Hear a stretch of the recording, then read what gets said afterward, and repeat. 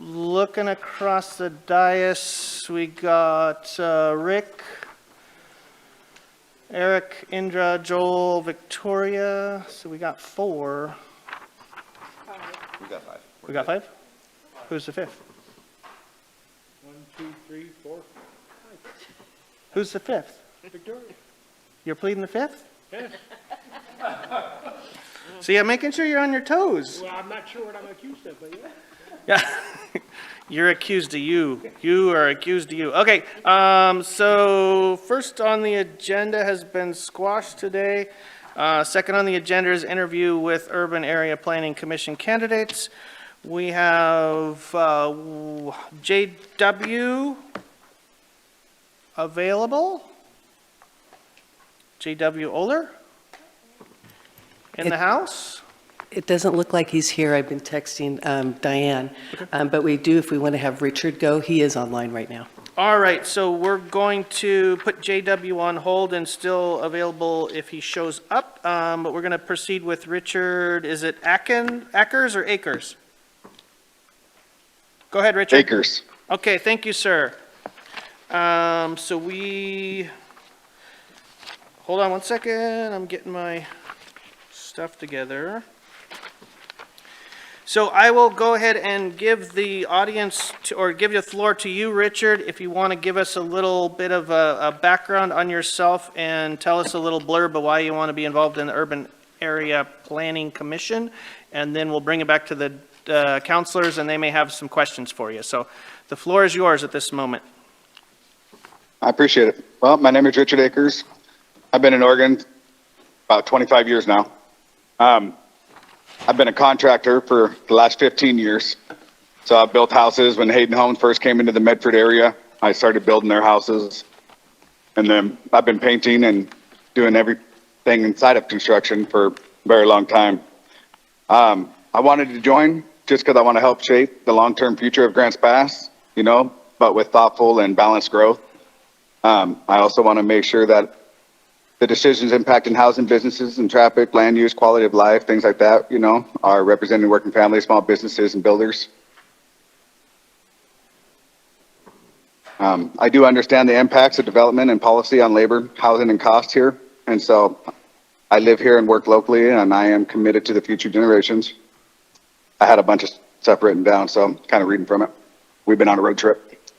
So, but I do want to encourage and expand where infrastructure supports growth. And it should match the capacity of roads, sewer, and water, schools, and emergency services, so it's not being bottlenecked in.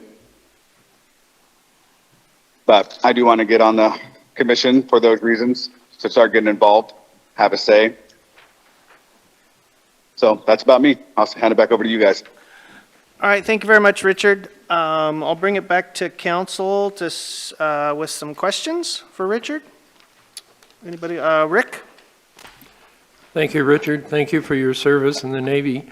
Does your Navy experience also bring some history or just experiences to you that you could use in the Urban Area Planning Commission? Well, when I was in the Navy, I was the command, so I was actually the lead in the command. I was a fire tech division, and so I was always in charge of things like that. So I've seen a lot of overseeing, but the over experiences, most of my stuff was in electronics. So I was actually an FA-18 mechanic. I worked in the cockpit, but when I got out, a lot of that stuff wasn't existing. So I went back to school and got my degrees in renewable energy, and been working in contracting ever since. So I mean, it helps with being in the military, but directly relating to what I did in the military, not so much. Okay, thank you. Yep. I got Eric and then Victoria. Eric? Thank you so much for applying and for your service. Wanted to ask you what you feel the most important skill for planning commissioner is, or for this particular position you're going up for. Reliability and research, understanding the areas that we're trying to move into and the infrastructure of where it's going, and if it's actually a plausible reason, not just expanding areas because we can. protecting farmlands, things like that, especially the high-value ones. Thank you. I don't know if that answered your question or not, but. Okay, I got Victoria and then Indra. Hi, thank you so much for applying, and I would just like to ask, if you were selected as a planning commissioner, what are your goals? What would you like to accomplish during your term? Oh, clean expansion. I'd like to see the housing crisis that we're having right now in Grants Pass change. You know, I'd like to make affordable housing, help with that. The areas that we can expand into, and then not just letting a bunch of huge houses be built, but things that are plausible for our area, to actually cut back on the crisis that we're having. Thank you. I got Indra and then Joel. Indra? Yes, I would also, like to thank you for your service as well and for being here. What is your position regarding the granting of a variance to the code and when it's justifiable? Well, if the variants are called for, it's got to be, I don't just like going in there and changing policy or changing things just because, we have the ability to. It's got to be something that is, reasonable. So it's something that everyone would have to discuss. I'd have to have a direct scenario, honestly, to answer that without, sorry. That's okay. Did you happen to see the city council meeting regarding the variance on the appeal last meeting? And what did you? I did not. Oh, okay, thank you. I apologize. Sorry about that. No worries. Any further questions, Indra? Joel? Richard, I also thank you for applying and for contributing to the country as a whole. One of your goals you talk about was ensuring sustainable and inclusive growth and balancing expansion with preserving the character and livability we all cherish. What is the evidence that you use for sustainable and inclusive growth? And what is the evidence you use for preserving the character and livability we all cherish? Well, evidence, I don't have so much evidence other than, just my thoughts on the whole process as being a builder. I don't like going in and just putting a bunch of things in an area, tract homes and things like that, which is fine. But I don't really have evidence. Can you explain what you're asking for a little more on that? Well, I'd like you to expand on it and then how you feel about it, and you can answer it whatever way you would like. Well, I just don't want to see a bunch of big, huge skyscrapers and everything built into Grants Pass. It's not necessary, not needed. We're having a high housing crisis with people, regular families, regular people. I feel like the houses and the infrastructure that needs to be built is based off of regular people. We haven't allowed a lot of huge things to come into Grants Pass yet. So, I'd like it to keep it more rural and things like that, and expand when needed, but not without thought to it. Sure. Well, I appreciate your thoughts, and it's something that we all think about as we move forward, and we'll learn from each other. Thank you. Thank you. Any further questions, Indra? Yes, being a builder, have you ever experienced a conflict between the property rights of the person you were building for versus neighbors or other groups? And if so, how did you handle that? So the only time I've ever had any conflicts in that were the setbacks, and that's when we were building in Medford. And the lot lines got 20 inches too close. And so everything had to be readjusted and moved over, but we had to speak with the homeowner that they encroached onto because there was a lot of actual issues with, they went too far over onto their land. And then it was just mostly mediation in between the two, making sure everything was moved and worked out, and the foundation and everything, the forms were all pulled over the 20 inches to accept back for the cutbacks. And it was just, we made it happen. without legal, I guess, issues. We just went through the plans, made sure it was moved, dealt with the contractors and everybody to have, make sure it was moved, and it was remedied. Would you say you're a strong proponent of property rights? Yes, as long as it's all detailed into it, you know, there's a lot of grandfathering laws and things like that that give people rights to travel through and move through properties, you know, that have to be taken into consideration. But yeah, I do believe in property rights. Thank you. Any further questions from council? Hey, Richard, this is Mayor Scherf. I just got a quick question for you. You said that you have a lot of experience here in the building industry in Grants Pass and the Rogue Valley area and surrounding area. Can you, through your experience, what do you see as the most highest hurdle for local builders to actually get building permits through the city? Ooh, a lot of understanding of what the actual zonings are used for. You know, a lot right now, I see a lot of the cluster housing being brought up and put up, you know, and so I feel like transparency is a hurdle. You know, people communicating with aspects and expectations. You know, sometimes I feel like when it comes into what the land can be used for and what people's expectations on what they want it to be used for come into conflict. Perfect. Thank you very much, sir. Any further questions from council? All right. Looks like we don't have any further questions for you, Richard. I thank you again for your time and your participation. Hey, thank you guys very much. Hope to hear from you guys. You guys have a wonderful day. Enjoy yourselves. Perfect. Thank you, sir. Bye. All right. Do we have Keith available? I know we're a little bit early for him. Or do we have JW? Oh, I see somebody coming.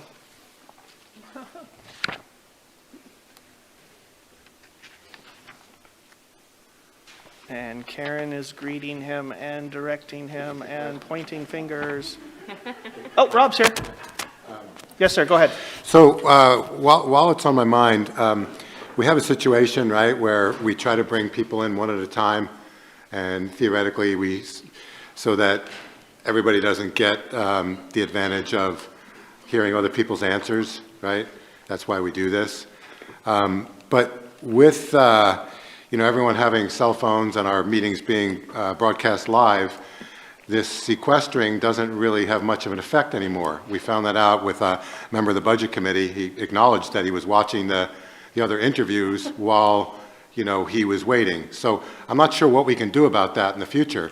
I mean, it really, and to have maybe some people watching, some of the applicants watching, and some others not watching, really even, unlevels the playing field even more. So I don't know if we need to have people, when they're sequestered,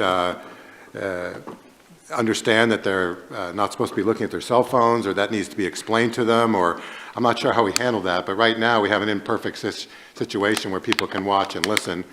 And it didn't used to be that way pre-cell phone, but now it is that way. So I'm not sure what we can do about that. Maybe we can discuss that at some point.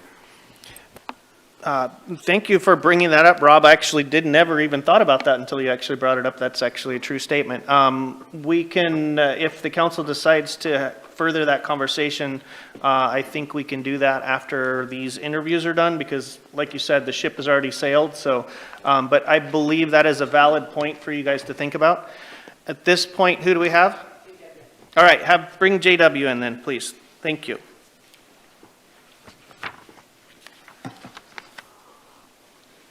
Come on up to the podium and introduce yourself and tell us a little tiny bit about why you want to be on the Urban Planning Commission, and then we're going to throw a bunch of questions at you. How's that? Are you ready? I'm ready. All right, go ahead. I'm JW Oler. I'm the owner of Elite Design Center here in the area. Could you move your mic? Thank you. So again, I'm JW Oler. I'm the owner of Elite Design Center Limited. I do house plans primarily. Hey, JW, I apologize. The little silver button on the opposite side of you? Is there a red light on the mic stand? Yes. No, on that one there. I don't see we were hearing you very well. If you could. Go ahead. How's that? Better? I think so, because basically, we're not the only people that are listening to you, so we want to make sure you're on mic. All right. Thank you, sir. Sorry to interrupt you. Go Okay. ahead.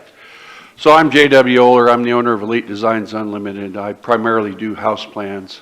I have 36 years in business, almost 40 years in the field. I sat on the City of Arroyo Grande's Architectural Review Board from 99 to 2005. I had dealings with civil and structural engineers. I'm a businessman, and obviously I can dress and show up on time and be courteous to folks. So that's about all I got for you. Thank you. Any questions from council? Rick? Thank you, JW. So you say you do house plans and so forth like that. Yes, So could you see that being a real advantage in reviewing different items coming to the Urban Area Planning Commission? Sure, I would think so. Basically, like my past history in Arroyo Grande, we would look at commercial projects, subdivisions, grading and drainage plans, traffic locations, and basically ask the proper questions. Also, I sat on the board that did the historic guidelines in Arroyo Grande, and so I've done a variety of things involved in that. Okay, thank you. I got Rob and then Indra. Rob? Yeah, it says you've been in Grants Pass for 14 years, is that right? I've been here doing business for 14 years. Okay. So often when people apply for a committee or commission, they see things that they either think need to be fixed or could be improved, and they've got input in their minds going on about what needs to be improved. Is there anything that motivated you to do this today, or things that you think that Grants Pass code needs to be improved, or any places you've seen where developers were stymied by our existing codes, or anything that jumps out at you that you think needs to be worked on? Sure, I can tell you a few things. Biggest thing that I see is in the residential areas is we always in Arroyo Grande, we made it a point that to provide parking, provide garages. It get to a certain point where street parking is kind of a pain for folks, and it creates nuisances and problems. Obviously, you try to pay attention to what's going on in the community and changes. That's the whole thing as far as being involved. I feel like I could make a great improvement to the city of Grants Pass. That's my motivation, really. So, okay, so parking is one thing that in some ways is kind of dictated by some state laws now, but it wasn't 10 years ago. It wasn't when you first started here, that's for sure. Yeah. Anything else that jumps out at you with development that? Just proper planning as far as usage of areas. That's the biggest thing to me that we always got involved with is, and that I see this as primary function is basically helping people develop in a smart way and consistent with the area that's surrounding it. I got Indra. Yes, what do you feel is the most important skill for a planning commissioner to have? Basically, the crux of it to start with is being a listener and a problem solver, and obviously you need to provide proper and, how shall we say it, respectful input to folks.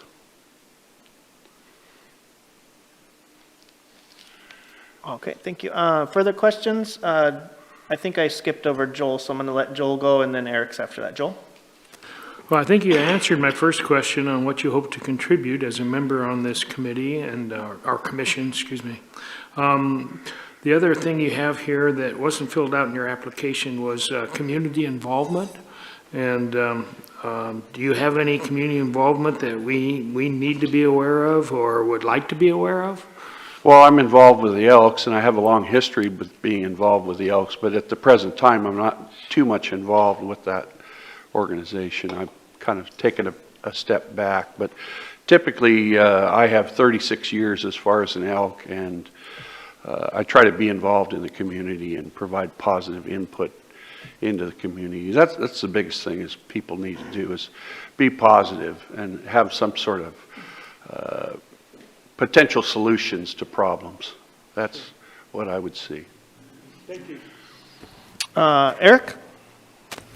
Thank you for applying. I had a question in terms of what Rob was asking you. You had mentioned about the parking, and I know we've got some of the state laws. They kind of hinder specifics as far as what you can and can't do regarding parking. I wanted to see if you had any ideas, thinking outside the box in terms of parking, what kind of ideas you would bring to the table for the position you're applying for.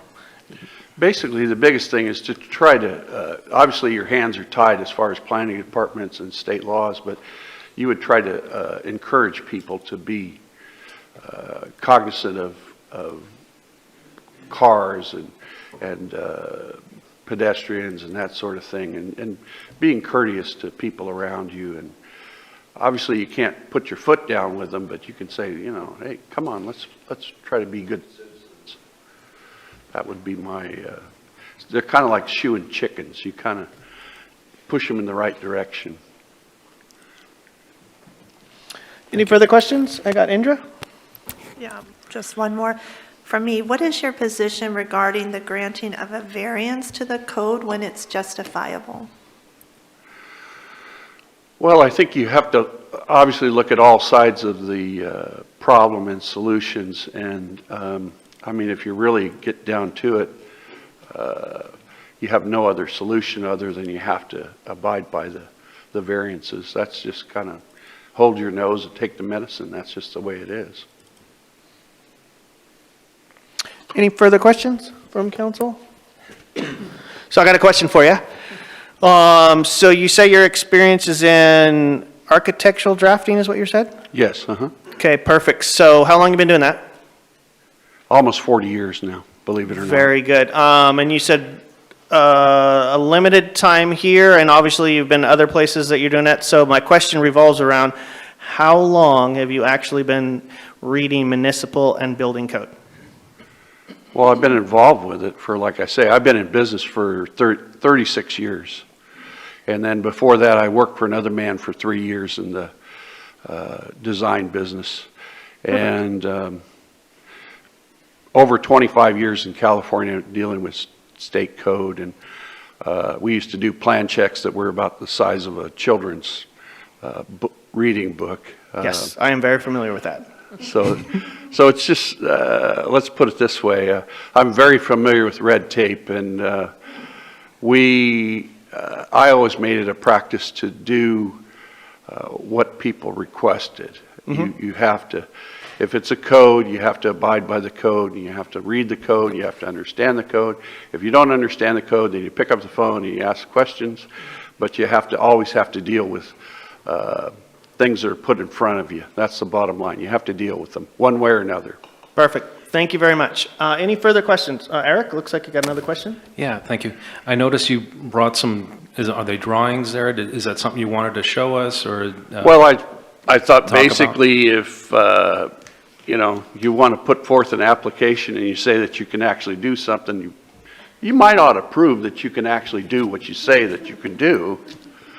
So I have a set of plans. If you'd like to look at it, that's up to you. But it's a big house. Lately, I'll be honest with you, I've been doing some stuff out of the area. This project is in Utah.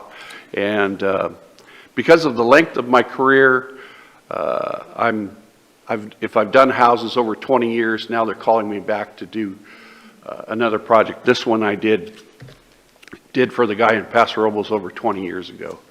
And it's kind of a novel idea to do a person's home and then have them call you back 20 years later.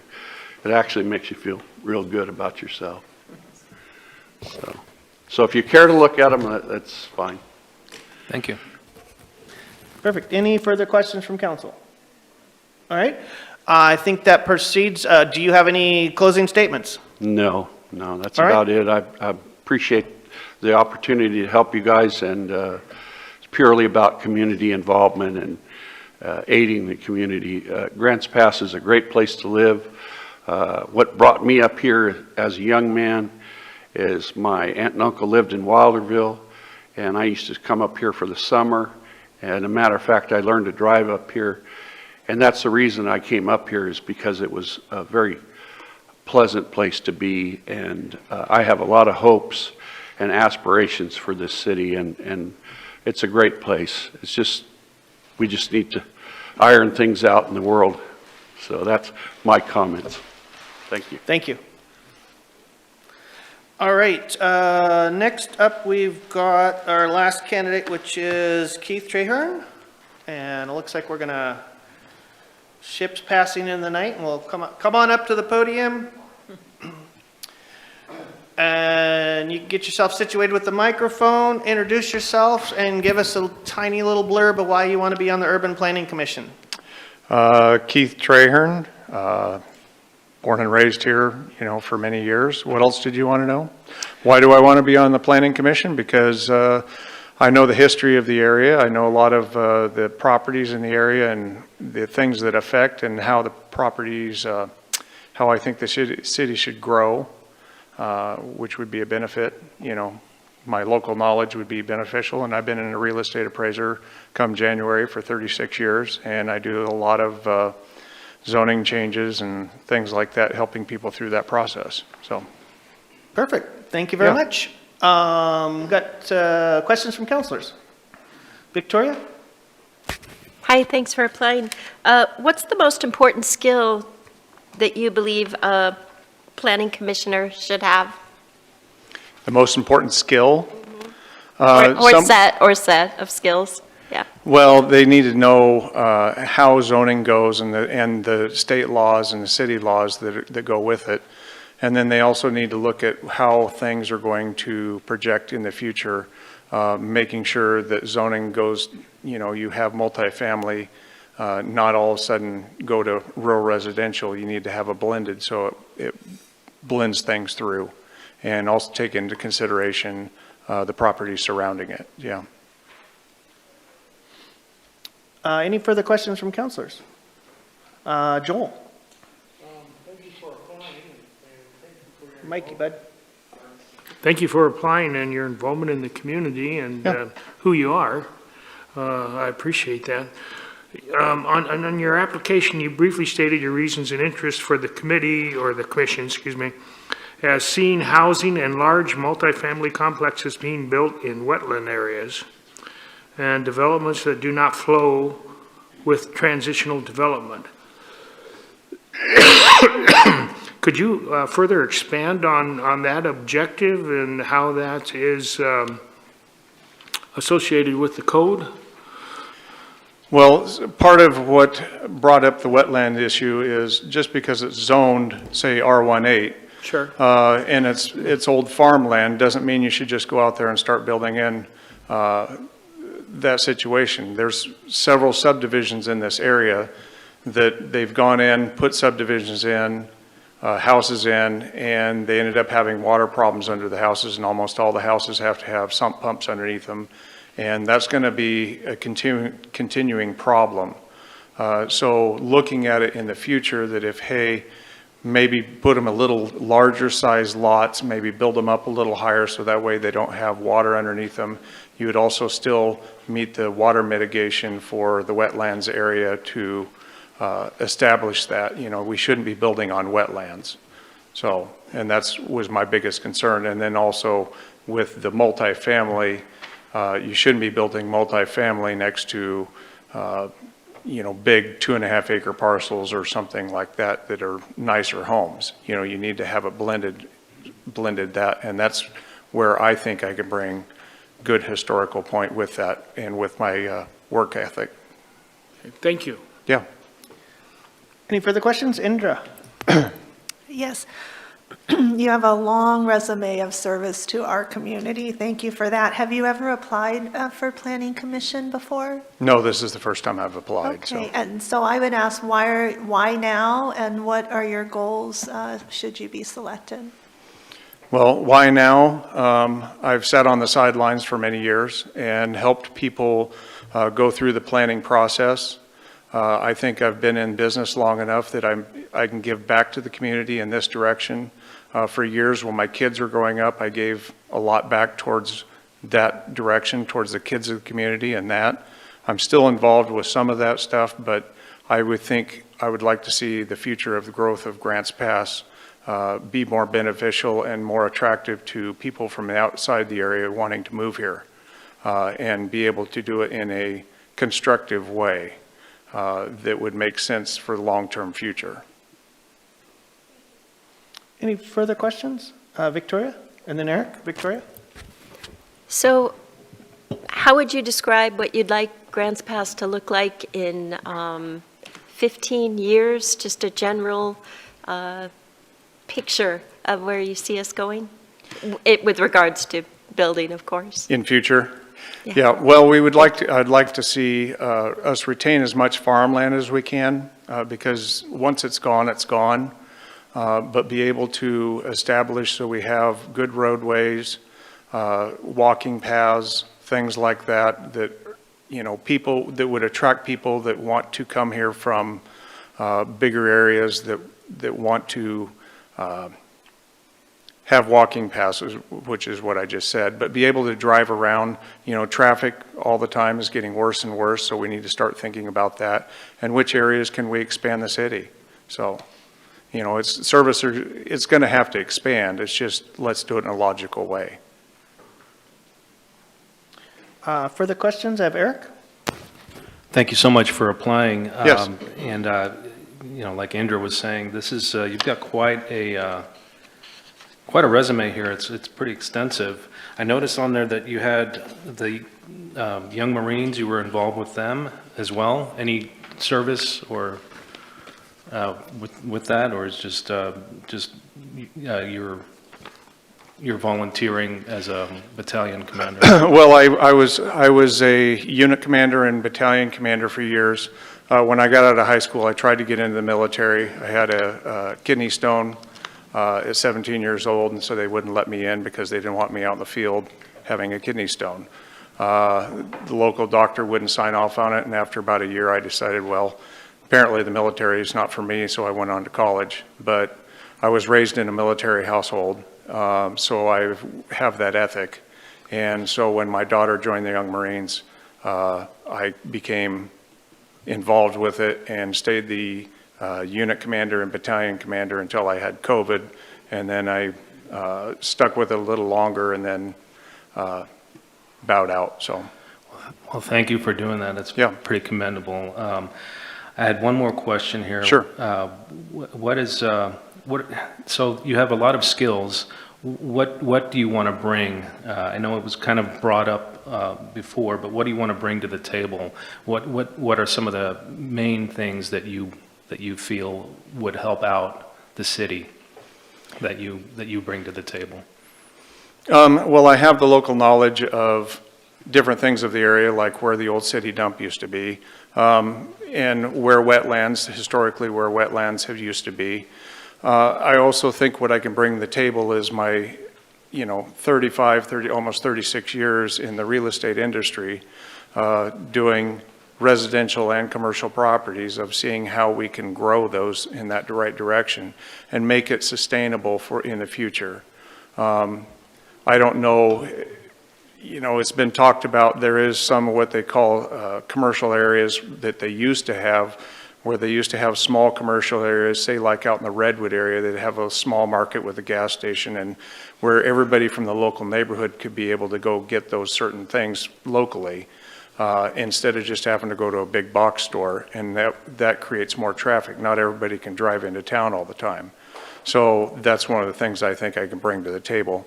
But also, I know the zoning laws. I'm very versed in city, state, and county laws, wetlands laws, and I help people change their zoning or ask for variances, help them through the paperwork to do that in the right direction. And then also I talk to clients sometimes and say, well, this doesn't make sense for you to be able to do this. It would make more sense because of the way the hillside is or something. that you do this, and we get engineers involved and do that. So I do have that knowledge of years of experience. Thank you so much. You bet. Thank you. Any further questions from council? Nope. Thank you. So got a question for you. So you're talking about, as a realtor, you were able to adverse yourself in municipal code and building code, and you became not a stranger to that. Right. Any other communities that you worked in besides Grants Pass where you actually were involved with their municipal or building code? Well, I did a lot of work for Curry County, Okay. City of Gold Beach. Mainly it was Curry County themselves. They hired me as the appraiser to come over and do a bunch of work for them to help figure out what properties they wanted to swap, do land swaps with other public entities, and some of that. I do work, my main work, I work all over the state of Oregon, but my main work is from Lake County, Douglas County, Jackson County, Josephine County, and Curry County. But that's my main focus anymore, is just Josephine County, Curry County, and Jackson County. Perfect, perfect. Yeah, the point I try to get across is basically, I think, as a growing city as we are, to have outside influence from other codes to actually help manipulate and build our code up. I said that's just advantageous. So Right. it's just trying to point out where your experience lies, and it sounds like you answered that very quickly. Yeah. Any further questions from council? I see none, so I'll give the mic back to you. You want a little parting statement, and then we can be done. I just would like to see, things done in a logical manner. That's my main thing, and obviously bring it to the council and let them make the ultimate decision, but be able to bring that experience that I have and put it in some common sense in there, and also with code, and say, here's what it is, here's what I think it should be, and go from there, and then that's about it. So. All right. Well, thank you very much for your time, and thank you for your participation in our community. You're done. Thank you. Okay. Well, if you guys have any more questions, feel free to let me know. All right. Thank you very much. All right. Thank you. All right. So at this point in our agenda, we have Bikeways and Walkways Committee motions.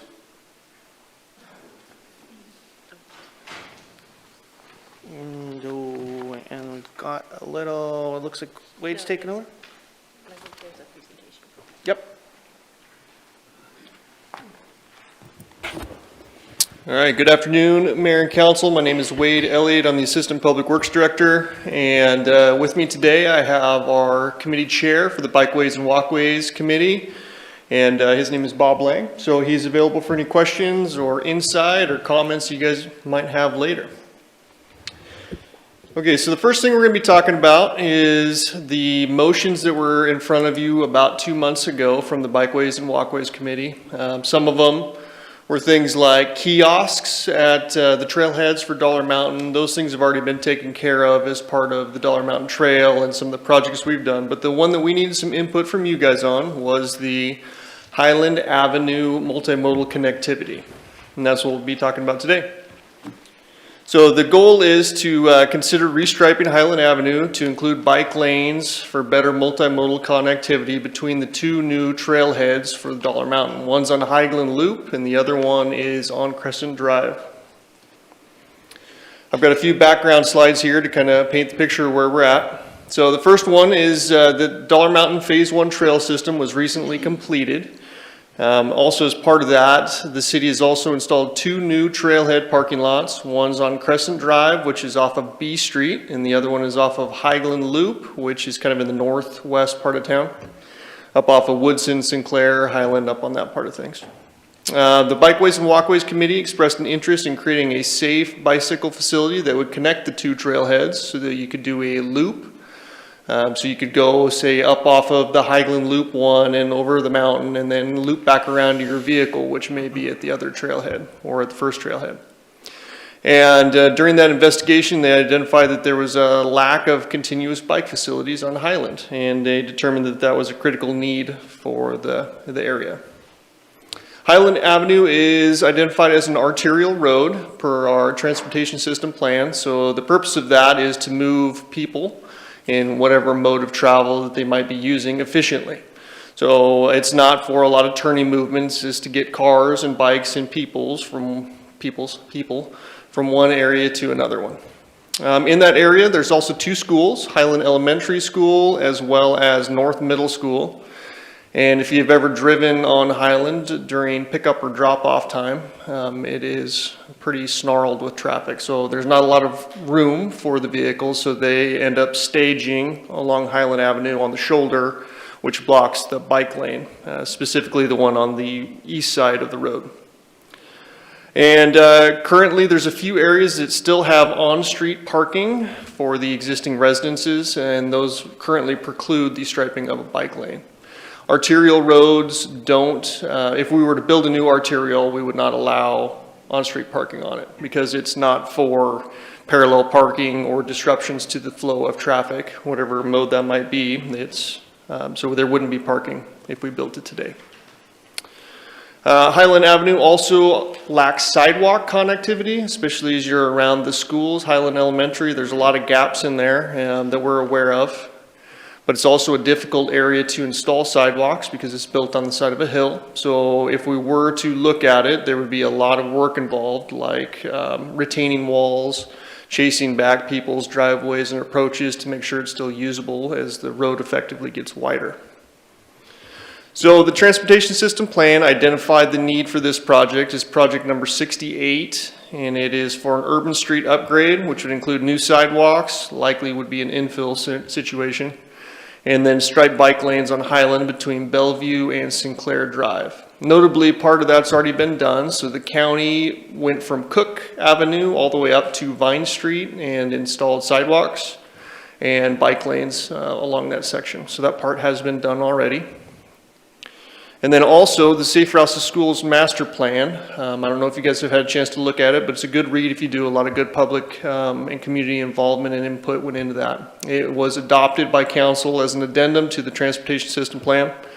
And the framework of that master plan is that they took a look at each of the schools and then we gathered input from various stakeholders. And so it's set up by school, and then they listed a priority list of projects in there. So for Highland Elementary School, projects number 1 and 4 pertain to this topic. And project 1 was the addition of continuous bike lanes for Highland Elementary along Highland Avenue. And the second one, well, I guess project number 4, would be the infill sidewalks from Manzanita to Cook. And here's a look from our transportation system plan of what a typical arterial street would look like. So typically there is a center turn lane, which effectively and efficiently would get vehicles out of the travel lanes to make their left turn movements instead of stacking traffic back. There's 2 travel lanes, 1 in each direction, and then there's bike lanes, 1 in each direction as well.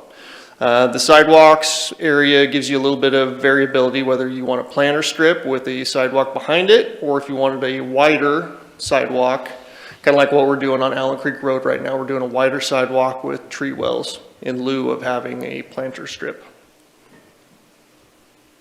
Oh, and of note, like I mentioned earlier, there's no parking in this drawing because it's not for parallel parking.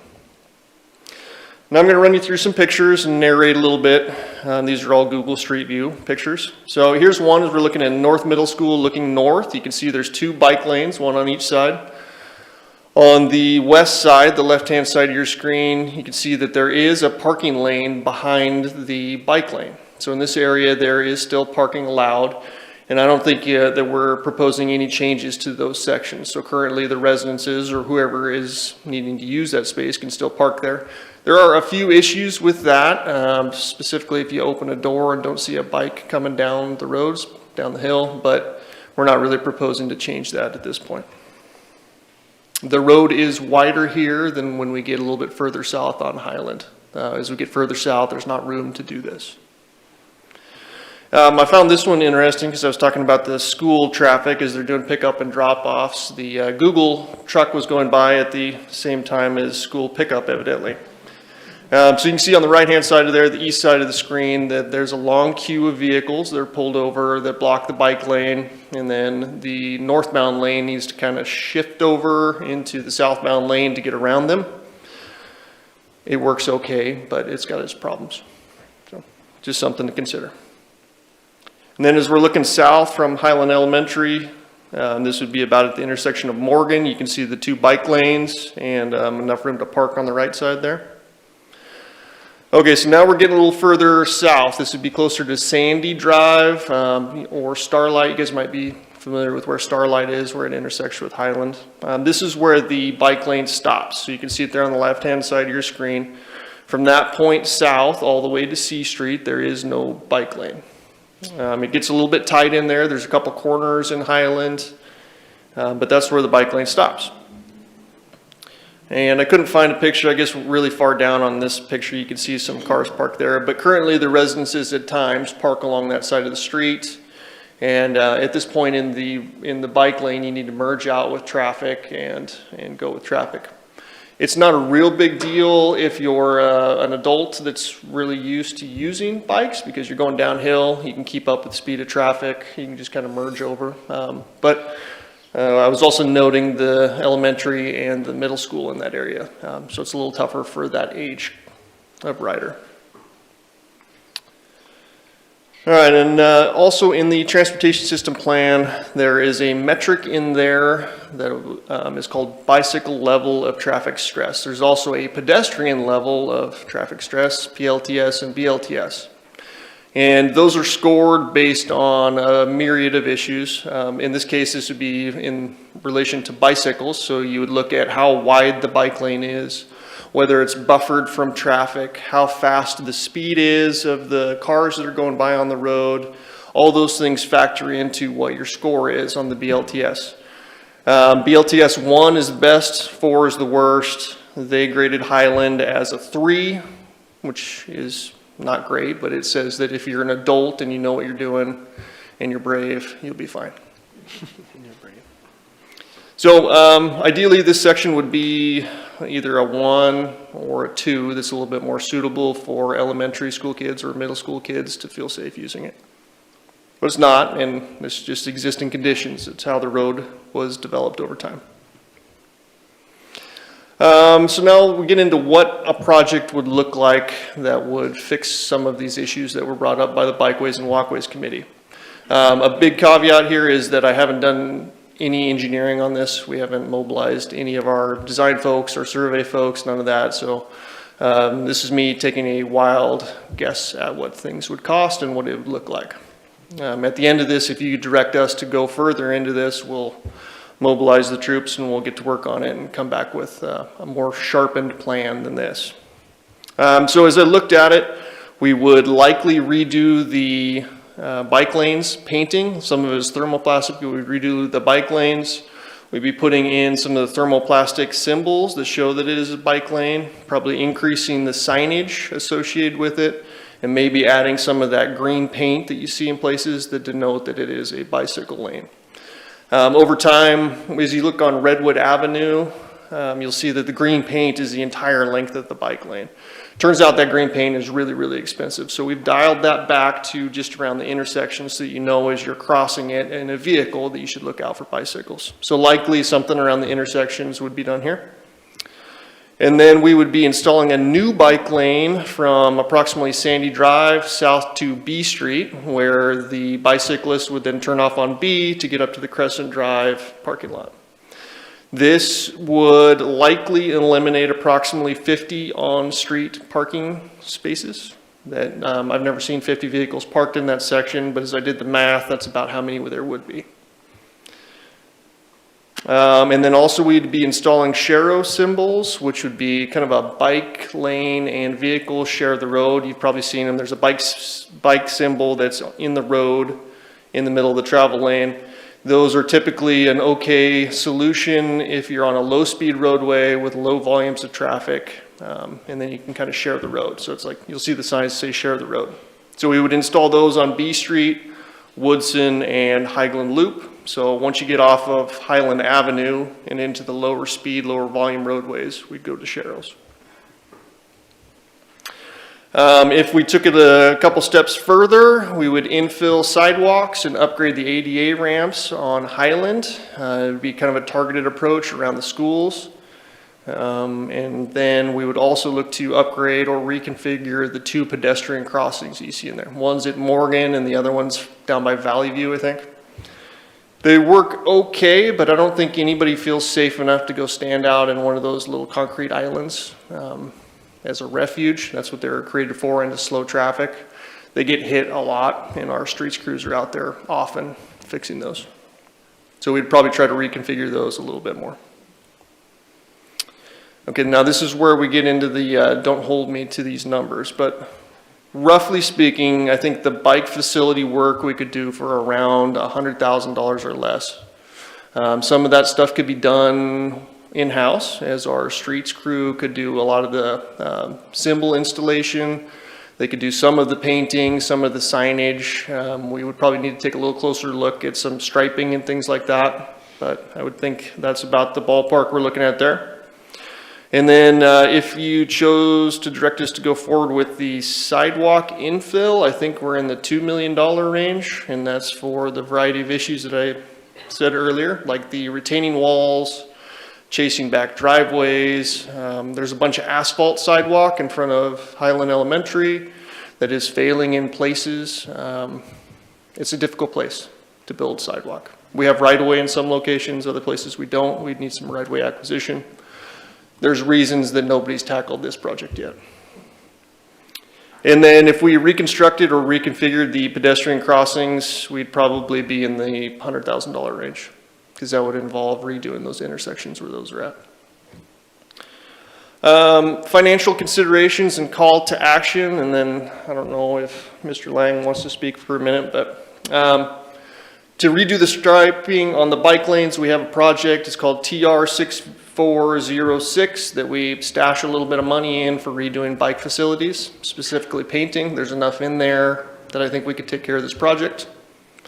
There's also adequate funding for the pedestrian crossing enhancements at Morgan and Valley View, and it's in TR 6356, which is traffic calming, bike and pedestrians. That's the capital fund that I use for things like rapid rectangular flashing beacons or kind of emergency targeted pedestrian issues. But I think we could probably handle it if you wanted to move forward. Now, if we are directed to move forward with the sidewalk infill, that will be a new capital project that we're going to have to fund in future budgeting cycles. So with that potential action, we're just looking for a little bit of direction in how you want us to move forward with this. And Bob, would you like to say anything?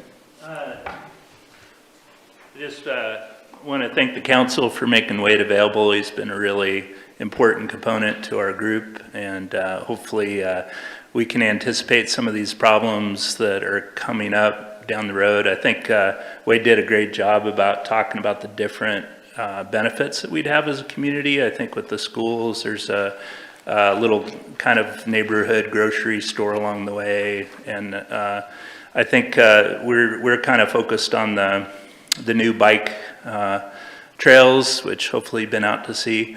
But there's a lot of other benefits that'll come in, I think, with thinking about this section of road.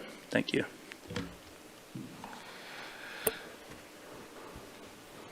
All right, thank you both of you guys, and I'll bring it back to council for questions. I got Eric, Victoria, and Rick. Eric? Thank you for the presentation. Are there any major concerns based off of safety concerns in terms of prior accidents or anything like that that we have on record? Anything that we can use to maybe we can get the council could prioritize or can figure out what parts of town are worse, or if there's accident-prone areas, safety-related items, dangerous places? Sure. I haven't ran a traffic report on this one. Anecdotally, we are fixing the pedestrian refuge islands at a far greater clip than I would anticipate. So I don't know if that's just due to the narrowing nature. They, if you've driven up there a lot, they're those little teardrop-shaped concrete medians with, sometimes they have a flashy light in them.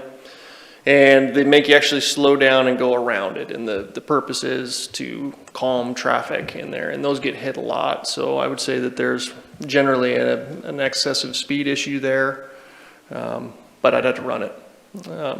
Also, There's a potential that we could do some of these projects in the Safe Routes to School grant platform moving forward, which is why they're in the Safe Routes to School master plan too. But right now they're not the top priority for me. The next one that we would look at would be Parkside Elementary along Bridge Street, just because of the speed and lack of facilities there. So that's the one that we've been putting in for Safe Routes to School. This one could be the next one after that. I'm not sure yet. Thank you. All right, further questions, Victoria? Hi, will you go back to slide 7? That's, yeah, that one's fine. So it's a pretty wide, it isn't wide the whole way down, but it is, generally speaking, a pretty wide street up here. If this were to be done, how much smaller, or would it make the driving lanes any smaller on any part of Highland? And the reason why I'm asking this is because of Beacon. And so if you could compare if there would be any similarities to making the driving lanes smaller. Sure. Thanks. Generally speaking, they'd stay the same size. I mean, there's only so much room to go. So where we'd be installing the new bike lane, if we move forward with that, we would be cutting out the parking to give us the extra room. But the travel lanes would stay the same. Yeah. Further questions? I have Rick. Thank you, Wade. Was there any consideration given for a multimodal path? Because then you could incorporate both the adults and the younger children, especially with the elementary, mid-high school. We thought about it briefly. It would be likely very, very, very expensive because you'd have to put in a new facility on one side of the road, shift things over. It'd be a lot of retaining walls. So when we're looking at the slide behind you there, it seems like that could have potential for widening out to become a multimodal. And then could you use Safe Routes for School for part of that funding? I think we could, when we put in for an application, it could be for whatever we want to address the issues that we have in our master plan. So if we came forward and said we wanted a multimodal path, then we could sure put in for that. But yeah, I mean, let me get the pointer up here. So if we expanded it out this way, the drop off is really sharp here. So you're gonna end up putting in a pretty good sized retaining wall on this side. Over here, I know we have right-of-way issues, so we'd end up acquiring quite a bit of it to move over that way. And that's kind of the issue with all this, even as you go further up the road, is that if you widen it, you end up putting a large retaining wall in there. You could do some amount of shifting around, like move all the traffic to one side, maybe buy you some room, but you'd still be likely in the same situation of eliminating parking. Okay, and is it in your intent, or do you foresee where the bike lanes would be used by younger children? It's the intent. That being said, I mean, I don't think the reality of that is real great because we would have to expand the roadway. So as an example right here, you got our towing mirror here that you got to love on Fords, and it sticks out there. It appears to be kind of in the bike lane, but you're not going to be able to expand it without doing a wholesale reconstruction project. So a buffered bike lane is likely out of the question unless we eliminated parking all along this section too. And then we could probably get a buffered bike lane in there. And if you did that and you had some plastic delineators or something, I think it could get used by different ages and stages. But, okay, thank you. Yep. Any further questions from council? I got Rob and then Indra. Rob? Yeah, thanks, Wade. A few questions. So on slide 5, and you mentioned the Safe Routes to School master plan, you had project number 1, continuous bike lanes on Highland Avenue, and project number 4 was add new sidewalks to Highland Avenue. So why was it, or maybe it's not, but it appears as if bike lanes were given a higher priority to then sidewalks in that. Can you explain that? I don't think that I can. Interestingly, I think number 2 was the crossing at Morgan. The staff there, as I recall the conversations, felt that there was a lot of, it wasn't very safe feeling for the kids to cross there. They always have a crossing guard there every morning to help facilitate that. But I think project number 2 was that, and then number 3 was some work on Hawthorne, as I recall, and then 4th was the sidewalks. Yeah, So no, I don't really remember the context there. Yeah, I guess in part because it is a hilly area and it's quite likely, certainly for the elementary school, I can't really see kids riding to school there. To me, sidewalks would be by far a higher priority than bike lanes there, for the children anyway, for the safe routes to school. But so that's why I question that. Also, do you know on the pedestrian, I forget the term you use, but the island in the middle of the street, does the one at Valley View get hit a lot more than the one at Morgan? It does, yeah. Yeah, I can tell you why. We can talk about that afterwards. It's pretty obvious, especially if you drive it at night. Oh, I think sometimes that flashing light sucks people in there like a moth, but. There's a different reason, but. Okay. Also, I just need to add that, and I'm not trying to throw anybody under the bus, but there is not always a crossing guard at Morgan and Highland, and you would think there would be. Yeah. And he's not consistent. Okay. Gotcha. It's not even close to consistent from what I've seen. Okay. So in other words, I guess my point is we can't really rely on a volunteer crossing guard to solve this problem. It's nice if it works, but it needs to be engineered, I guess.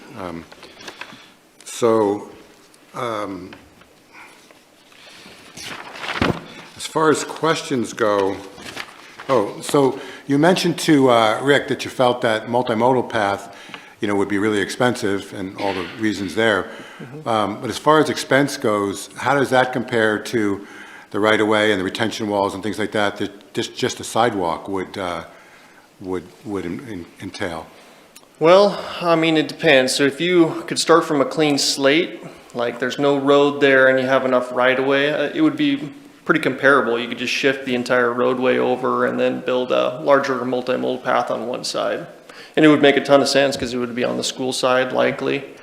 But in this case, I'd be trying to preserve the existing roadway and curb lines and all of that stuff. So to do a multimodal path, you would need a lot more right-of-way and space on one side of the road or the other. And right now it's kind of symmetrical, and so you'd have to acquire a lot more on one side. So I think it would be more expensive, even if you had to move the road more, it'd be a lot more expensive. So, thank you. So with regards to the Sharrows, I'm trying to be clear. Did I understand that you said that the Sharrows would be on B Street and other streets as you get off of Highland, but not on Highland itself? Yeah, and that would be, the reasoning would be because you've got lower speeds and Right. lower volumes of traffic, yep. And it's a cost-effective approach. It costs a couple thermoplastics and some sign. So basically the Sharrows on those side streets would essentially be in lieu of bike lanes? Yep. Gotcha. Yep. Thank you. And we could do more, it's just all costs more money. Thank you. Further questions? I got Indra. Yes, thank you. It seems like this came before us for one reason, which was to connect the bike lanes between the trailheads. And so then the safe routes to school, although that is a master plan, was like a secondary thing, and these sidewalks are a secondary thing. So the main consideration would be people want bike lanes to connect the loops. Is that correct? And then this other stuff was kind of thrown in, like while we're in there, let's do this? Sure. My opinion is that it depends on your perspective. So the Bikeways and Walkways was seeing some efficiencies with the newly created bike trail system on Dollar Mountain.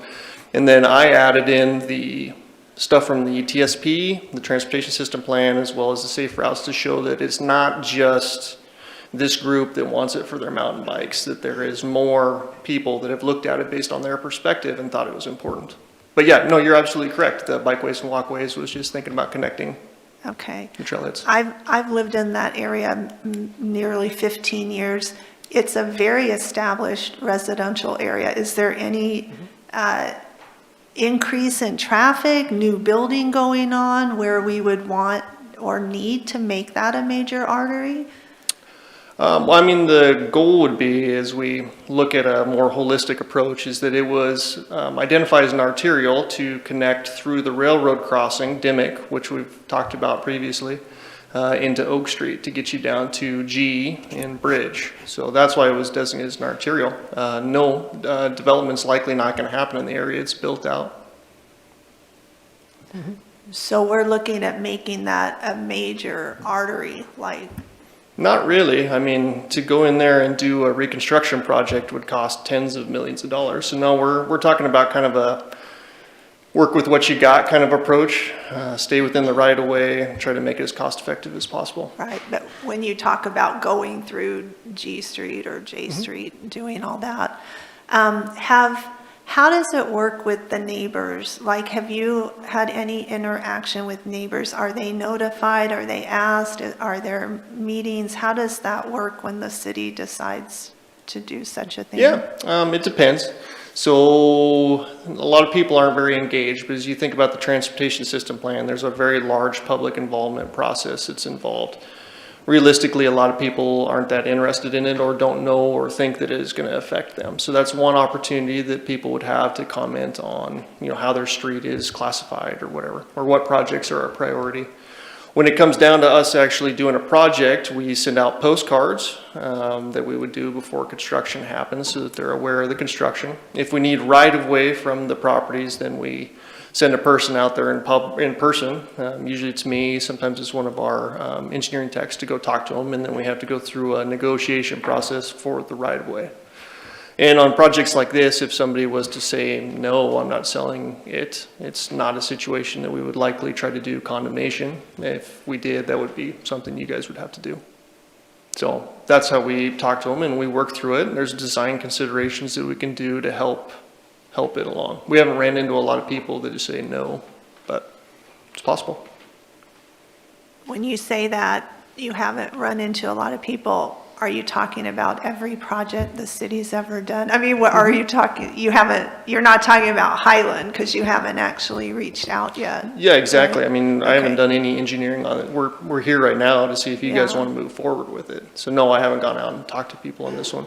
I'm just talking historically speaking, if you look at B Street or Beacon or any of these other projects, Safe Routes to Schools up by Lincoln Elementary, generally people are pretty favorable and they want to help the city and the pedestrians and bicyclists. And if it involves relocating their fence or digging up their prized tulips and relocating it, those are things that we work with them on.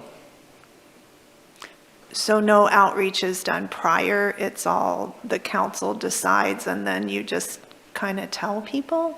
Is that how that So works? are you, so in relation to this project, Yes, you're wondering uh-huh. when we would talk about that? Yes. Yeah, we would start the design process, and then if we needed to contact them about acquiring right-of-way, we would do that early in the process, because it would potentially affect how we design the project.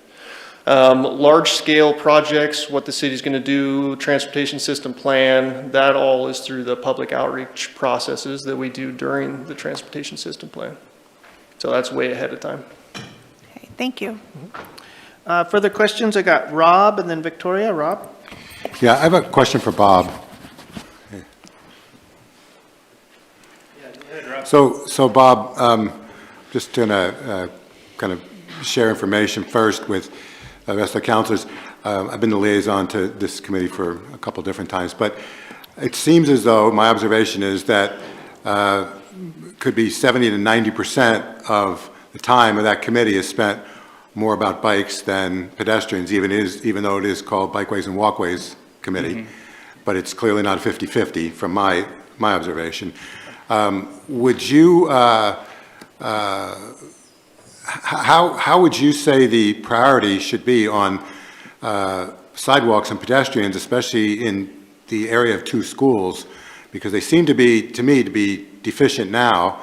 And I know in the committee itself, we don't really talk much about the pedestrian part of it, but near the schools, what weight would you place on the importance of having good sidewalks going to the schools?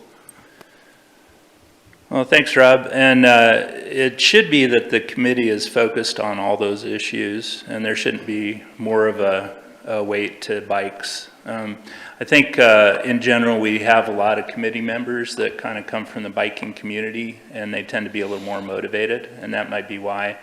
But certainly, I think the pedestrian issues are just as important. And then I Also talked to the council about often, if you help with the pedestrian issues, then it would, of course, help with bike issues and vice versa. And I think especially in this case, Wade had one of the images up. I don't know if you could find it for me, Wade, is where the bike lane just kind of ends. Yeah.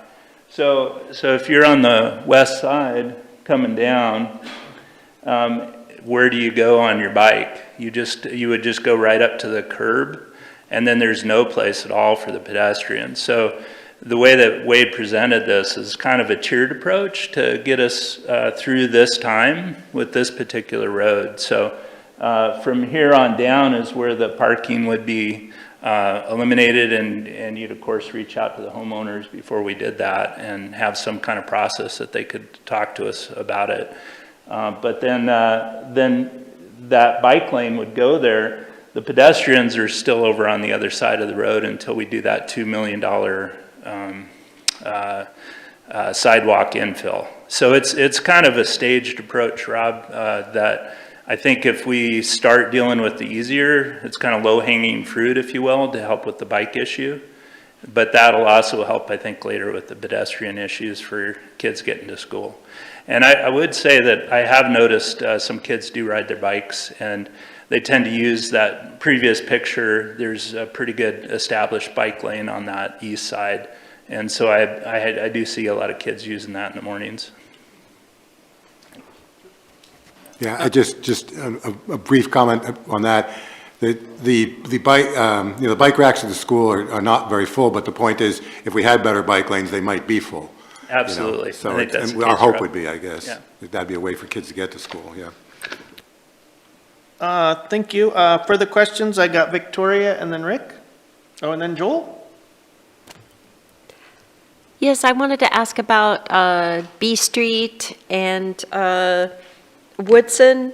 So you were just putting the Sharrow symbols there, no bike lanes on B Street or Woodson? Yeah, that's kind of the plan at this point. If it's kind of a tiered approach, like Bob said. If in the future it feels like an unsafe situation, we could go in there and see what we can do. B Street, as you start working towards Crescent, is steep. It's got some corners, not a lot of room in the road, but also low traffic volume. So I think it makes sense in that situation. But in the future, we could move forward with a bike lane if there was a need for it. So the Sharrows would be a lot like it is on Beacon now, I'm guessing, on B Street at this point. Maybe, yeah, but maybe a better example would be Lawn Ridge. Oh, Up on the top of okay. Lawn Ridge. Okay. You'll see the symbols in the road, but it's a low volume. Beacon's got pretty high volume of traffic, so it's a little different, but yeah, same concept. Oh, thank you. Further questions? I got Rick and then Joel. So I have another question for Bob.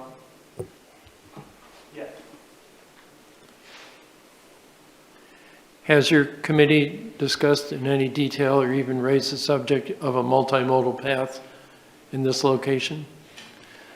No, it wasn't called for in the transportation plan. There are a few that we still have to go, which are going to be big construction projects that down around the parks and stuff. But if that was, I guess, if the money and the time and the efforts, a multimodal path is always preferred, especially for getting kids to schools, because it gives them a buffer from the traffic. But there's other ways you can handle that buffer, the traffic, that Wade's better to tell you about. You saw the graphic that you had. There's very few places that we can do that full arterial design. So we're always compromising that. But there's several steps that you can give another buffer to the pedestrians from the traffic beyond a multimodal path. But that's kind of the nirvana of things. Yeah, go ahead. So do you feel, since the subject is before us right now, it might be worthy of your committee to review the multimodal concept and see where our dollars should be, in the future? I mean, we're looking at a project now, but do we hold those dollars off for a multimodal path in the future? Or do we just go ahead now? And I didn't know if your committee would want to review something like that. Yeah, we could review that. I think that for now, though, moving forward, I think it would be kind of the low-hanging fruit would be dealing with that parking issue and the bike, and all that would, not preclude a multimodal path down the road. All right, So, thank yeah. you. Further questions? I got Joel. So I just want to confirm what I've heard, and then I had a couple clarifications if I heard correctly. There was 3 effects of implementation associated with the continuous bike paths on Highland. One of the effects of implementation of that was a circular route for the bike park. And you don't have to answer it now if you want to hear the other 2 questions first, but the question on that was, is there one direction up there in the bike path? I haven't taken my mountain bike up there, and I haven't walked the trails. So that, are they unidirectional? So that's how it's easier to go one way, so you want to loop around there, or what is the advantage of that? Yeah, ideally. Rather than just turning around and going back up. That's a good question. So what I would expect people to do, kind of what Wade was describing, is they would park their vehicle at the bigger parking lot that we have on the north side now. And then if they want to get back to their vehicle, they might ride out and come down B Street. I think that's going to be a pretty common thing, which right now they'll have bike lanes to be able to do that. But to be able to go the other way around, maybe they park at the Dollar Mountain Trailhead, which would be a higher elevation. Right. And then drive down to the other site, which I could see people doing that. There you would come to that spot that we showed in the photograph where your bike lane just basically ends. And so that would be the section that I think is critical because of that. Okay, yeah. Thank you. So then the next effect of implementation was it would be built to a standard that's safe for adults, but the effect of implementation for kids, it would be a little more arduous or unsafe. Did I hear that correctly?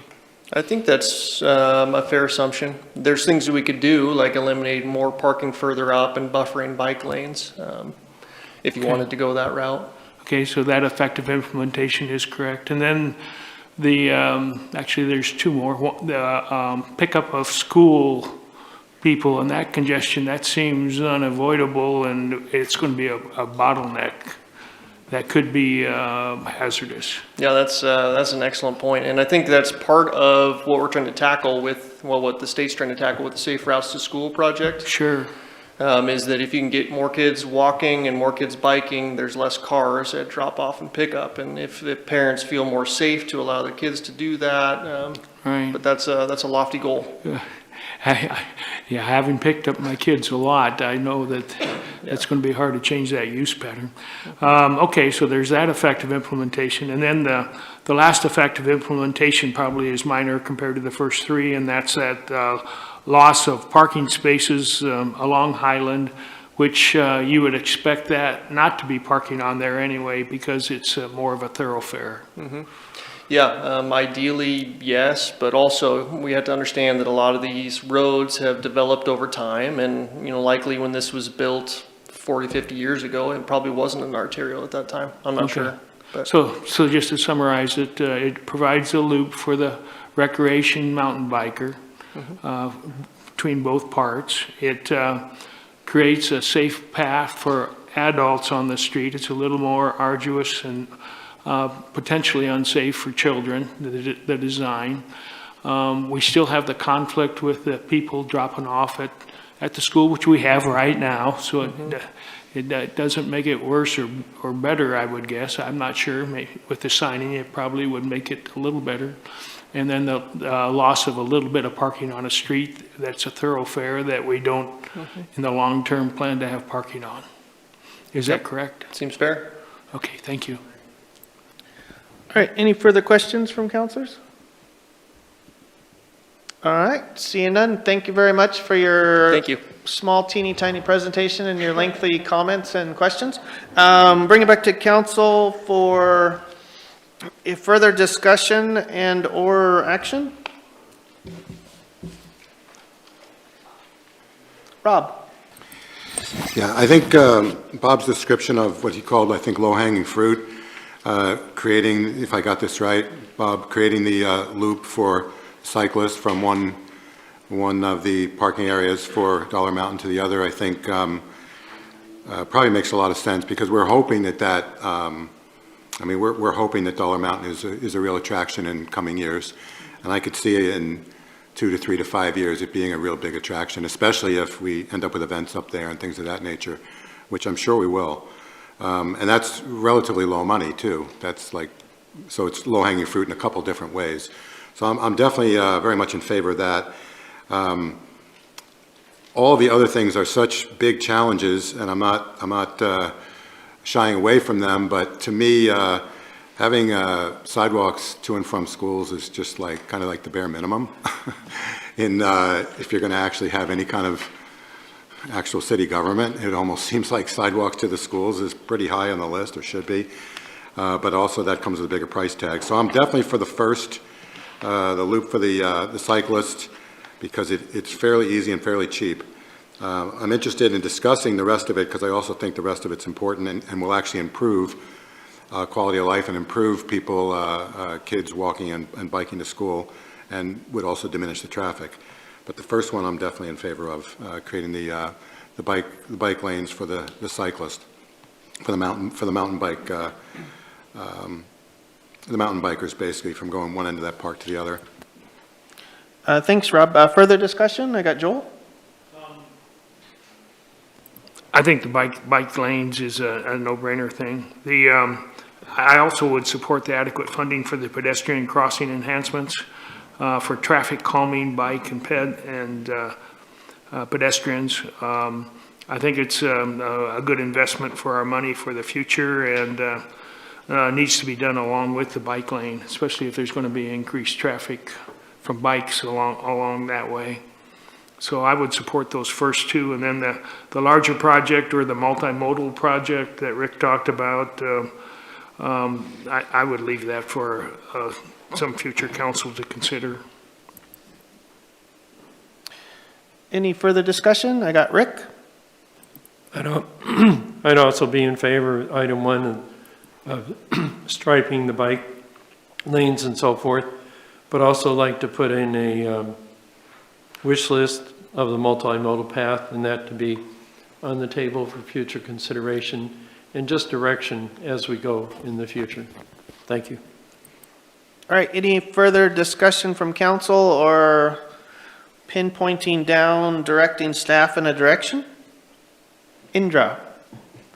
Yes, so I think the bike lane would be a good idea. I'm not against the Dollar Mountain bike lane, but just being in that neighborhood, and I know people that live on that street, there are a lot of cars that park towards the south end of Highland because they need to. Or if you have guests there and you have your car in your driveway, your guests have nowhere to park, and they would have to go, I don't know how far. So I am very concerned about that.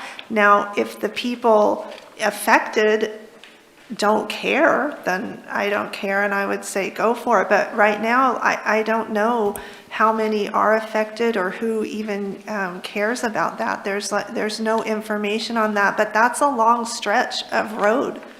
And to my knowledge, I drove to Highland and North for years and years. To my knowledge, there's no issue there with the traffic. Yes, the school times, it does back up, but the bike lanes would be full of cars during that time, so that wouldn't help it. So I'm a little torn, because that is my concern, is the people who've had homes there. It's an established neighborhood. They've been there a long time, and would it really be a detriment to them or not? I'm not sure. Further discussion? I got Rob. So I think we need to define what we're talking about here, because as far as the initial discussion about the bike lanes to be able to service basically one side of Dollar Mountain to the other, Wade, could you tell us again exactly where those would run from what cross street to what cross street? Because Indra mentioned the south end of Highland, and I'm not even sure we're talking about the south end of Highland at all. Yeah, so that would be from B Street to approximately Sandy Drive, which is close to Starlight. It actually terminates between Starlight and Sandy. They come in at two different sides. Okay, so from B Street to Sandy Drive. Okay. And then, so we're talking about like in further north on Highland, there's spots that have bike lanes and parking, correct? Yeah. Okay, so, and I know that that's not ideal. I know that when I'm in the bike lane and somebody's parked, I do swing way out because I'm concerned with doors and so forth. But they do coexist, bike lanes and parking. So from the section of Sandy to B Street, are we talking about bike lanes and parking or just bike lanes? I think it gets too narrow there, so you're likely looking at just a bike lane. Okay, Yeah, so. it may end up being able to be buffered there a little bit, but there wouldn't be room for both. Okay, so then it's just bike lanes down to basically B Street. Correct. Okay, thank you. Yep. Any further discussion? I got Rick. So wait, I have another question for you. On Highland, through the whole section there, isn't that 25 miles an hour? That's correct, except during school times, but yep. Okay, so if you have a bicyclist heading south on Highland, I think with electric bikes and most adult serious bikers today, they have no difficulty keeping up with traffic at 25 miles an hour. So is it really, I'm saying, necessary to disturb the current arrangement if the bicyclists can keep up with traffic? Do you have a... Well, I can tell you that I have ridden my electric bike down there and I can stay pretty close to 25, yeah. But I feel a lot more comfortable in a bike lane. But Okay, yeah, that's, I think, an option C or whatever is that we could do share rows when the bike lane ends, I guess. Okay, thank you. Further discussion? I got Rob and then Indra. Rob? Yeah, I'm just going to have to disagree with, there is now what would you call it? The speed readout as you come down there. There is some slight undulation there. There's some slight ups, some slight downs. Not that many people are going to be riding 25 miles an hour there. I know that when I go past the speed checkpoint every day, I'm about 18 or 19 miles an hour, and I'm not going slowly. I'd have to push a lot harder to get to 25. And frankly, that's on my e-bike. We'll call it my analog bike, is actually a little bit faster. But I'm still not going, you can't count on bicyclists keeping up with traffic there, especially since a lot of the traffic goes way more than 25. But I don't think that's really realistic to think that bicyclists are going to keep up with the flow of traffic there, because I very, very seldom do. And I'm not slow, I'm not overly fast, but very seldom do I keep up with traffic there. I'm getting passed a lot. Further discussion? I got Indra. This is a question I should have probably asked earlier. So the funding is coming from TR 6406, bike lane striping. Is that a fund specifically for bike lane striping? And how much is in that fund? It is, so we have different capital projects within the transportation fund, similar to water or wastewater or LBs or anything. And so we've designated certain projects through the budget process to have money. And so we use it as a piggy bank to save up money to do certain ones. That one's a little bit more if we throw like $10,000 a year at it and it's accumulated. I think there's 130,000-ish, maybe 139,000 is about what we got in that one.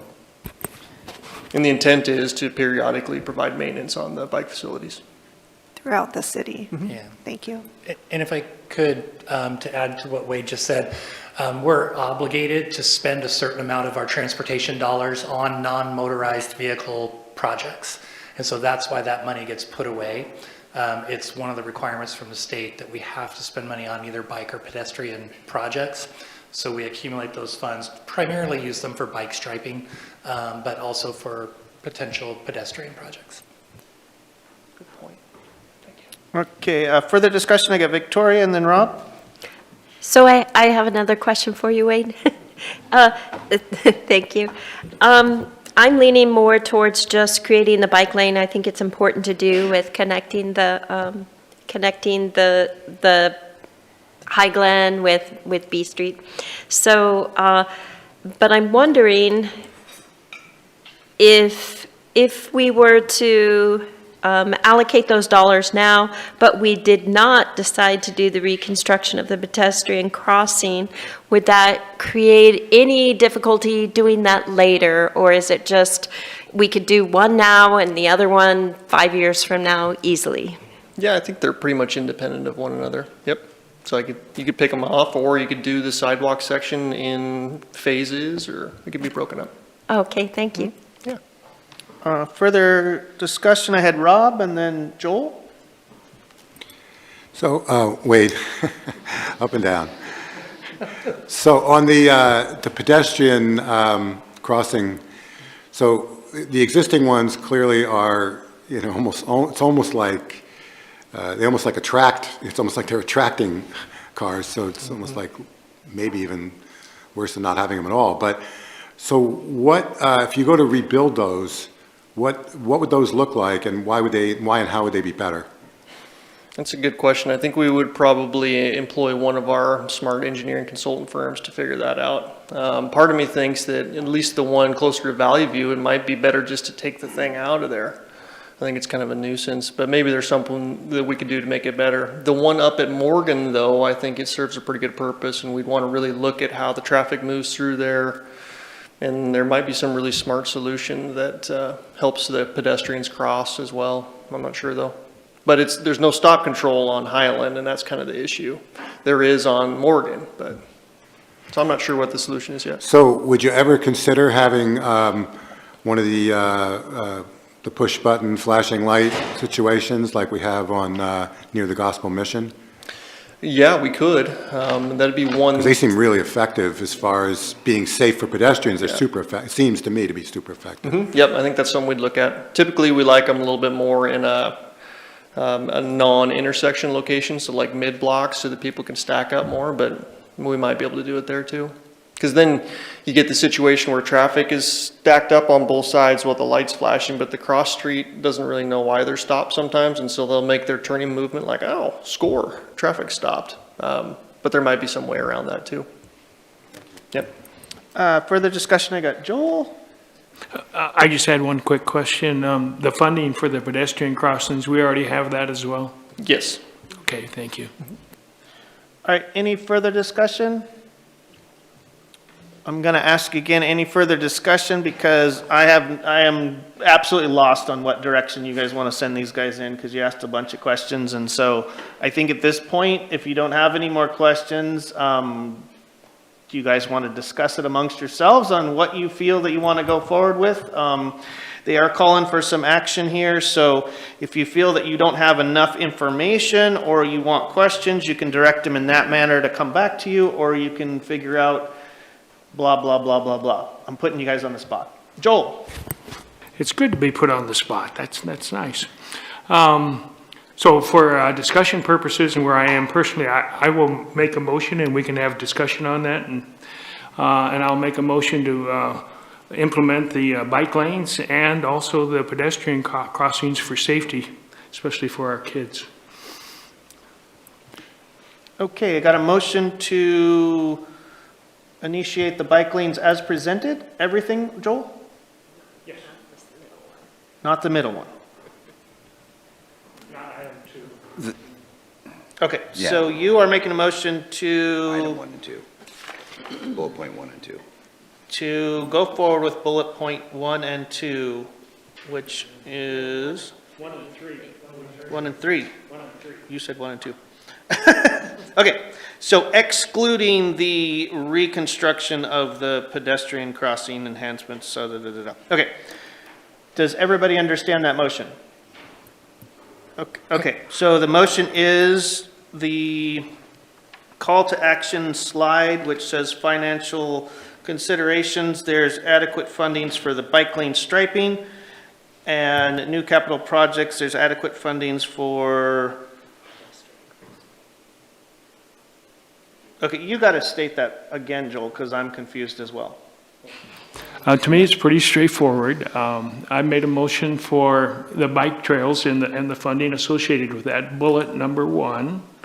And then bullet number 3, where the fundings is also available for the traffic calming, bike and peds for safety associated with the mountain bikes and with the schools and with the traffic.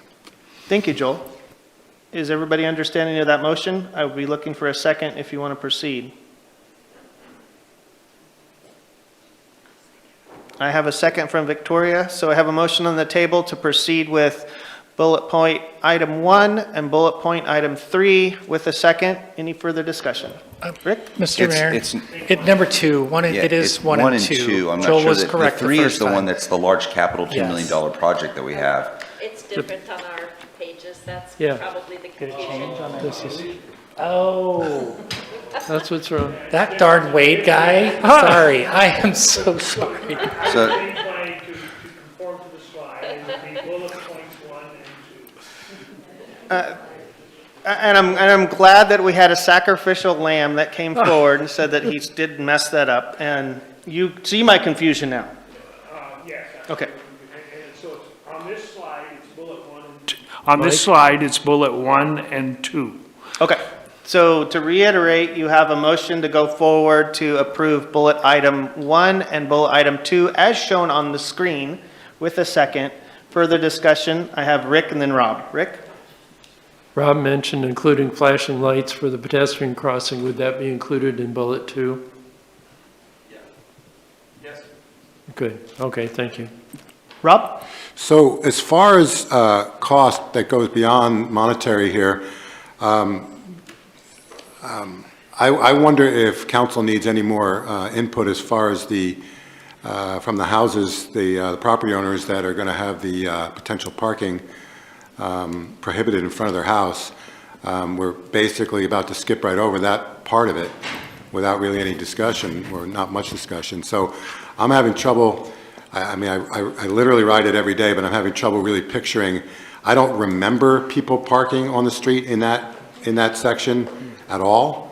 That's my perception of it, but I could be wrong, and I'm wondering if council needs some more input on what those property owners might think, or just an observation as to how often, over the course of a month, how often those parking spaces are used, because that's part of the cost of doing this, not just monetary. So I'm wondering if we need to do that before we move forward. Further discussion, I got Rick. So on bullet item number 2, in the normal process, Wade, would it include contacting those property owners before action was taken? Or is the property owners only involved with item 1?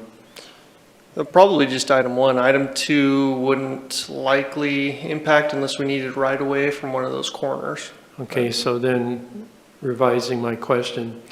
So in bullet item number 1, is the normal process include contacting those property owners? Typically it doesn't, but at your direction we certainly can. I mean, I think it's good. I have a feeling that they're going to say, no, we want our parking spaces, and then you're going to be in the situation of doing something that may or may not be for the greater good of other people, but So we can I'm reach raising out. the question to see what the council's take is on that. Thank you. Well, Further if I could, Mr. Mayor, I'm Yes, sorry. sir, go ahead. Just along with what Wade's comment is, if council directs, we would be happy to go contact all of those property owners. In addition, just get our eyes on it and monitor. I suspect Councilor Pell is correct that the number of people that actually park in that section is very, very, very few, because it does get so narrow there. I can't remember seeing a car park in that section. And if they do, it's going to be much closer down to B Street than it is in that upper section. But we can get all of that information, and if it turns out that every person on the road said no, and we count a bunch of cars, we'll get back in front of you and say, well, maybe this wasn't the best idea. But that way, we can just move forward with collecting that data, and if we get 100% of people going, yeah, that's a great idea, we'll just report back to you that we met all that criteria and move forward. Further discussion? I got Indra. Yes, I would not be comfortable with that scenario because I think I would like to have the information before I actually make the decision. So for me, I'm good with the pedestrian crossing for the students, safe students. I would go for that today. But the other, I would like more information and like what Councilor Powell brought up, the cost too.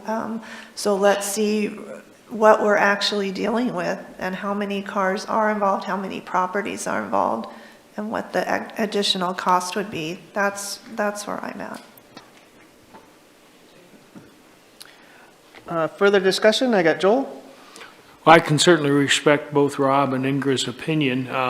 I'm of a different note, being as it's I forgot the proper word for transportation planning, but a higher rate of traffic, a thoroughfare, for lack of a better word. There's, arterial, and people knew that when they bought there, so I'll be voting yes on it now, but I certainly would respect both of you and whatever, what your opinion is. It doesn't have to be the same as mine.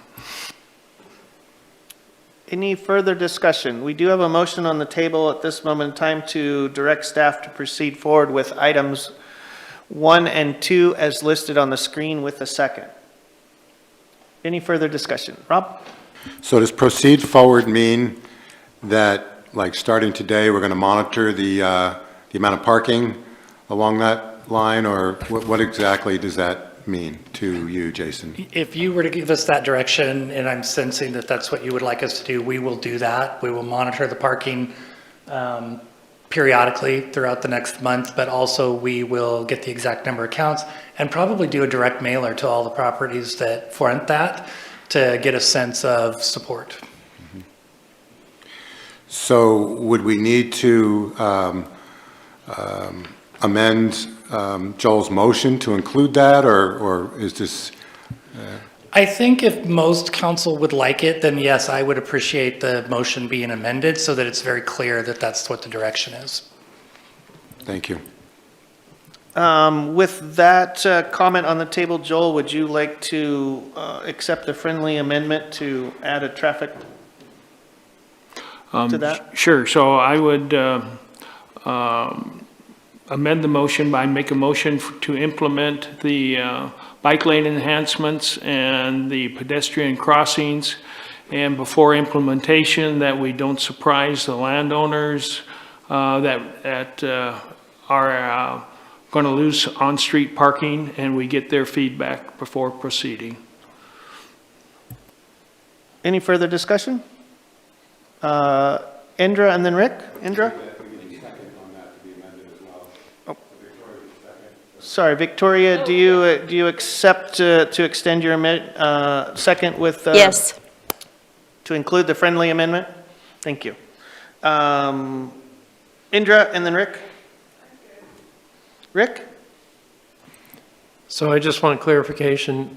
Jason indicated we would contact the property owners, but I would also like to just confirm we will be doing our own observation of the parking that's occurring there, because I would anticipate the knee-jerk reaction of most of the property owners to be, no, we don't want to lose our parking.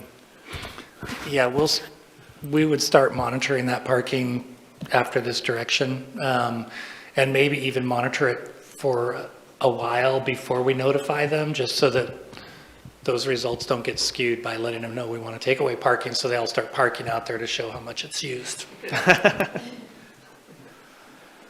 Any further discussion? Indra? Just one quick note, I would like to point out that there have been, just because you don't have a bike lane doesn't mean there's not bikers traveling safely on the road. That I travel there a lot. Yes, some people speed, I'm sure, but that flashing speed light really helped with that. But so going forward, there are bikers on the road that do that safely. Is it ideal or perfectly safe? No, but what in life is? Any further discussion? Joel? I just enjoy how the council is building on each other's ideas and their synergy, and I thank you for that. Thank you, Joel. Any further discussion? All right, so we have a motion on the table to go forward with items number 1, 2, basically directing staff to go forward with those and implement a traffic count in the same area with a second. And I will go for a roll call vote. Rick? Yes. Rob? Yes. Eric? Yes. Indra? No. Joel? Yes. Victoria? Yes. All right, passes. Do you have full direction, Wade? And, okay, thank you very much for your participation. Next on the list here, next on the agenda is a GP Nexus Incubator Grant. It looks like we'll get a presentation from Dana. Okay.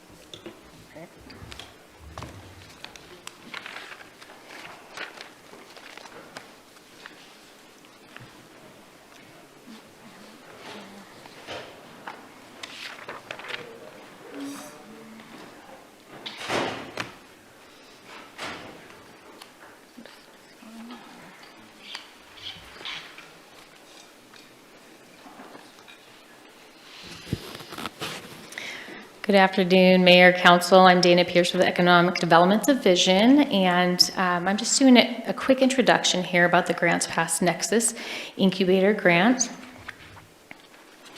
The Council did call for some additional information regarding funding for the assistance to start up the cost of a downtown business incubator. It is related to Council goals of economic growth. Back in September, Dr. Kim Fries of the Seed Collective Catalyst, she came before the council and applied for a grant funding to fund that startup cost for equipment for the Grants Pass Nexus Incubator. The proposal aligns with the URA plan goals, Project 10 to be specific, of Business Incubator, and the funds are available in the city capital budget, LB 6344. The City Council had additional questions and requested the topic be moved to a future workshop, and so here we are today. We do have Dr. Kim Fries here, and she does have a presentation, so I'll pull that up. I also want to note that there are some letters of support attached to the presentation from So Ready, and they're here as well today. We do have the Executive Director, Blair Sundell, here, and his team, as well as Kat Bonney, who is the Executive Director of Common Connections. So let me drop this down and I will put up Kim's presentation.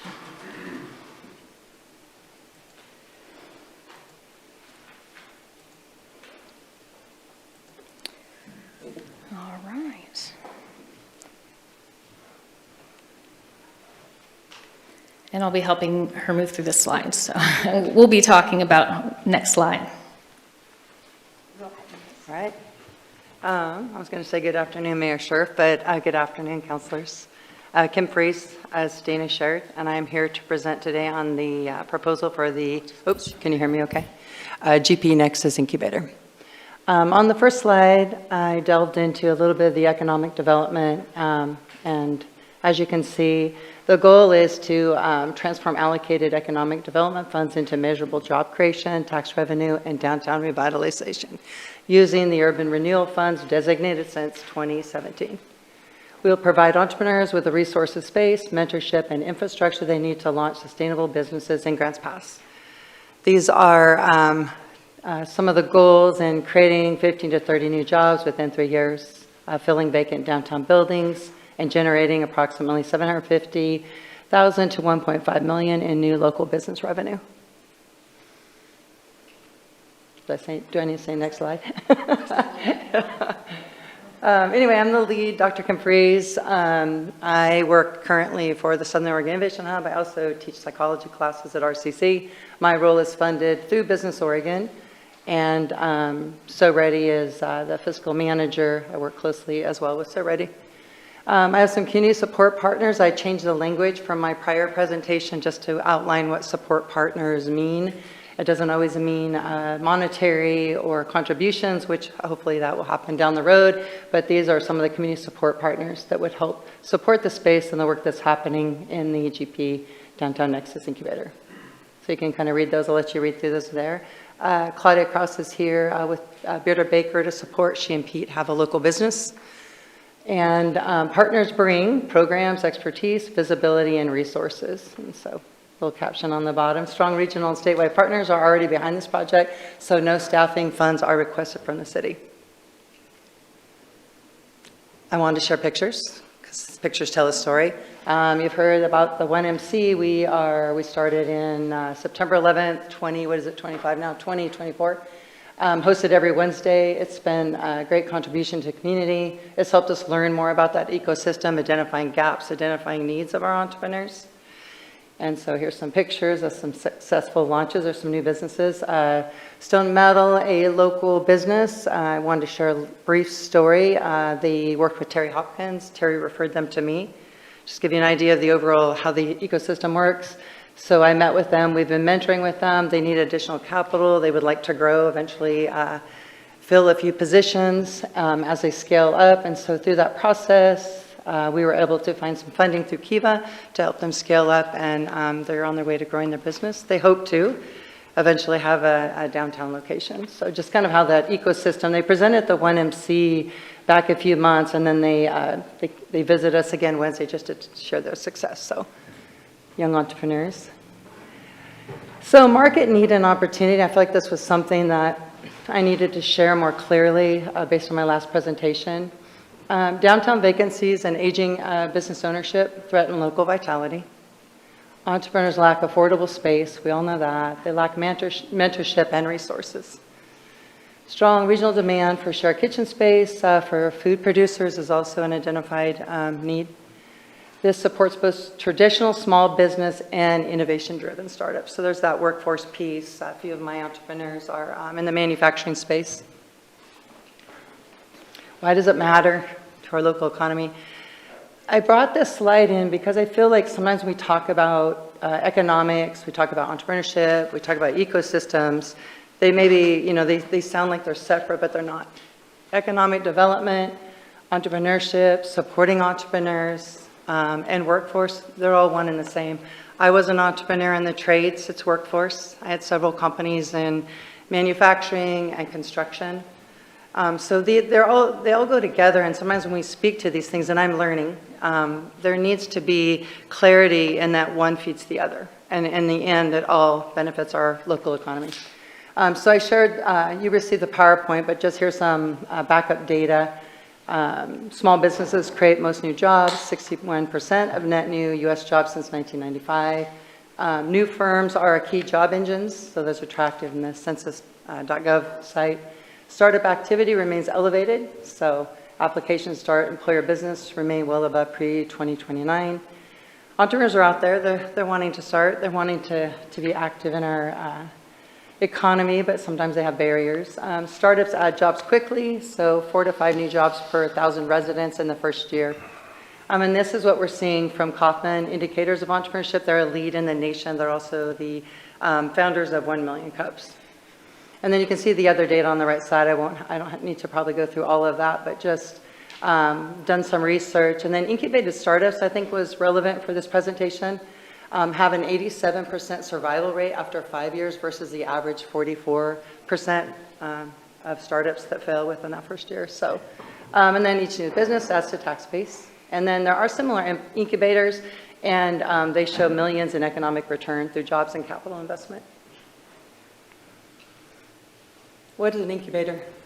I've had people ask me, is it chickens? Like, what is it? And I forget sometimes that we use this language in the work that I do, and I fail to clarify what these terms are.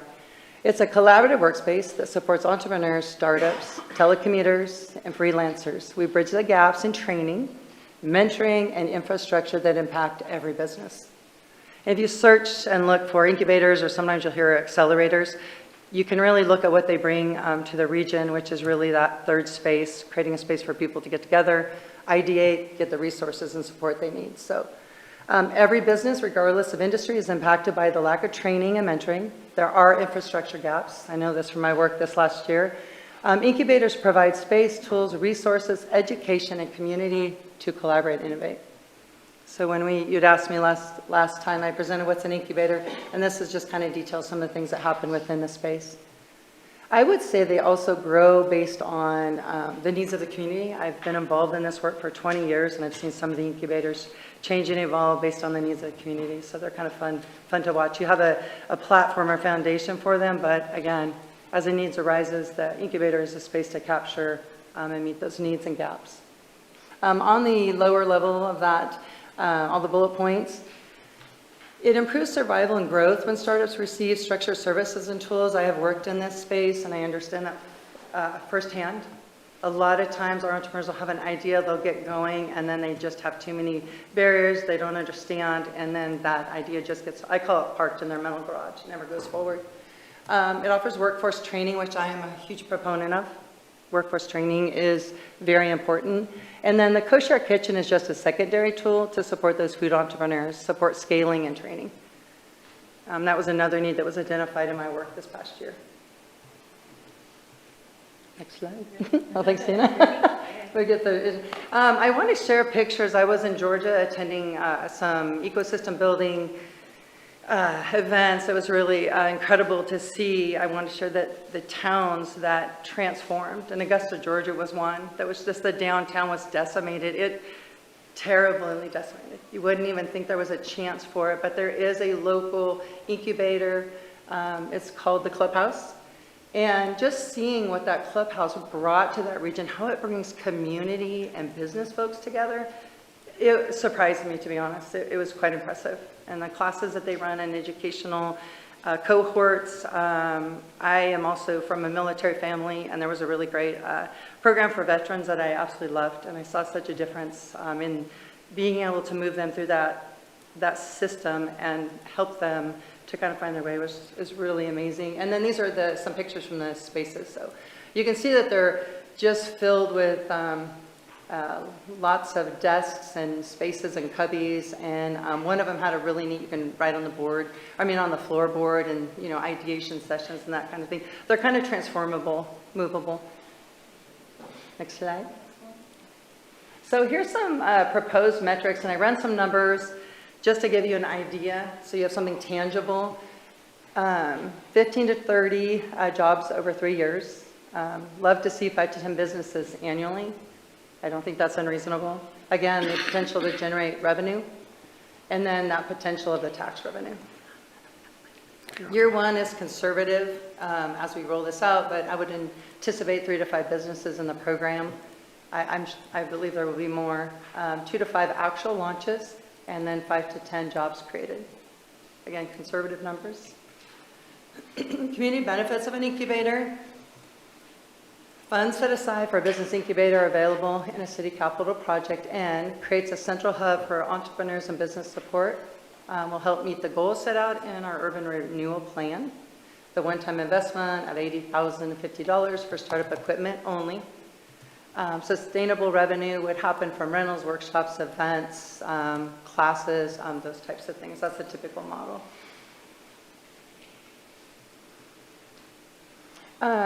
Mission and strategic alignment, I feel like that's also really important when building a space. Again, I think these spaces morph as the community and entrepreneurs and businesses start utilizing the space, which I think is really great. There's potential for growth.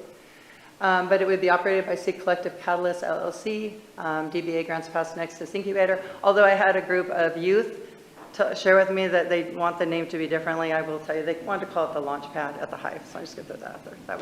They didn't know what an incubator was either. So they're already excited about the space. The mission is to support entrepreneurs and businesses through mentorship, education, and connection, which is honestly really missing in society, that need to connect with one another. It aligns with the urban renewal goals, fills vacant buildings, support business growth, and revitalize our downtown.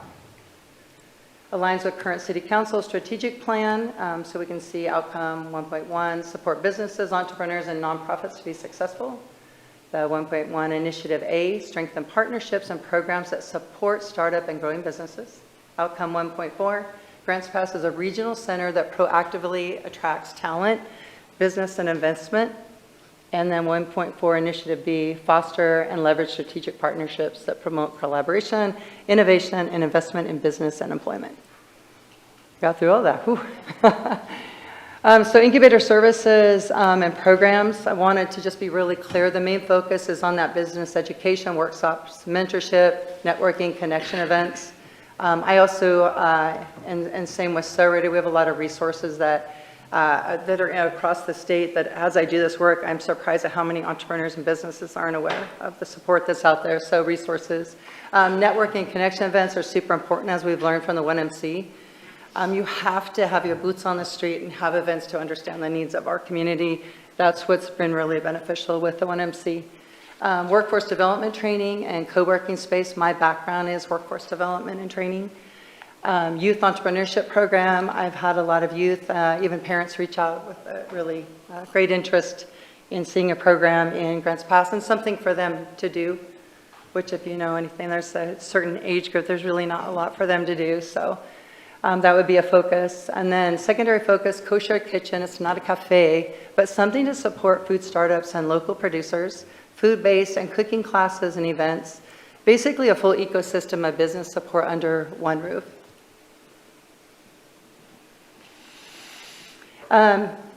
The incubator kitchen, I shared, and you've been able to read that. You have a copy of the slides, but just to give you a little bit more context to that, there are food innovation centers. There's actually a map I'd be happy to share out, but they're facilities that provide a spectrum of food, science, safety, education, and business services for startup and established food businesses.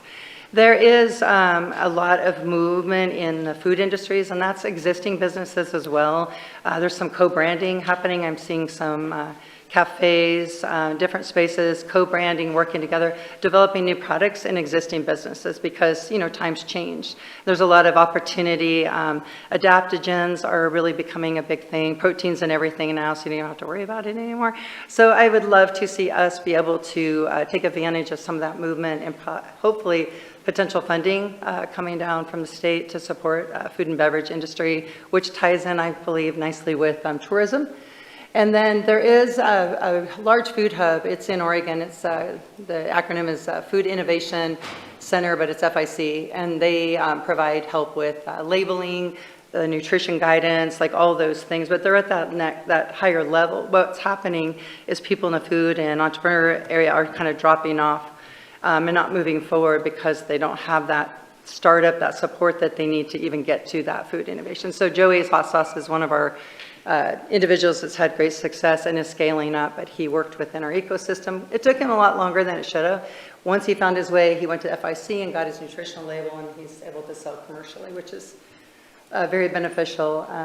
But on the bottom, I just wanted to let you know that that isn't the basis, the bane of the space. It's just a space to help support food and beverage entrepreneurs through the work that I've done through the hub. There's not much out there for restaurateurs. I was a restaurateur. It's rough. And I would like to, in the space, also be able to support local businesses and restaurants with the work we do.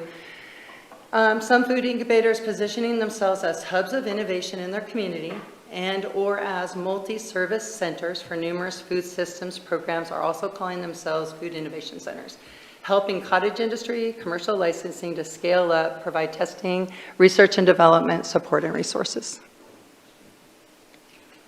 I was gonna say, I got another one with that much wording, you know, like a very long-winded. Oh, did you go backwards? Oh. Finances. I was asked about the financial part of it. The one-time ERA investment, that's just equipment only. The other pieces, I'm not asking for that part, just enough to get the space, equipped with some equipment so that we can get moving and we can open our doors.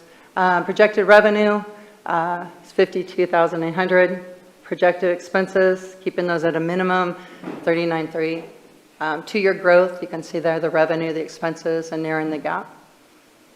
Funding, co-working, kitchen rentals, workshops, events. There's multiple ways to create passive income in these spaces. That would be too much to go through right now, but there's multiple ways to create revenue streams. And then here's the revenue expense overview, just if you want to see it broken out. Again, running fairly lean, but with the space, having the advantage of being community grown, it's, it's not leaning heavy on, renting this huge elaborate space and investing all this money. It's really a minimal, I feel like, investment to bring something like this to our downtown, to our community. Nexus Incubator, financial overview. So revenue versus expenses. I broke down the revenue sources just so you can look at those. A lot of these programs will have memberships and sponsorship and various programs that bring in funding. There's something called Fast Track and Co-Starters. There's different cohorts that can be offered. I'm working out a workforce development program, a 12-week program. So those types of things could be offered in the space. Expense breakdown, rent, insurance, admin, marketing, supplies, utilities. So I show that we would operate at a positive annual margin of approximately $13,600, financial sustainability supported by diversified income streams and low overhead. I have experience running a space such as this. I have 2 experiences. I had a cafe that I created much like this that had a startup in it. And it was great, and I was a restaurateur, and it was rough being by myself. So it was really great to have that community. And when we started that, we had 5 new launches just within 6 or 7 months. So I know what these spaces can do. I believe in Grants Pass. There's amazing community, evident in even your comments from the counselors. I appreciate that. So this would be an investment in our region, not to serve just downtown, but to serve the whole business community. Next slide. Oh, I did get wordy. I really got into the proposed Nexus Incubator impact metrics. So you can see those there. I broke it down in category business creation and growth, jobs and workforce, programming and mentorship, youth entrepreneurship, capital and sustainability. And again, going back to that workforce piece, when we have new startups, sometimes we think of a solopreneur, but it's not a solopreneur. When we start a business, we hire X amount of people. That's job creation. So workforce is a part of it. I'm going to get a cough drop. All right, Dan, I'm good. Yeah. Oh, gosh, I was in. Yeah. Okay. All right. You want me to come back to All right, thank you very much. Bring it back to council for questions. Any councilors have questions? Eric, and then Joel? Thank you for the presentation, and thank you for coming. I had a question on slide number 9. You've got GP Nexus Incubator proposed matrix. These numbers, I just wanted to get your take on exactly how you came up with those, or are they best guesses, or essentially what is, for everything that you wrote here, where did they come from essentially? Where do they originate from? They originate from a lot of research and a lot of the work that I have done this last year. I've been in Oregon 6 years, and I worked for College of Siskiyou. I was a dean of CTE. And so I had a lot of research because I had started looking at the need for an incubator back then. So this is actual research in Oregon and just kind of taking in across the nation what these incubators can generate. But to give you facts, from the work at the Southern Oregon Innovation Hub this last year, some of those are factual numbers of the businesses that we've been able to see start up, and then also the new jobs from that work. So some of it's fact-based from the work, but also some research and bringing all the numbers together. So essentially, your experience, and also, I mean, what are we looking at as far as a time frame here? Can you restate that, please? You're meaning on the I mean, for your personal your personal opinion. I mean, is it opinion, or What's the time frame we're looking at here that you based these numbers off of? Does that make sense? Yeah, Question?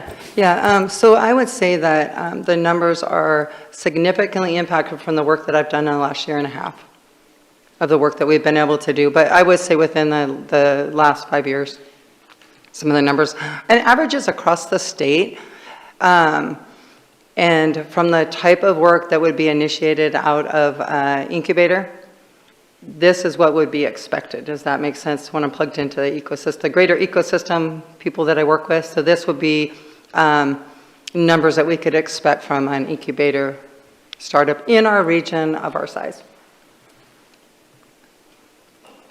Thank you. Any further questions? I got Joel and then Victoria and Indra. Joel? I had 3 questions. I don't need to ask them all at once. First one was to staff. I'm ignorant on our past business hub, but I know it's been in our, it's been a subject that we've wanting to invest in for, ever since I've been on council. And if I remember right, it was through Rogue Community College. And I just wondered what I needed to learn from our history with the business hub, and because I never heard any successes or failures from it. I don't know what it is. Yeah, well, historically, when this first came about and became a capital project, it was back in, I think, 2018. And you're right, Rogue Community College was a big part of that. And they launched in early 2020. But of course, COVID happened and RCC shut down a lot of their programs. So that's kind of where it ended. And then since then, we've had a lot of community outreach to us saying, hey, when is this happening? What can we do? That's kind of Common Connections really kind of held the torch for some years, applying for a federal grant to try and fund it and some various different activities. And it's here today even saying, we still back this project. So the community's kind of kept it alive and love this idea. Now we have someone coming before us that has the experience, the knowledge, and wants to take it from here and move it forward. So if I understand you correctly, then COVID kind of got in the way of the success of that. Absolutely, Okay. yes. So then, and this is a question for you, Doctor, and I appreciate you coming and appreciate your expertise. Your partnership does not list the Grants Pass Chamber of Commerce or Rogue Community College. Is there a reason for that? No, there isn't really a reason. I just kind of kept it succinct. But I do work with Rogue Community College and SOU on this project. And then, yeah, the chamber's been fantastic, but I just neglected to show the KSM on the slide. Okay, because a lot of your objectives and your educational things are shared with Rogue Community College, in terms of business and and classes, and it almost seems like a duplicate effort from some standpoint. At least there could be some synergy there with partnerships that right now don't exist. And so I was just wondering why that is. Well, let me, I'll step back for one moment. When I was at RCC and I was a dean, I showed up with, a lot of, I've been an entrepreneur my whole life, probably since I was 5. I won't tell you about that story when I first started, but there was a lot of talk about entrepreneurship. But if you understand anything about budgeting and, the directions of college, it was really difficult to carve out space to really focus on entrepreneurs. There was definitely a recognized need. And so that's been something we've talked about for a long time in collaboration. If I could ever get something going, we could partner and work together, because there are a lot of entrepreneurial mindsets with our CTE folks. A lot of students I did help them launch. So what that looks like, I don't know. I mean, I think that's the importance of getting this space, is to be able to have those conversations, further those. SOU just recently reached out and is very interested. I have a meeting with them on Friday. About the food, systems, and there's some work being done down there by Vincent Smith. And then someone from RCC with workforce, we are discussing a 12-week workforce-related certificate in entrepreneurial mindset, which was identified in the state of Oregon on the huge essential employability skills. One of the top 10 requests from, I think, a couple thousand industries surveyed was entrepreneurial mindset. So there's some opportunities like that for us to work. But again, really getting in the space and what does this look like is essential. And then Part of this space is myself and Eric from SOU, we designed a Design and Build Innovation Jam set of curriculum, and I partnered with that. We offer it twice a year with RCC and SOU. So that helps the students that are interested in Invent Oregon. And we had 3 Invent Oregon participants as last year from that curriculum, which, by the way, has been adopted by Portland State University as the qualifying curriculum from Southern Oregon into Invent Oregon. So there are partnerships happening. Well, it seems like that would be almost essential. Correct, it would be. Because they have exactly the same objectives of what you're talking about. Correct. Second, the last question I had was economic development. You're gearing towards just one segment of the economy, the service economy associated with restaurants. Is that correct? Can you rephrase that again, please? I didn't get that. So as an economist, there's different sectors out there in Correct. the economy. Correct. And what you're focused on here is not the total economy of Grants Pass. You're focused on one particular sector, which is food and cafes and restaurants, service type industry. Am I correct in that? So if I come to you, I probably wouldn't come to you if I was in manufacturing and I wanted to start up something and I needed a 3D printer to try something. Something like that. That would be in a different sector. You would primarily be in the food sector. No. Okay, so what sectors are you targeting? Are you familiar with, in the career and tech sector, there are 16 clusters. So we have identified various clusters in the community to be able to serve everyone. And I'll get back to the What's the difference between a cluster and a sector?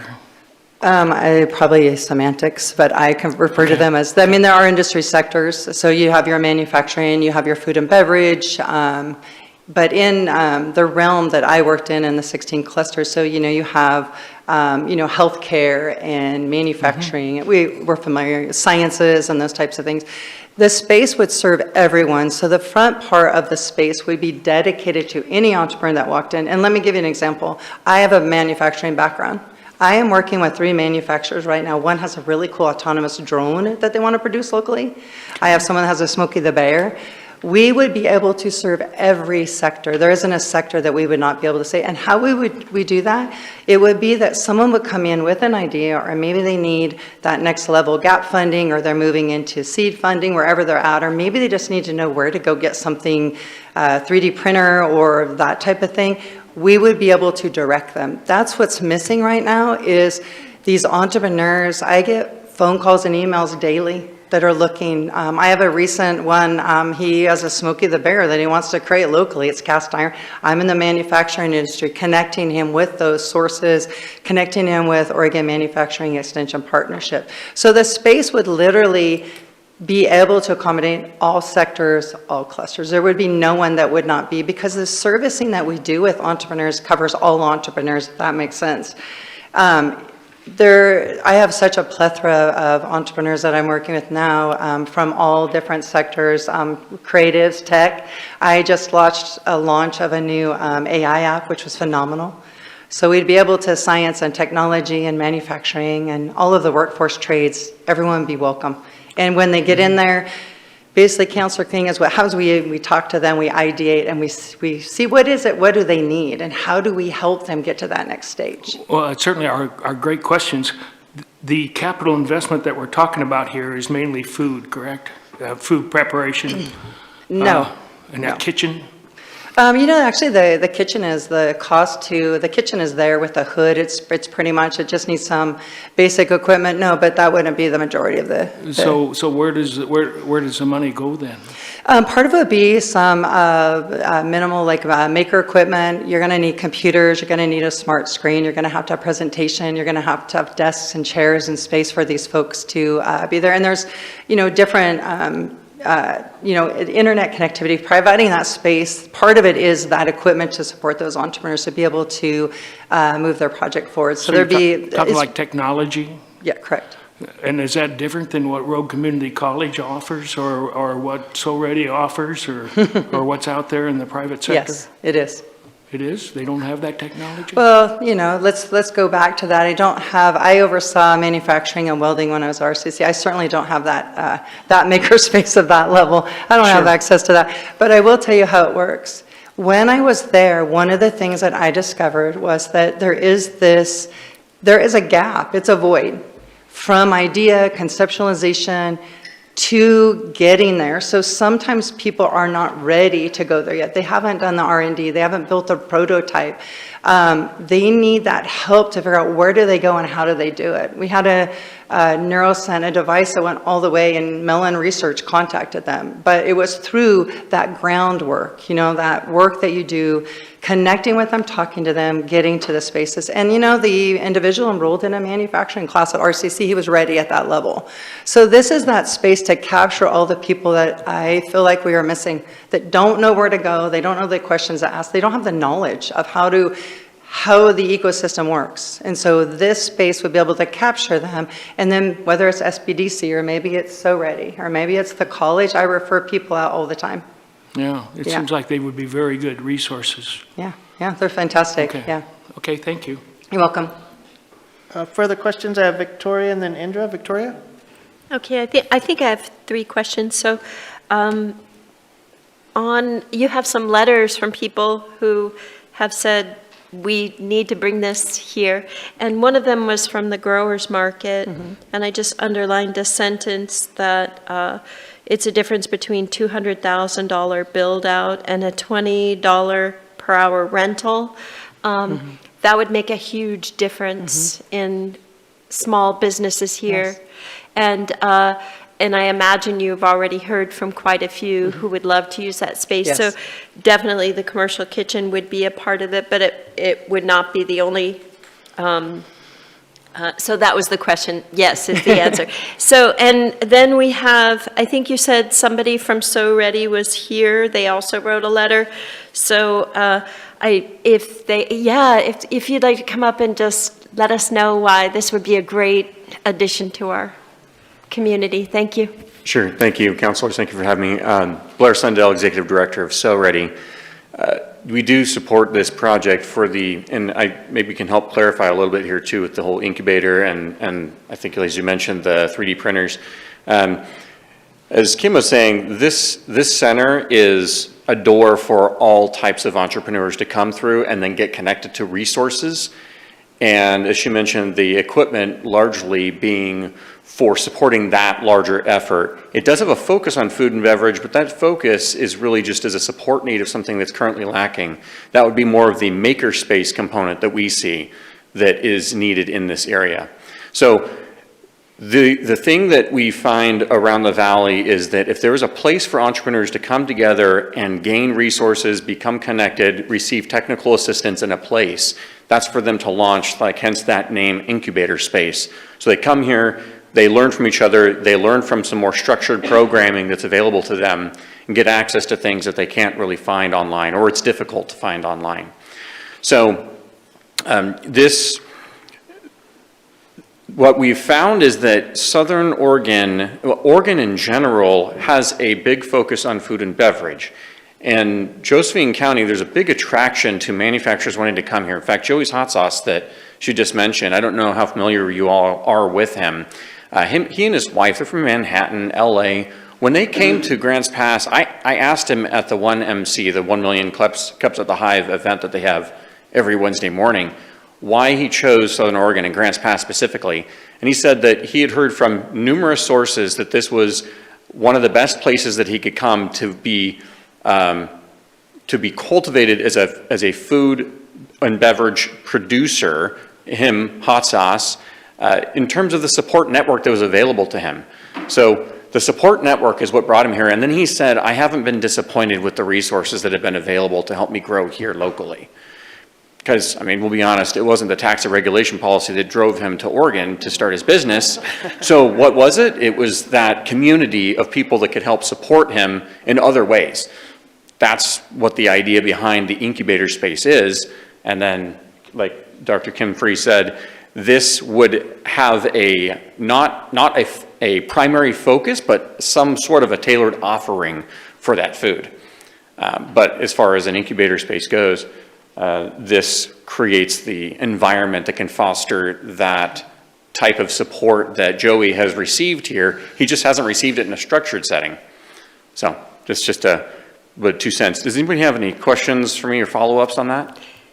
Well, I have maybe I have 2 more questions, and either one of you could answer, but this sort of program can bring people in to the community, but can it also keep people here, our young people who have ideas for business startups? I think that's one of the things, thank you for the question, Counselor.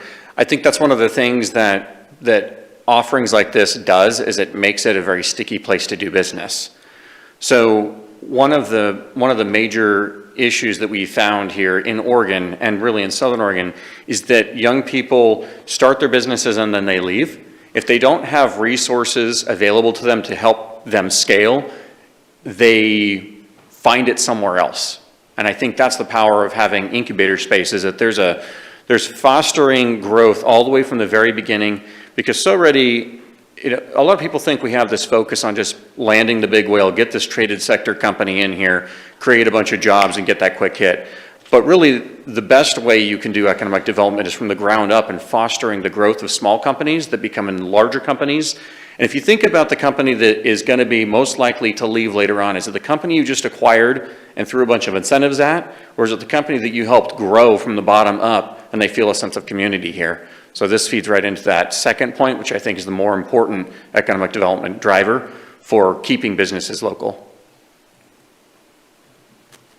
And then this is maybe more of a theoretical question, but in education, even community college, there may have been a focus on this sort of environment in the past, and maybe there isn't as so much now. Is that true? And so that's why we maybe need some new satellite types of possibilities for people to do this sort of thing? So thank you, Counselor. We're actually dealing with this in Medford right now. So there had been an incubator space in the past, and then it went away. And so there are some people that are reluctant to try to start it back up, and some people that are very excited to start it back up. Just because something has gone away in the past doesn't mean that it doesn't have a place still. As you mentioned, there are ebbs and flows. A lot of funding sources will help dictate that. As you know, there's been a big change in what's available in technical assistance across the country. And so this helps fill some voids. So sometimes opportunities create a vacuum, and then things like this can fit right in to help support that need. I think everybody's probably aware, if not, of what's happening with the small business development centers, even SCORE chapters and other technical assistance providers. There is a decrease in the offering. So this can help fill that void. That's from my personal opinion. This is not my project, but we do support it because we see that component. Oh, thank you. And then my last question might be for Dana on the funding. So this isn't something that council would be finding a fund for somewhere else. This is money that is only to be used for this sort of this type of an project. Is that correct? Yes, right now it is in a specific capital project for a business incubator. Further questions? I got Indra, and then Rick. Yes, for Dr. Freeze. I'm going to be all over the place. I apologize. I've got a lot of scattered thoughts and notes here. So this is a private business, for-profit business that you're running. Correct. Okay. And I had a question about the space. I saw in the paper you're at, I want to say 218 G Street. You're in the center, Caveman Plaza. Caveman Plaza. So I went by there. There used to be a lot of places there. I know. There's nothing but a hair place now, and I've asked around, and it appears that the owner, Travis Boersma, has said he's not renewing leases because he's not sure what's going to go forward with that. So I guess my question is, do you have a written lease? How are you going in there, and are you part of the bigger plan that's going to happen? How do you know you're going to be staying there, I guess? I'll answer on the first. Yes, I do have a lease. And I will share that on behalf of the Boersmans, just from my conversation, they're looking for community-based opportunities. So I feel like they are perhaps being choosy. I'm speaking for them, but this was something I've been working on and having discussions since March or April.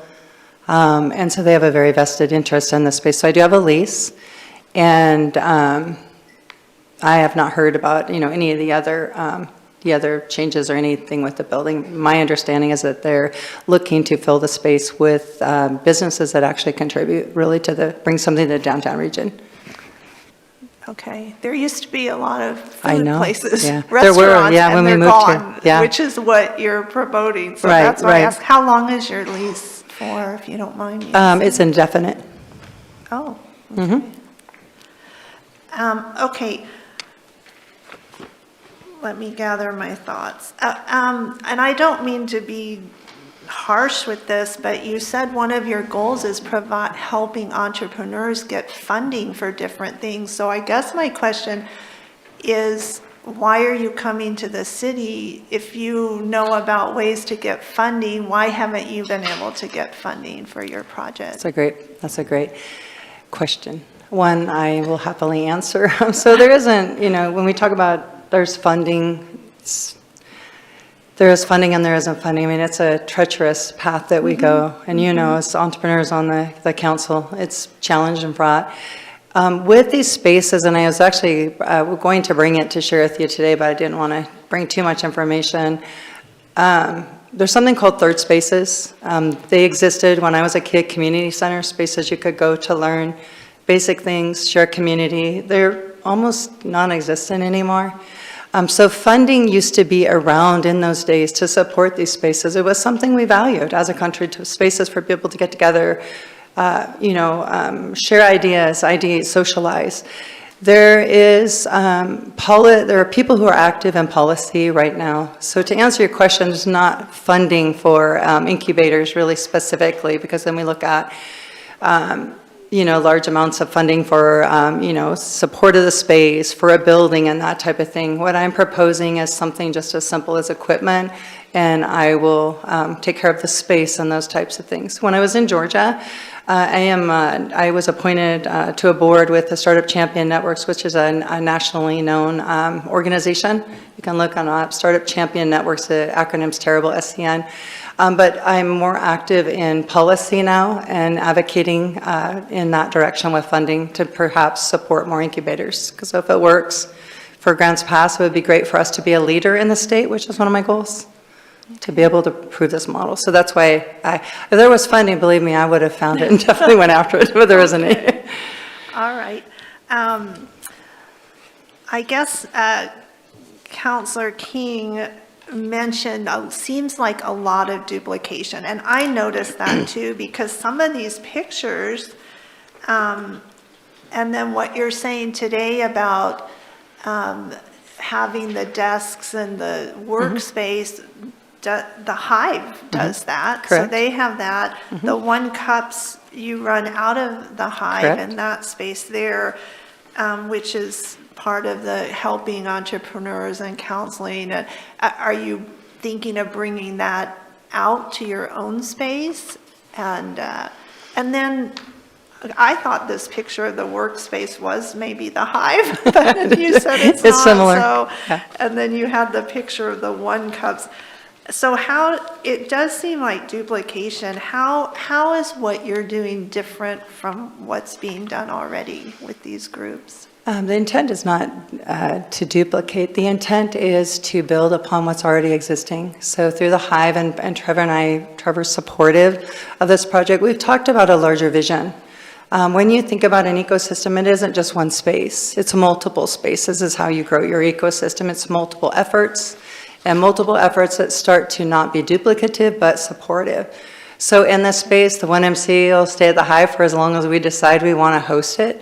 But it's just another space to host support for our entrepreneurs in the downtown area. The vision is that the downtown area becomes kind of an epicenter of innovation and entrepreneurship, to where there's a map. If you're an entrepreneur, you can go to the 1MC. Perhaps you work with, Trevor also offers mentorship.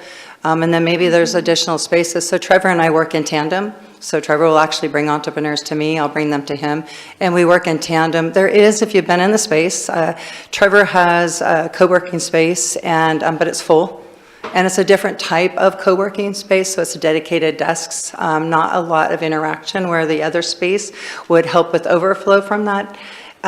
From Trevor's space, but it would also allow for more and greater interaction, which is what's needed. So when you're in the space, I have a desk there, you know, you do your thing and you work, but you don't connect. So we're looking at this space being more of a connection. And really being able to build on the good work that we've started, we do need additional space. Trevor's pretty maxed out there, and so we're looking at different ways to create more opportunities for entrepreneurs and business. Thank you. Welcome.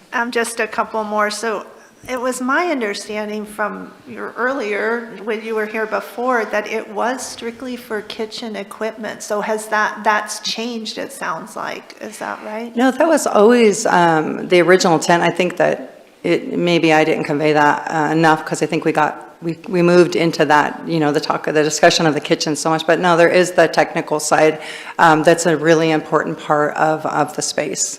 You're going to have to provide that technology for these entrepreneurs. And again, we live in a large region. We have some rural and frontier areas, so there's really a high need to be able to provide, you know, computers and printers and that type of thing. Okay. Sorry, I have a cold. All right. You've been talking a lot. Yeah. Thank you. And my last question, I think. So we all know our city is in dire straits as far as small businesses going out and going under, and I drove around yesterday again, and it's really hard. As a business owner who owns a brick and mortar, it is expensive. Yeah. But it's very difficult. I could not do what I do if I just made stuff in an incubator and sold it out of a truck. Like I couldn't do that, right. Nor do I want to. But it's very difficult to make a living. So one concern I think I personally have, but also I'm sure other business owners, is when you have space and people then are making a living, like you said, or paying much less monthly rent, utilities, garbage pickup, all of that, and they're yet competing with you for services or products. How do you, what do you say to that? One, it would be, it's not intended to sell out of this space. The space is, typically you'll have some anchor tenants. It's to help the folks that are cottage industry. Because if you're familiar, you're familiar with all the laws. In order to move into the retail space, you have to work out of a licensed commercial kitchen, have a license yourself. So it's not a space that's going to create any competition for any of the local businesses. For instance, for you with what you do, there's if you wanted to work on some creative options and you wanted to have feedback, you could come into the space and work on an R&D session together and say, here, I'm in the ice cream industry and here's some areas of opportunity, so it would be used like that. It is not a standalone space that would have businesses selling out of the space. It's merely just a rental for them to help them scale up primarily, or there's like you have to do testing or page level testing, like low level testing. So if folks are working in their kitchen and they're really not sure, it gives them a space to come in and say, hey, I have a product that eventually, for instance, I have an entrepreneur right now who would really has something very unique, a product and non-competing, but a really cool product, and they want to move it forward. So they really need access to that kitchen space if they decide they want brick or mortar or advance that business. That's what it's an incubator, not a restaurant, and not where people are going to be selling out of it, but just simply a space to say, hey, Kim, I'm at the farmer's market. I want to sell in a retail space. they're going to have to use a commercial kitchen to do that. So it's just simply to help people scale up and test their products. So are you saying that people won't regularly, because it sounds like with the farmer's market, they won't regularly be using the kitchen for their product. No. It's like a one-time thing. Correct, yeah, and it's really highly regulated.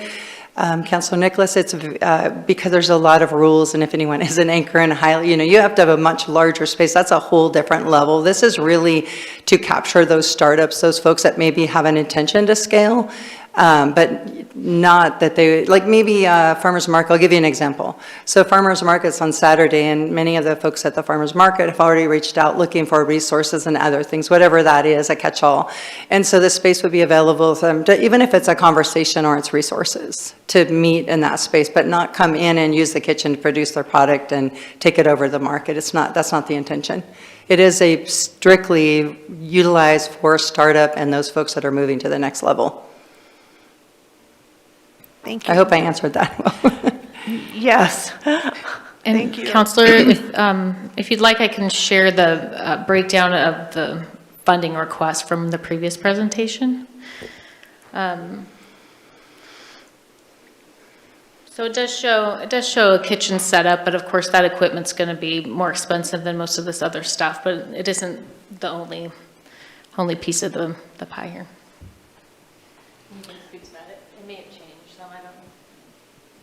Thank you.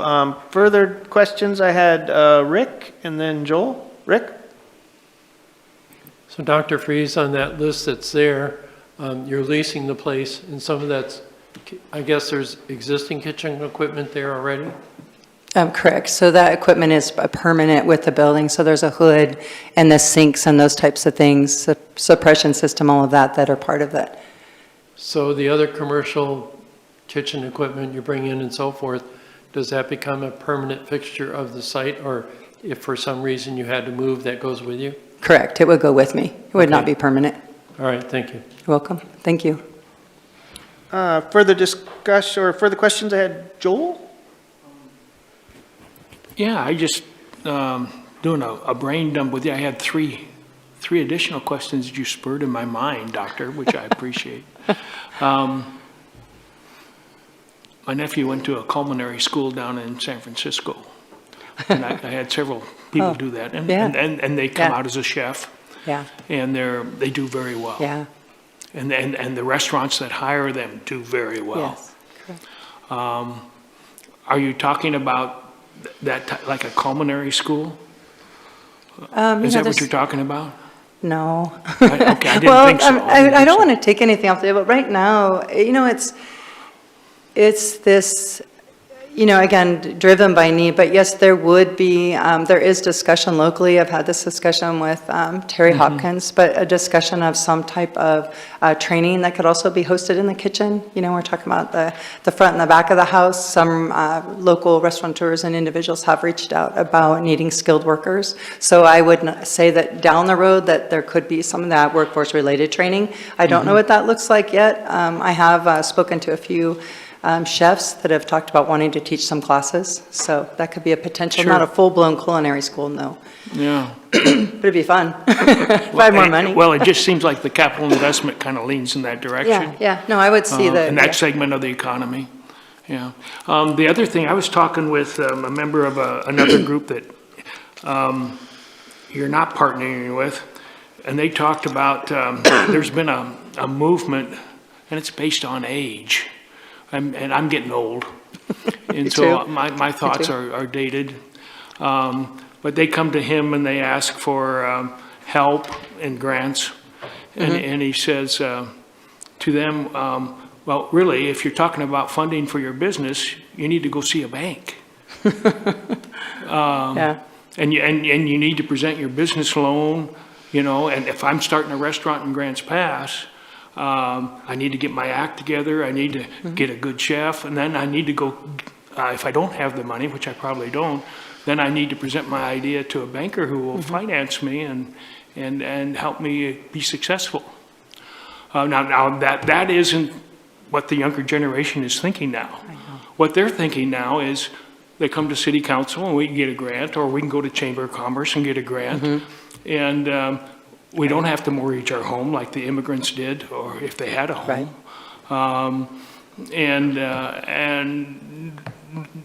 then they get started that way if there's that amount of money available. And I'm having a hard time adjusting to that. So my question is, as we move into this, everybody has to have some skin in the game. And what is the skin in the game here that people have? Now, I went to Saturday morning market, and that guy that makes the hot sauce, it's great. And I welcomed him to Grants Pass with open arms. and he's an entrepreneur. He's done a chemical food type thing that would be associated with chef school, you know, and he did it very well. And he's making it. So I don't know what your response is to that. And maybe you don't need one, I don't know. No, I would like to. I agree with you. Generations, we change and we shift. We were reading an article that we're going to be the last generation that, what was that about, you know, like that experience some of the things, which makes me sad. The new generations won't. Sure. I remember my parents got a microwave. We thought that was really cool and, you know, it was amazing. So the challenge with, I'll go to the generations first and then talk about the funding. There is this perception that it's going to be easy and there's a lot of grants. I just had to have a hard conversation with an entrepreneur. There aren't grants like they used to be. And even if they are, there's running a grant. I've ran grants. They're not easy, but the money it just isn't out there just at willy-nilly to say, I have an idea. I'd love to get a grant and run this, right? There's a piece to being an entrepreneur, running a business. And I speak to all of you because you're familiar with this.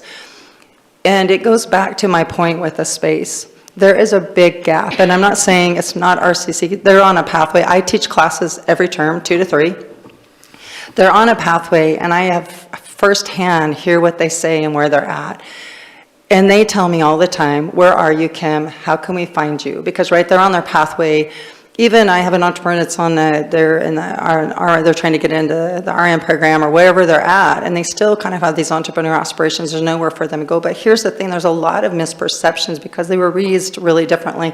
A lot of them are not in spaces where they're entrepreneurial parents and people who are in the know. And so to be able to support them, but also have them set realistic goals, are not prepared for funding. They don't even understand. Most of them don't even have good credit scores.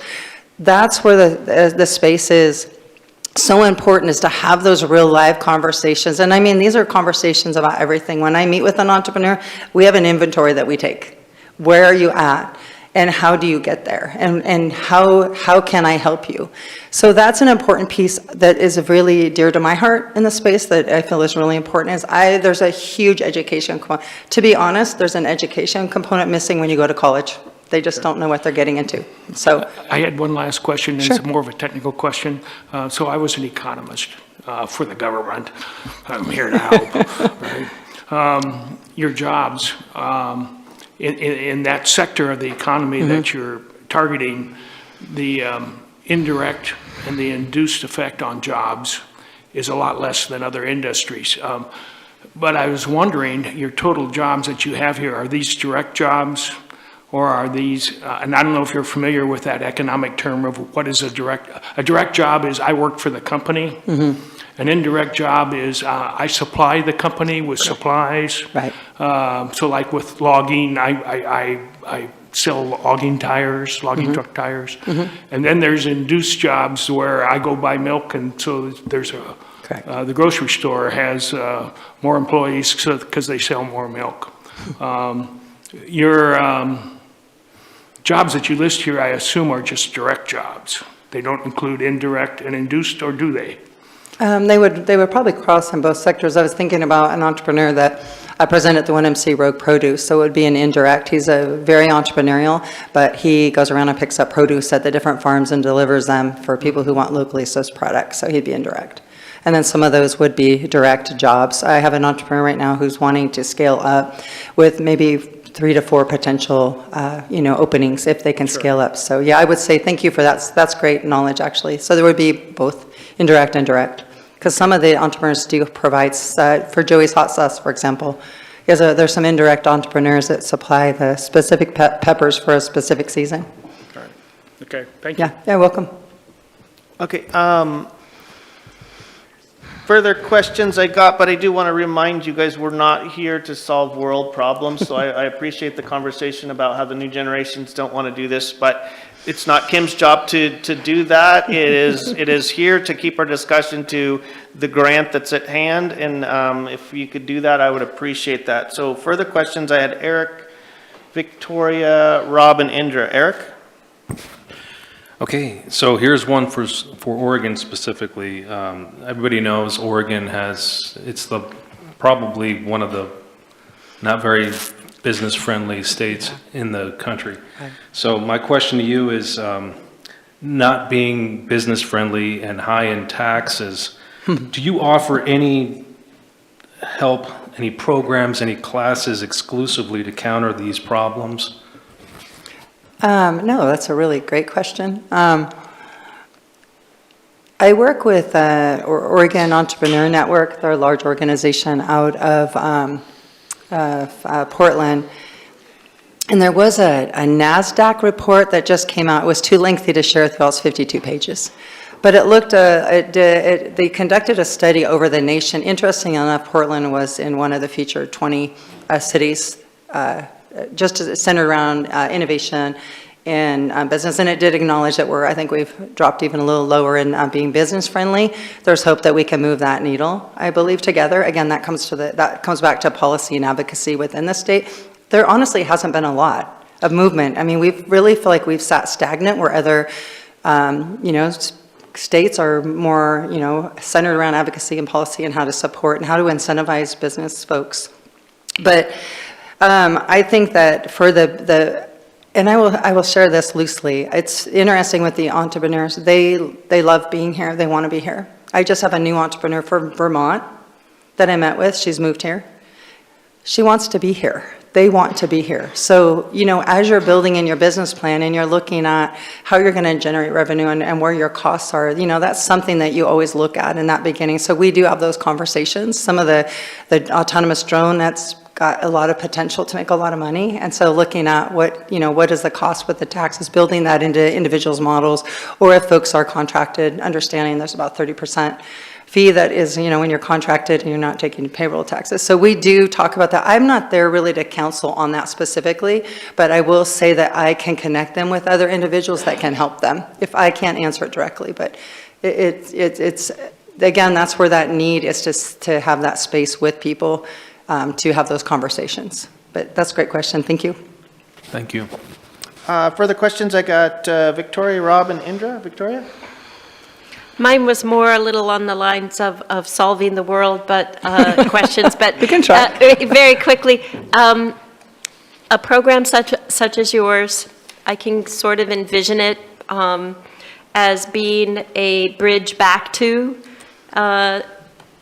the way things used to be, because there's so much institutional knowledge that has been lost in schools, in higher education, and so this could be something that could keep that alive, and then those people could teach it to their kids. So I see it as something that could be sustaining to the small business way of life in America. Would you agree with that? I would totally agree with that. I share the same sentiment.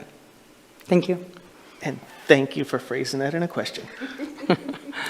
You learn. I love that. Everybody learns. Okay, you have further questions? I got Rob and then Indra. Rob? Great, thanks. I got a few questions.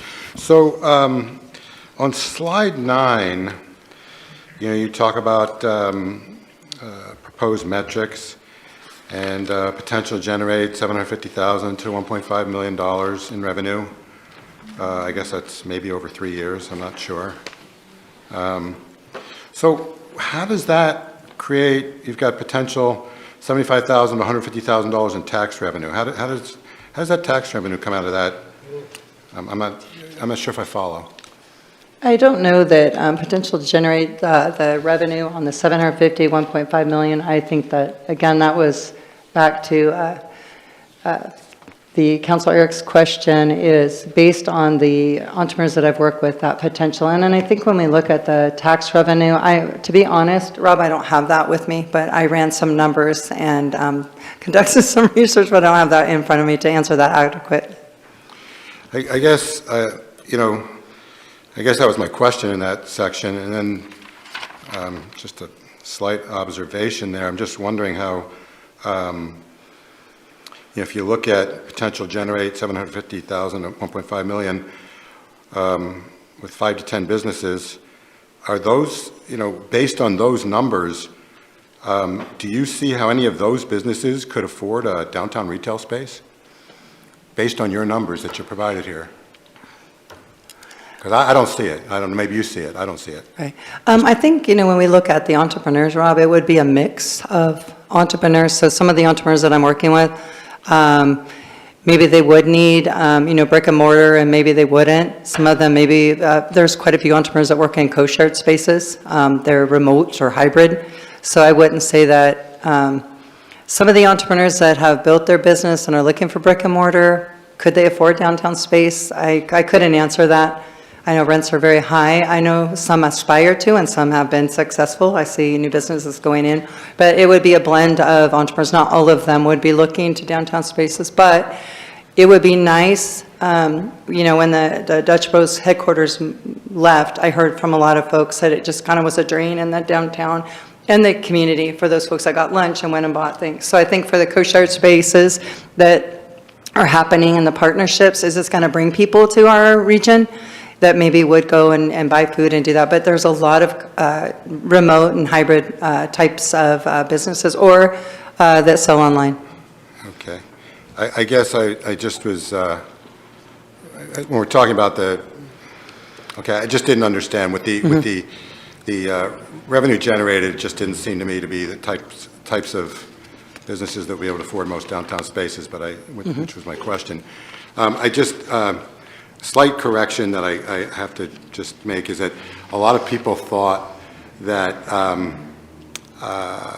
Dutch Brothers corporate generated a lot of lunch business for downtown, but they actually had their own cafeteria with free lunch. I did not and know they that. actually generated almost no downtown lunch business. Right. Well, that's interesting. Okay, thank you for that. The question I've got is, how would the commercial kitchen that you're proposing be different than the other existing commercial kitchens that are now available in Grants Pass? So there are a couple commercial kitchens that aren't commercial kitchens, like we have like the Grange. We have those different kitchens. They don't have the hoods, the type of equipment that's needed for the project that I'm talking about to go from cottage to retail. There is a kitchen, from my understanding. We had a food system presentation at 1MC last week. The commercial kitchens that are here are full, or there's a waiting list. There is another commercial kitchen that Josephine Farm Collective is offering, but again, the spaces are very limited. Commercial kitchens sometimes will have a specific focus in them, and they're more about anchor tenants. So those are spaces where people come in, as Indra had alluded to, they come in and they cook, and that's where they cook, right? And then they take that product out and then they sell that product. So they're anchor tenants, but they don't have the ability to support. You go in, there's no one in there, it's quiet, you cook your product and you take your product and you sell it. The kitchen I'm proposing, and I say ours because it's for Grants Pass, is more of a supportive type of a kitchen where individuals can test market things, get actual feedback, and come in and be in a more of a supportive environment. So I do work with Josephine Farm Collective, and we've talked about this is a little bit more of another niche need that is needed for food and food and beverage entrepreneurs, and you're in that space. It's not so simple that you just decide I have a recipe, or I'm going to make muffins one day and I'm just going to make these muffins and that's going to be it. It's the pathway. If you look at a food and entrepreneurs map that ODA, Oregon Department of Ag, it's very long process. So I would be some spots for those folks to come in.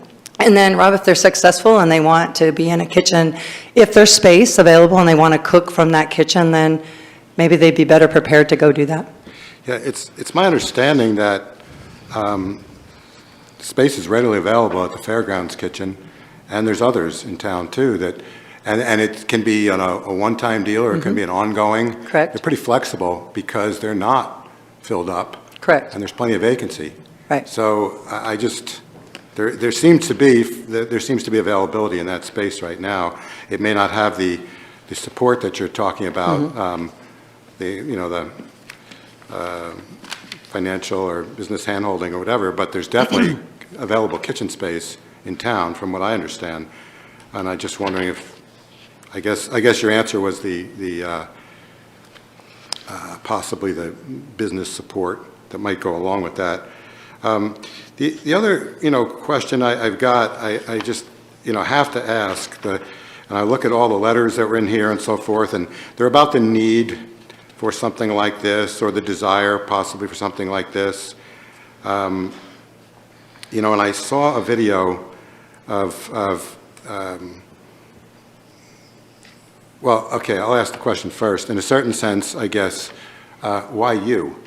And what I'm going to elaborate there is I saw a video of you saying that in the last 30 years you started 23 businesses.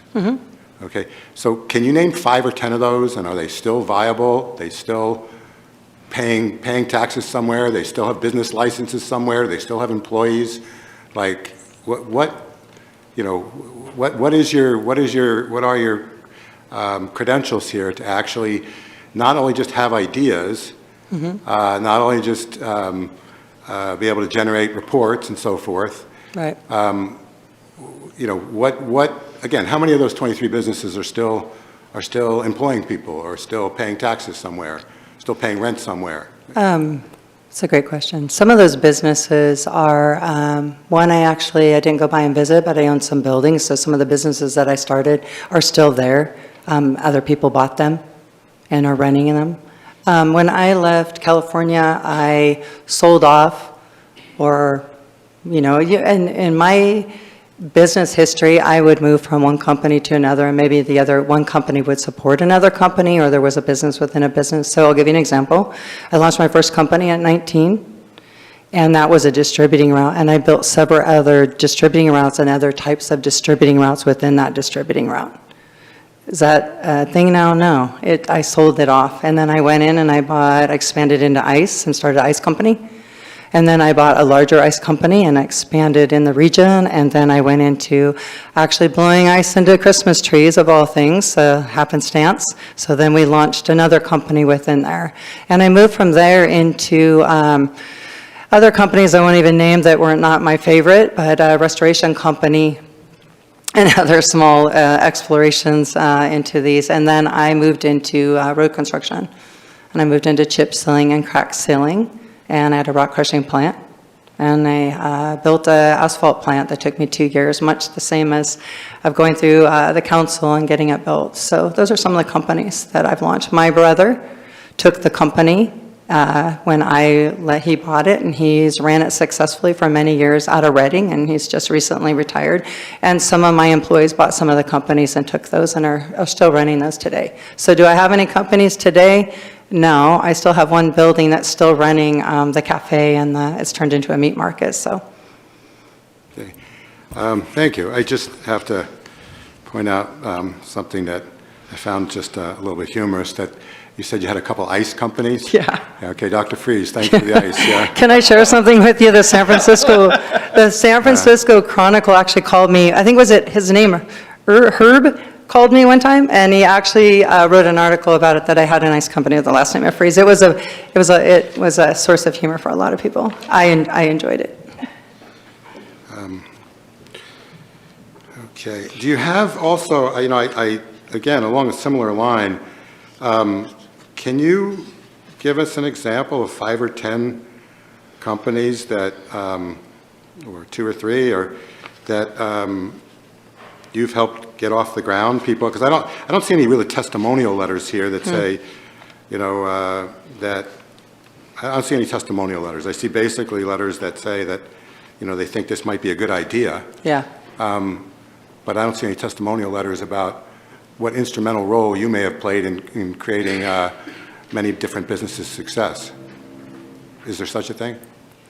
I would, we share stories with Business Oregon when we report, so I would say that right now, primarily, there are a few new companies through various means. So first point of contact with me is they contact me, they either have a business, they need to scale, there's a myriad of reasons why they're looking. There are a few startups that seems to be growing, so I would say there is a startup, 12 years that struggled, I'll leave them nameless, and through connecting, hosting pitch nights, I connected them with Oregon Entrepreneur Network, connected them with other resources. They actually launched their company, and they're getting ready to launch a second. So sometimes, Rob, it's that ideation space in there where they've exhausted all, they're so in their head, they've exhausted everything.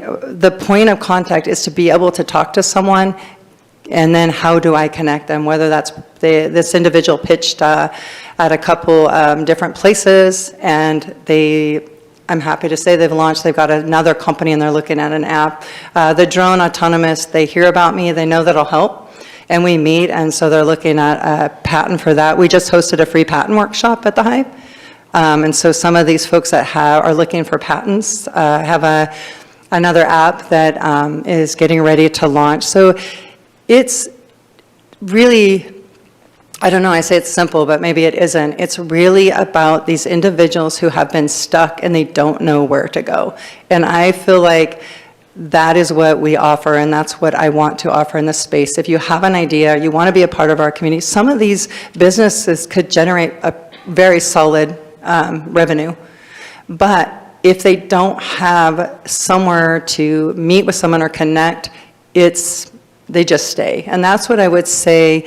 Stoned Metal, they want to scale up. They were in a sticking point. So be able to meet with myself, Terry, Mentor, they created a whole new business plan. I connected them, with the Hive. I'm not the Hive. I connected them with Kiva. They fundraised, they got funding in 2 days. 0 interest for 3 years.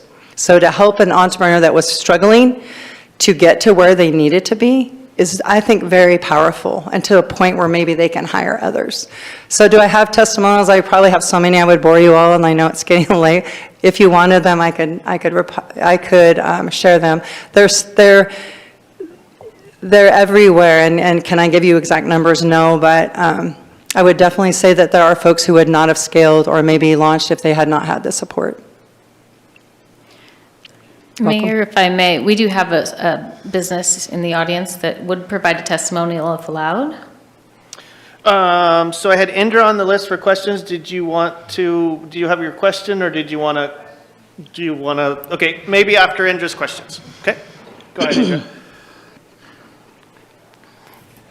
I just want to be clear, because the growers market support letter talks about a co-shared kitchen and $20 per hour rental to do exactly what we talked about that you said it's not going to be used for. So did she misunderstand that, or is it going to be rented out that way? So it is a space for someone to come in and create a product in essence, it changes their licensing. Actually, Claudia can speak more to this, but it is a space for them to come into to advance or test their product or whatever it is that they would like to do. Now, if they wanted to be an anchor tenant, which is different, so they could come in, they could rent the space. For example, they're in a low acidic range and they need to test their pH, and they have things that they want to do. Most people don't have that equipment and they're readily available in their home. They can come in and actually test a product and work on that product, the formulation of that, and then take it to that next level. The space isn't such that it can provide anchor tenants. There's rules and shelving requirements and space requirements. It's not, the size of the space is not conducive to anchor tenants. So if an entrepreneur said, Kim, I need to come in, like Oregon Department of Agriculture is coming down to talk about this project, they're very interested. It is a space for those individuals to test market their product. So for instance, Joey, if he didn't have access to a commercial kitchen to test some of his blends and his product, he wouldn't be where he is now, because when you're testing a product, that product has to be sent off for testing before it's ever able to be sold in that retail market. So this kitchen is really that pass-through space to take an idea or a product someone's thinking about, having them come in, they can rent the kitchen, use the kitchen, and then also get those resources. Now, an anchor tenant is entirely different. There's very rules, and it takes a larger kitchen, which is why they fill up. It takes a larger kitchen to house that because everyone has to have their own separate bin. They can't use, shelving. It's very highly, highly regulated. We are just there to help startups, those scaling, looking for resources, that type of thing. Yeah. Does that help? Is that? Yeah. Okay. Thank you. So, Rick, did you have a further question, or are we going to allow some testimony? Okay, go ahead. Thank you. So I was on the committee out at the fairgrounds and saw them upgrade their existing kitchen to commercial status. Did you ever look at that kitchen, and what was your decision or your input? It's great. It's fantastic that we have that resource. I do appreciate that. Again, I feel like, and I know an individual who actually utilizes that space, and he was at the food systems, and something he shared that was missing is that ideation piece. Like, he'll go in and he'll bake in this space, but he has other needs that, he wants to grow and scale. Just to give you an example. And so a couple of people downtown also have existing businesses, and they would like to add products. And so, all the food regulations, this space in the Caveman Plaza has a hood, a very nice hood. And so sometimes what product a food entrepreneur is creating is subjected to having that hood, which there isn't a lot of hood access. There are a lot of commercial kitchens, but not fully outfitted commercial kitchens. So because of the hood and the uniqueness of the space, it could help. Those folks might still stay at the fairgrounds. This individual, he's going to stay at the fairgrounds, but he's very excited to have another opportunity to expand on what he's building on and creating. So, it would just be, it would be adjunctive or complementary to what's already there.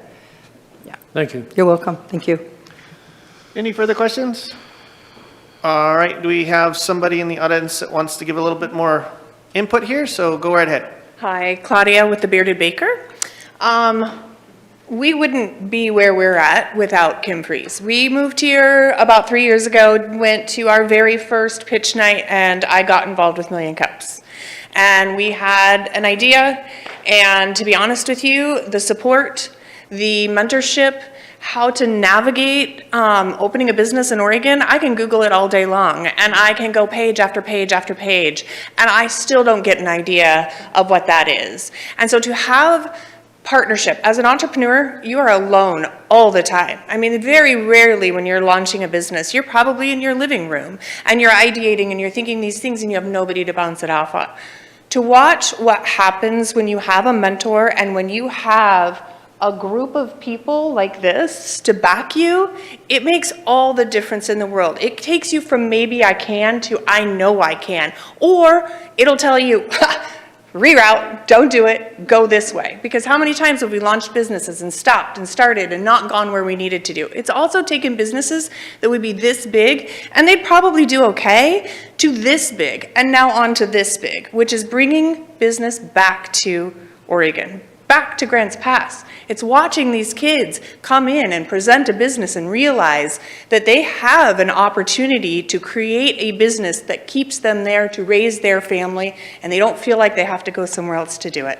And when we're talking about commercial kitchens, it's very easy to designate yourself as a commercial kitchen. If I walk in to the Grange, I have an oven and 2 sinks. That's it. Why wouldn't I cook at home? I cannot cook to scale. I cannot create. I'm bringing all of our own mixers. I'm transporting all of our own product. I'm doing all of these things to do anything, whether it's test or otherwise. They're not innovative kitchens.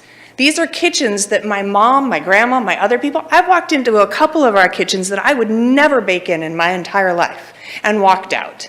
So, and as far as being readily available, sure, if I can bake from 10 a.m. to 2 p.m. on a Tuesday, readily available. Most of us have real jobs. Most of us have not been able to commit to just this.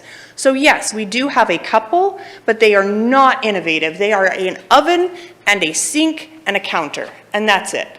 And so bringing something like this changes the products that we create. It changes the face of our food industry here, right? It's not, I mean, we're talking this in so simplistic, and what we're talking about, we keep going back to this kitchen. This kitchen is this much of a part. It's revenue building. It's bringing in, we've talked with the Pregnancy Care Center. It's bringing in parents, having cooking classes. If you get a food box, right, and it has lentils, and it has soup, and it has whatever, half of these people have no idea what to do with that. So we've talked about education. We've talked about what she touched on, teaching and educating kids to utilize the service industry to move forward, to partner with these workforce programs. All of these things that we can bring to the table are huge impacts to our community. And it's all done in this area. Now imagine you have a single mother that comes in, she's got an idea, she meets with us, she came to a cooking class, she develops this idea, and she brings it forward, and now she's elevated her family to somewhere else. And we don't have these places. We see it in Million Cups every Wednesday when 50 or 60 people show up. I mean, we never want for a human to show up that says, I want to build a business, how do I do it? Or here's where I'm at. And we don't pitch. It's not a pitch night. It's how do we move forward? So I appreciate your guys' time. We're all very passionate about this, and the kitchen is this much of what we want to bring forward. So I have a question for you. Yeah. So what is your business, and how large is it, and where did it start? And so how many do you employ, and all that kind of stuff, and, where do you pay rent? Yeah, so currently we pay rent to any kitchen that we can cook in. We bake. My husband is the bearded baker.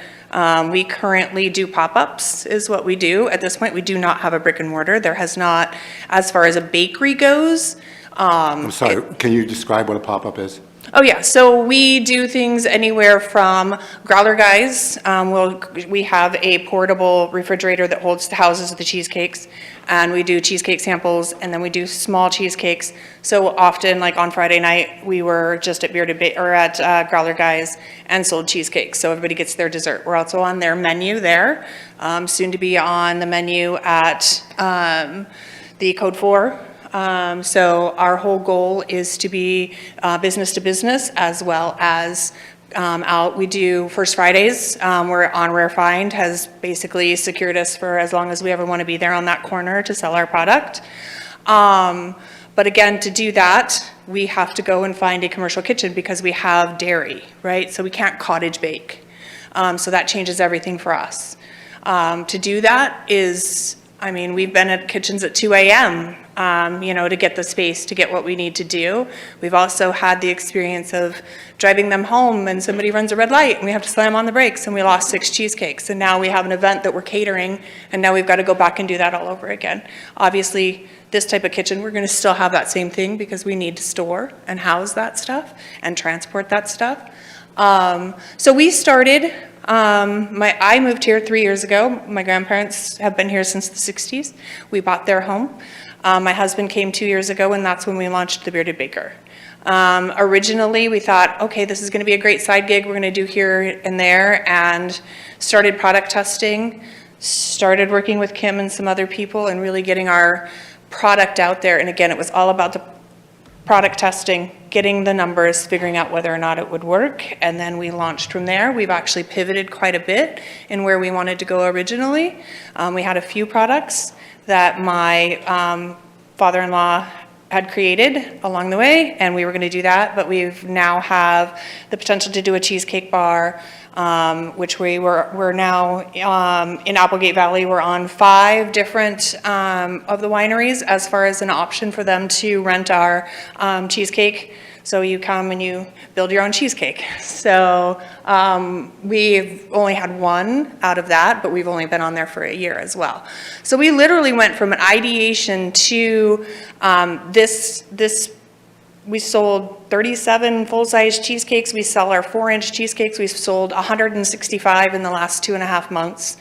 We have gotten to the point to where it is potential that my husband will quit his full-time job at the end of this year. So, I mean, and all of that is through that innovation. I sat there, I've been in the entrepreneur space for 27 years.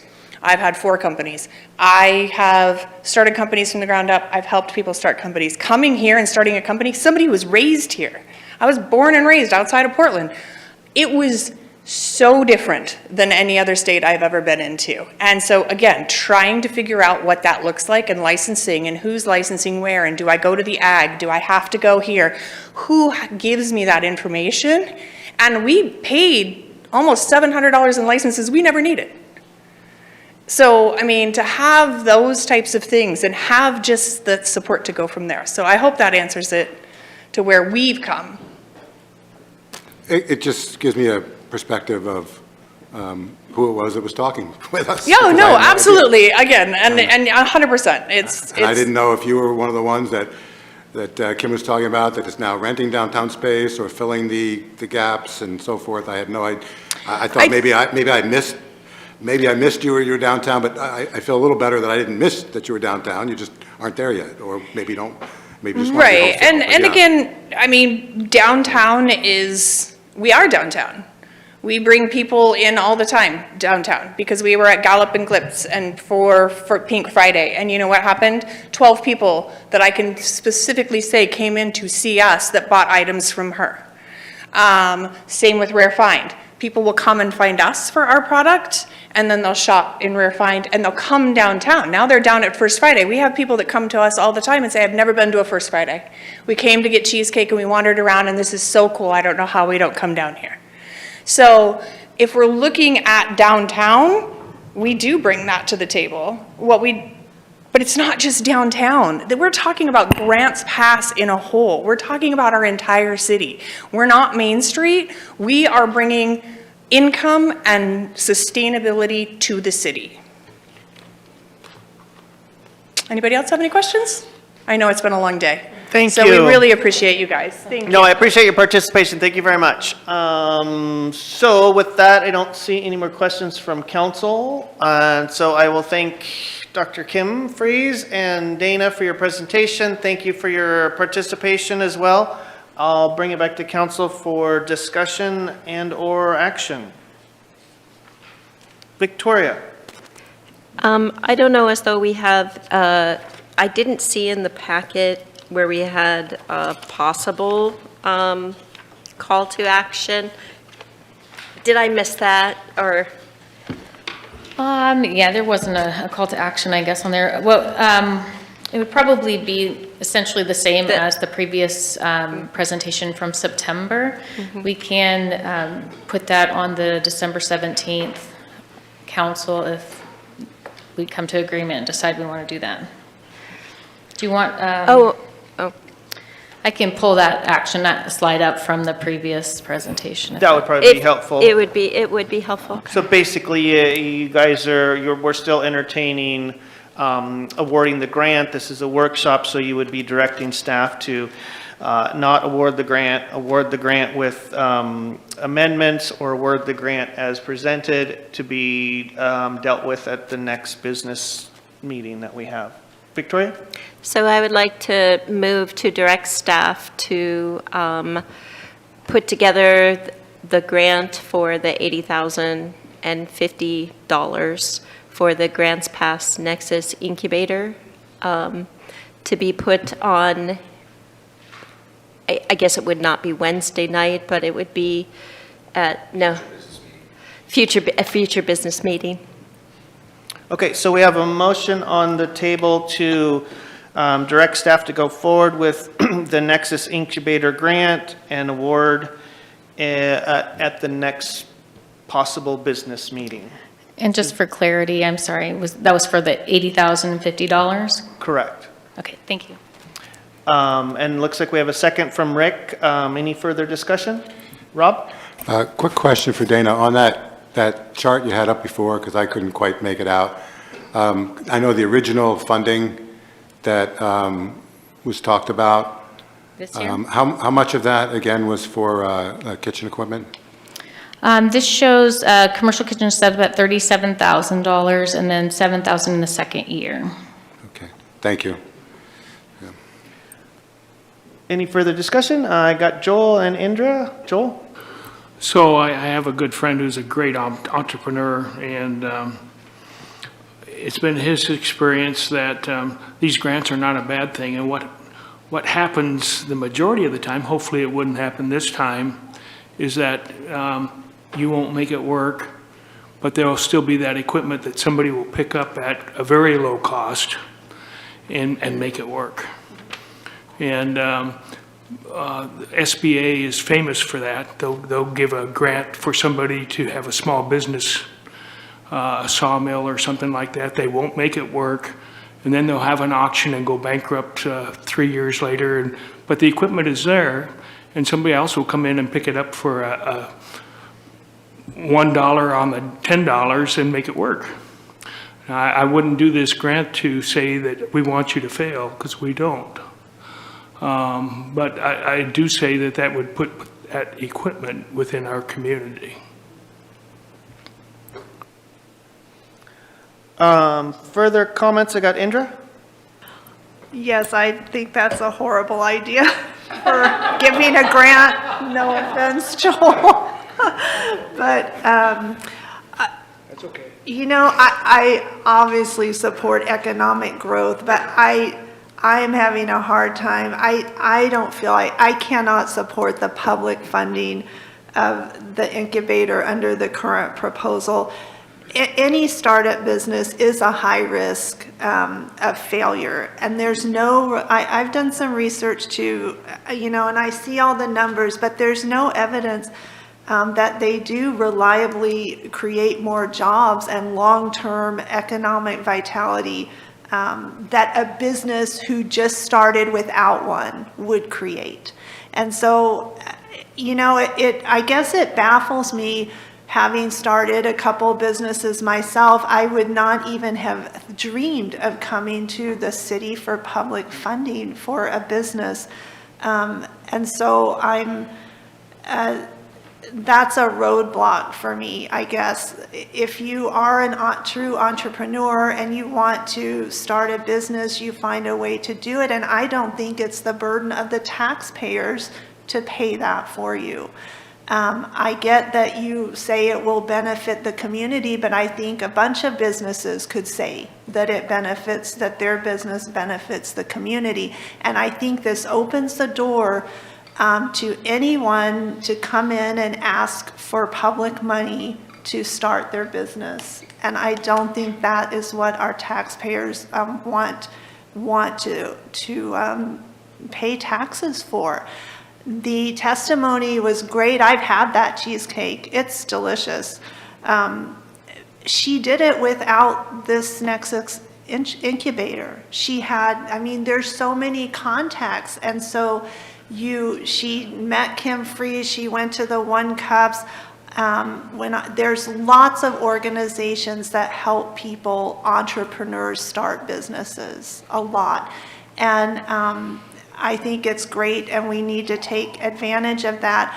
We have limited URA funds, and I think giving that towards a speculative incubator process is not the wisest thing.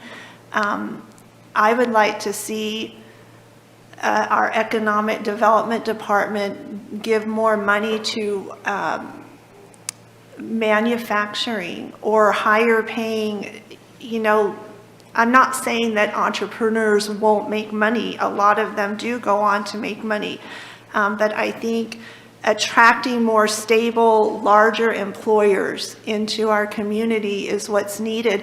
And two, I would focus on retention, not startups, because how many startups have we seen in our community that go out of business? In 2 or 3 years, the downtown is littered with empty businesses, empty buildings, because they don't last. So I would like to see URA money go more towards helping retention, blighted properties, things like that, and more stable, larger employers, wholesale, trade sector, service centers, things like that. And then I guess this might be the elephant in the room, but I'm going to say it. And again, it's through research, publicly funded incubators often have the risk of favoritism and cronyism. And I think that undermines fair access to economic opportunity. And so I think if it's to receive public backing. I mean, we did get somewhat of a business plan, but I really worry because we see a sector, a group, the Hive, and it's great. I'm not saying it's bad, but when we look at some of the grants and everyone involved, it's like it's the same people. And I have a concern about that it's not fair economically to all businesses in our city. And I'm not saying that they wouldn't have access to that at all. That is a concern of mine is I see a group and favoritism, and that worries me. I think, I guess that's what all I can say is I just can't see giving taxpayer money out to a private business who is then going to go on and generate revenue. And I think if we do it now, we should see more of it. And we should not be saying no to anyone else too either. So that's a real concern to me. Thank you. Any further comments?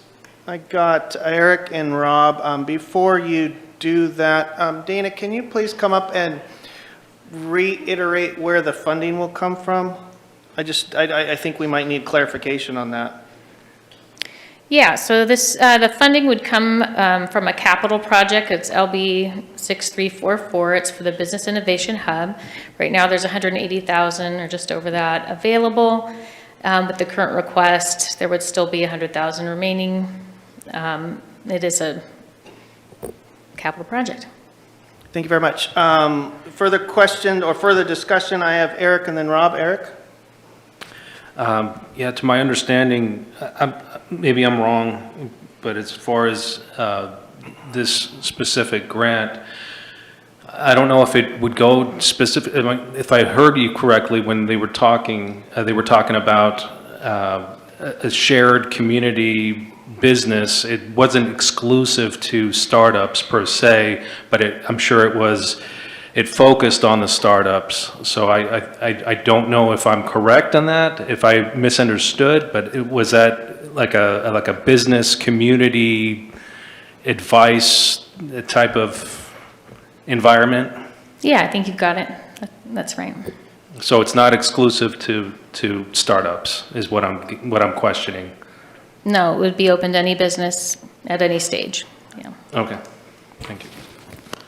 Further discussion, I have Rob. Yeah, I just want to say that right now I'm leaning against supporting this to the degree that they're asking. You know, it's. But I want to make it really clear that I'm very pro-business with my own funds.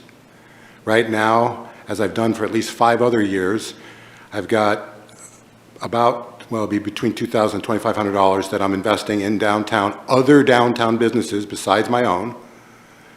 And I've done it for at least 5 other years. And I've done it in the holiday season. And the businesses that I've chosen to do that for have a track record. They've proven that they can show up. They've proven that they can solve problems. They've proven that they've got skin in the game, their own money, their own time, et cetera, et cetera. And with this, you know, I might feel differently about this if Kim had come to us and said, you know, I'm looking for a matching grant. I'm putting up X amount of my own dollars, and I'm looking for something that's matching. In the same sense that we do a lot of that with SDC help, we do a lot of that with reimbursement on facades and things like that downtown. But for really no financial into the game, particularly that she's putting in herself, again, I've got this year it's 6 businesses that I'm helping to that I'm supporting. That's with my money, but that's when taxpayer dollars are involved. There's a different threshold that I have to be held accountable to, and I just don't. I don't know if this is reaching that threshold. This is discussion period, so if Rob does want a response, then he can ask for it. Oh, from I'm you, sorry. so- Okay, I did. Okay, thank you. Did you want a response, Rob? I'm just I affording don't know you- that I asked a question, but. I didn't think so. So, further discussion? Rick? Dana, could you post that, the LB fund again?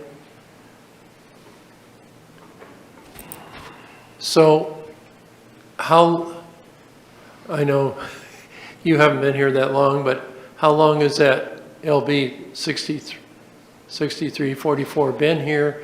And over its history, how many times has it been used? I believe it was open in 2018, right? Yeah, and then in the first year, some funding was used. I think originally it was at 200,000. They used some funding for a feasibility study. They also received an additional grant of $5,000 that went into this fund, but that was all back in 2018, pretty much, and since then. So we've only had 2 applications for that program? Actually, one of those was, of the 2, was a CDBG, because CDBG also has an innovation hub line item. And so one of those 2 was for the CDBG match of $25,000. So this will be the first one for this funding, I believe. In 7 years? Yeah. 6 years? 7 years, okay. And we also have the opportunity to adjust that grant to first year only. Yeah, you can make a decision on, will also just remind you that these are reimbursement grants, so if funds aren't spent, then the money doesn't go out. But yes, you can adjust it. We can look at, this was the original ask, 65,000 in the first year and then the 14 in the second year. Okay, so you do have the latitude to do whatever you want, but you do have a motion on the table right now to approve for full ask. And just as Dana has reiterated where the money is actually coming from, the LB 6344, which is titled Business Innovation Hub, there's the funding that's available. The funding will be left over. The current motion on the table is to offer the full ask. If that passes, it passes. If it doesn't pass, then then a council member has the ability to put another motion forth, so forth and so forth. But further discussion, Indra? Yeah, so this innovation fund was made in 2017, 16, a while back when things in our city were quite different. Can that money be transferred out of that fund to other funds? So this is actually in URA money, is where Right. it originated. So I would say if you're going to close this or move it, it should go back to the URA and the amended plans. Right, so it could go back to URA for capital projects, like a fire station. Does that count? Is public, can it be used for? No, we don't have the fire station as a urban renewal agency grant. Okay, but whatever falls under the URA guidelines. Yeah, thank you. Any further discussion? All right, so you have a motion on the table right now to fully fund the ask of $80,050. It would be coming from the LB 6344 Business Innovation Hub Fund. And I think we've exhausted discussion, so I'll go into a vote. And it would be brought forth at the next available business meeting. And then after we do the motion, I will have one more question. Vote. Rick? Yes. Rob? No. Eric? Yes. Indra? No. Joel? Well, I'm perplexed at this, because we need help. I'm going to vote no at this time. Victoria? Yes.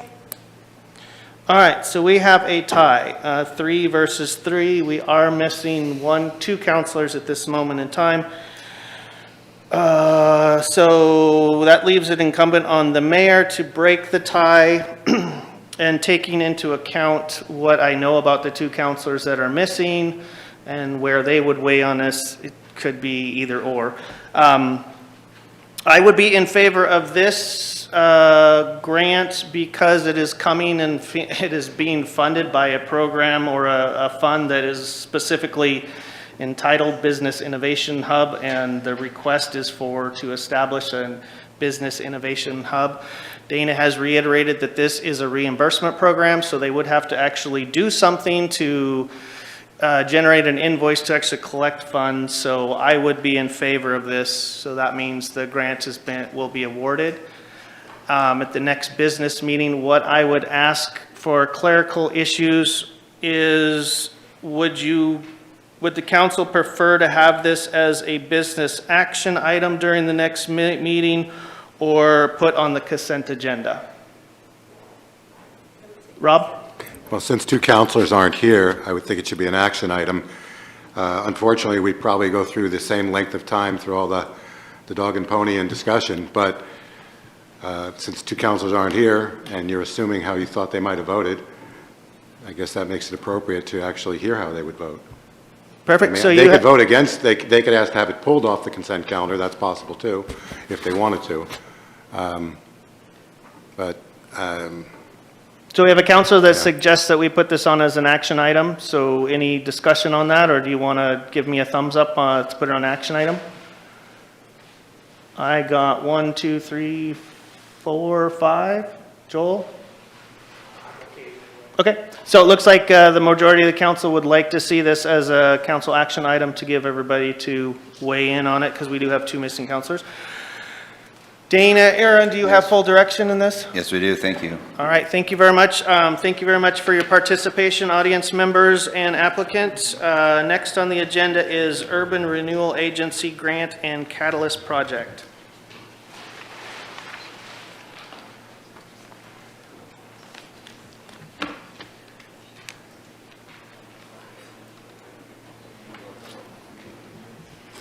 Thanks. Everybody breathe.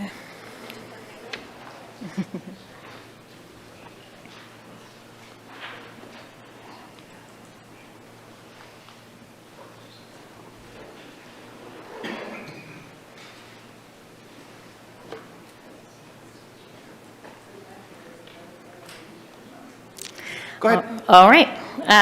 So I'm going to be reviewing our urban renewal grants and catalyst projects. Again, I'm Dana Pierce, Economic Development. Last year, the council approved, or I guess the agency approved, a 5-year implementation strategy for priority projects for the Urban Renewal Agency. And so this is a list of the projects that are in that 5-year strategy. The water treatment plant debt service payment is a priority. Completion of the Owl Lot Plaza, a catalyst project for housing or mixed-use development, also known as the North Star project there at Washington and Midland. The public swimming pool, our urban renewal grant and loan program, and then some other projects that also made it onto the 5-year implementation strategy were the water, sewer, and transportation at the Southeast Industrial, that's also known as Spalding, and the housing development program. So I'm just going to go through each of these and provide some updates for each project. We did have the Jason M. Kennedy water treatment plant have its groundbreaking on July 17th this year. The URA has prioritized the debt service payment, and with the loss of the BRIC grant, we anticipated the need for an increase in URA funding. So on November 5th, the council agreed to increase the annual funding amount for that to $895,000 for the remaining term of the URA. On the Owl Lot Plaza, this is the parking lot being transformed into a downtown plaza at Southwest 5th between G and H streets. Here's just some dates to note. The construction timeline, we do have this week the invitation for bids closing, and then on hopefully the December 17th agenda, we will have a contractor selected for approval.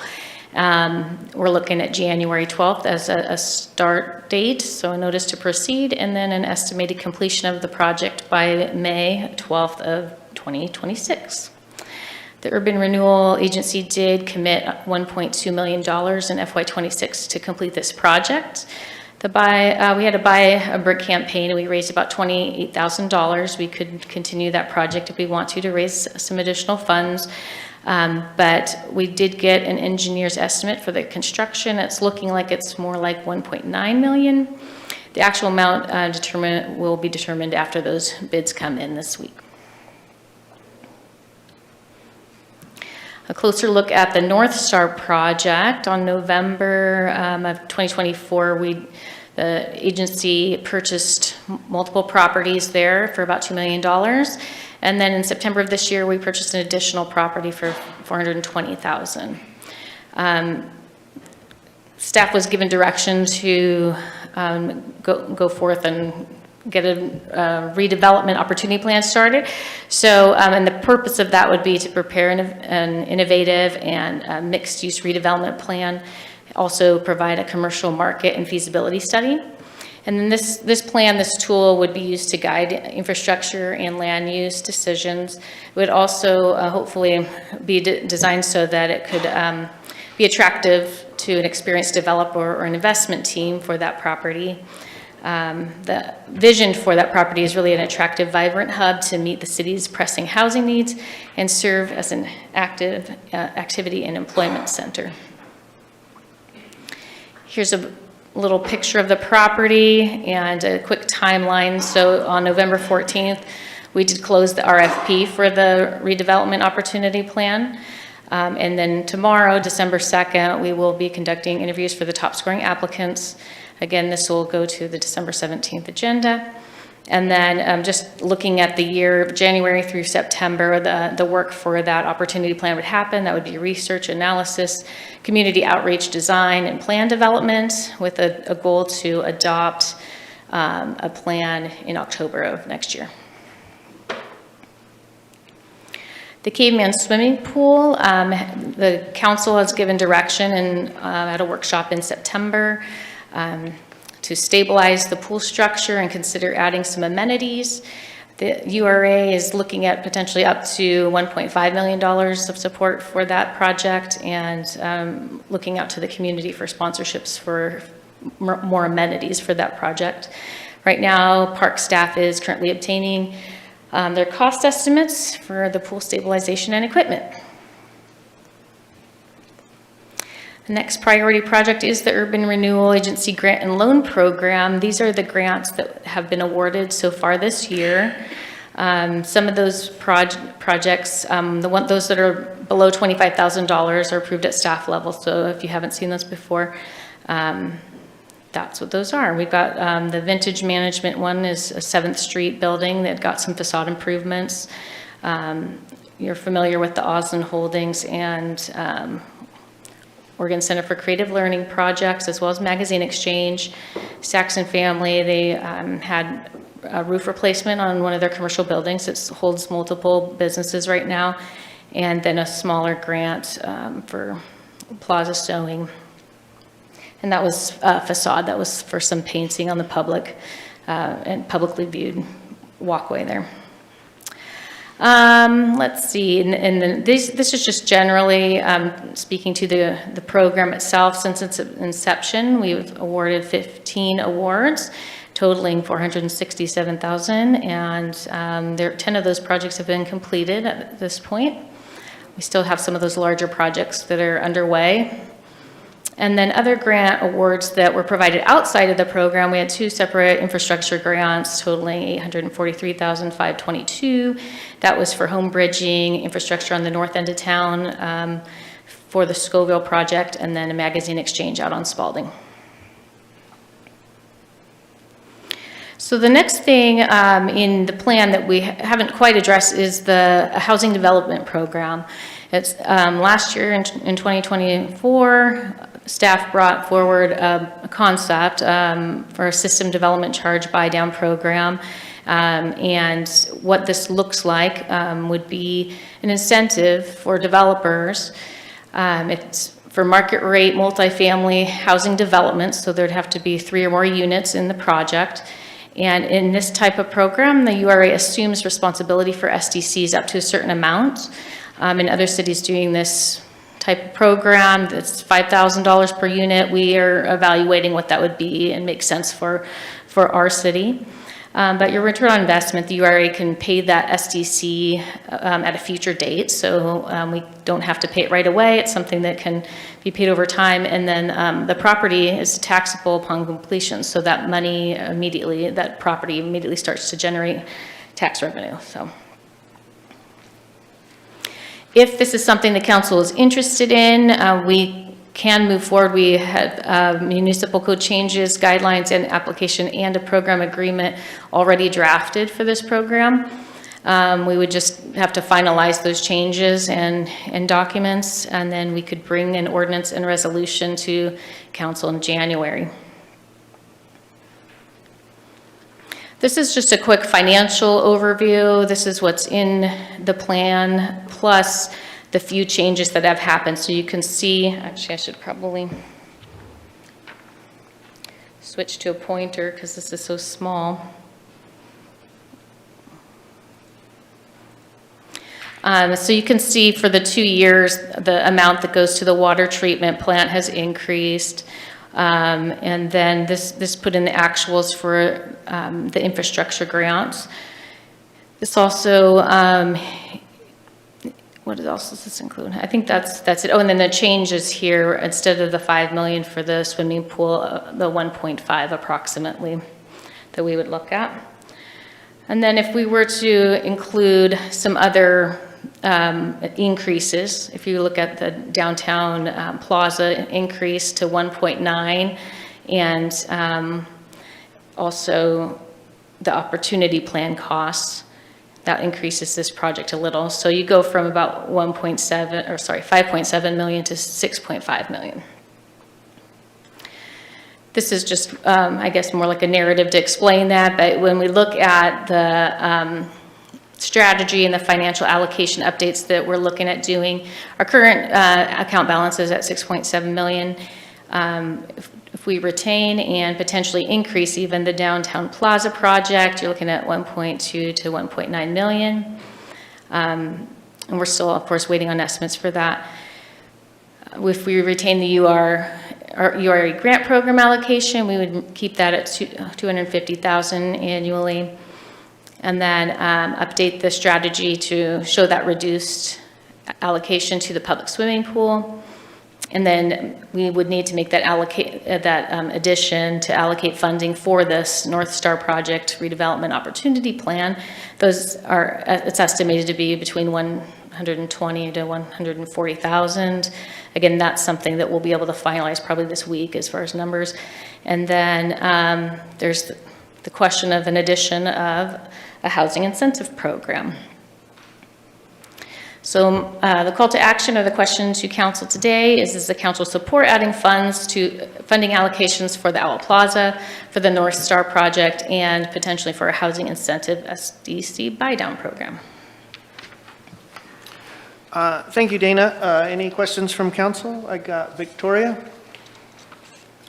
So on slide 13, is this, I just want to be clear, I thought I was clear, and now maybe I'm not so sure. So okay. Is this the total layout of where we would be and having all those funds plugged in, this chart here? Yes. Okay. Essentially, no, this first one is what it is right now with the ones that have already been, oh, I'm sorry, yes, you're right. This is the one after, if we were to max out what goes to the Owl Plaza and max out what we assume we're gonna be built for the North Star project. Okay, thank you. Further questions from council? Going once, going twice. Thank you very much. I will bring it back to council for further discussion. Joel. Looks good. I don't want to cut off discussion if there's other discussion. Rob. Yeah, Dana, could you remind me, because I have no idea, The magazine deal, what is that again? Magazine Exchange, their company, they are off of Spalding Avenue. They were awarded a grant fund of a $50,000 amount for infrastructure on their actual property for water lines, but they were also awarded a separate infrastructure grant. I guess it kind of all came together for the street utilities. I'm sorry, I'm not using the right term, but to extend the water line at Spalding there. And why is it called magazine? Magazine Exchange? Yeah. I don't know. I mean, maybe they originally started by exchanging magazines, but they actually sell trading cards and things like that. That's the tie-in. Makes sense. Thank you. Okay. Yeah. Further discussion or action? Eric? To be clear here, on page 12 and 13, they look very similar. I just wanted to, I think that's what we were discussing here, but I think what I'm seeing, the only difference is year 2 and 3 there, looking at the numbers, those are the only slight differences. It's not very much. It's not much. Can you explain the difference there? Yeah. Why they're different? Sure. I'll go back to the first one first, and you can see what we had originally allocated to the downtown plaza, the Owl Plaza, was the 1.2 million. And then this 420,000 is just reflecting the purchase of the new property up there at Midland and Washington. And then also I should note at the top again, you can see that the numbers have doubled for the water treatment plant. And then on the second one, I guess that's reflected here as well. But you can see for the plaza, that's showing the 1.9 assumed based on the engineering estimate. And then an additional 140,000 here for the North Star, I'm sorry. That's under the Housing Development Program. That's for North Star. Does that make, is that Yes, I see that clarifying? now. So that is pretty much just those two lines that are different. Yeah. Everything else. Yeah, and those are just the two of the things that we haven't yet discussed. So wanted to show that what the difference would be there. Any further discussion and/or action?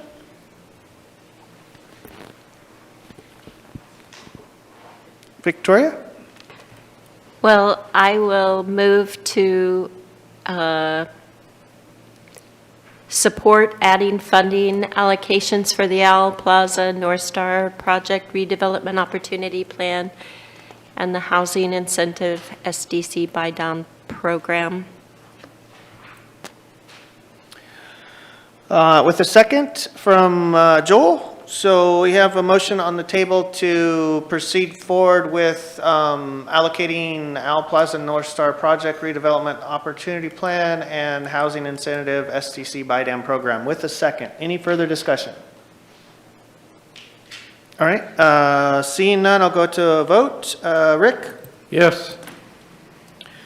Rob? Yes. Eric? Yes. Indra? Yes. Joel? Yes. And Victoria? Yes. Okay, that motion and action proceeds forward. So do you have direction, Dana, or do you have questions? I think we do have direction. I guess I would just ask if there was any opinion on the amount of funding we wish to put towards the housing incentive program, since we haven't gotten that before. But I guess I don't know if we. So the housing have incentive a program, you guess. had put the eligibility was URA assumes responsibility for SDCs up to 1,000 per unit to be determined. But you did mention that you were looking into that? Yeah, as far as the amount that we would typically is charged for that type of housing.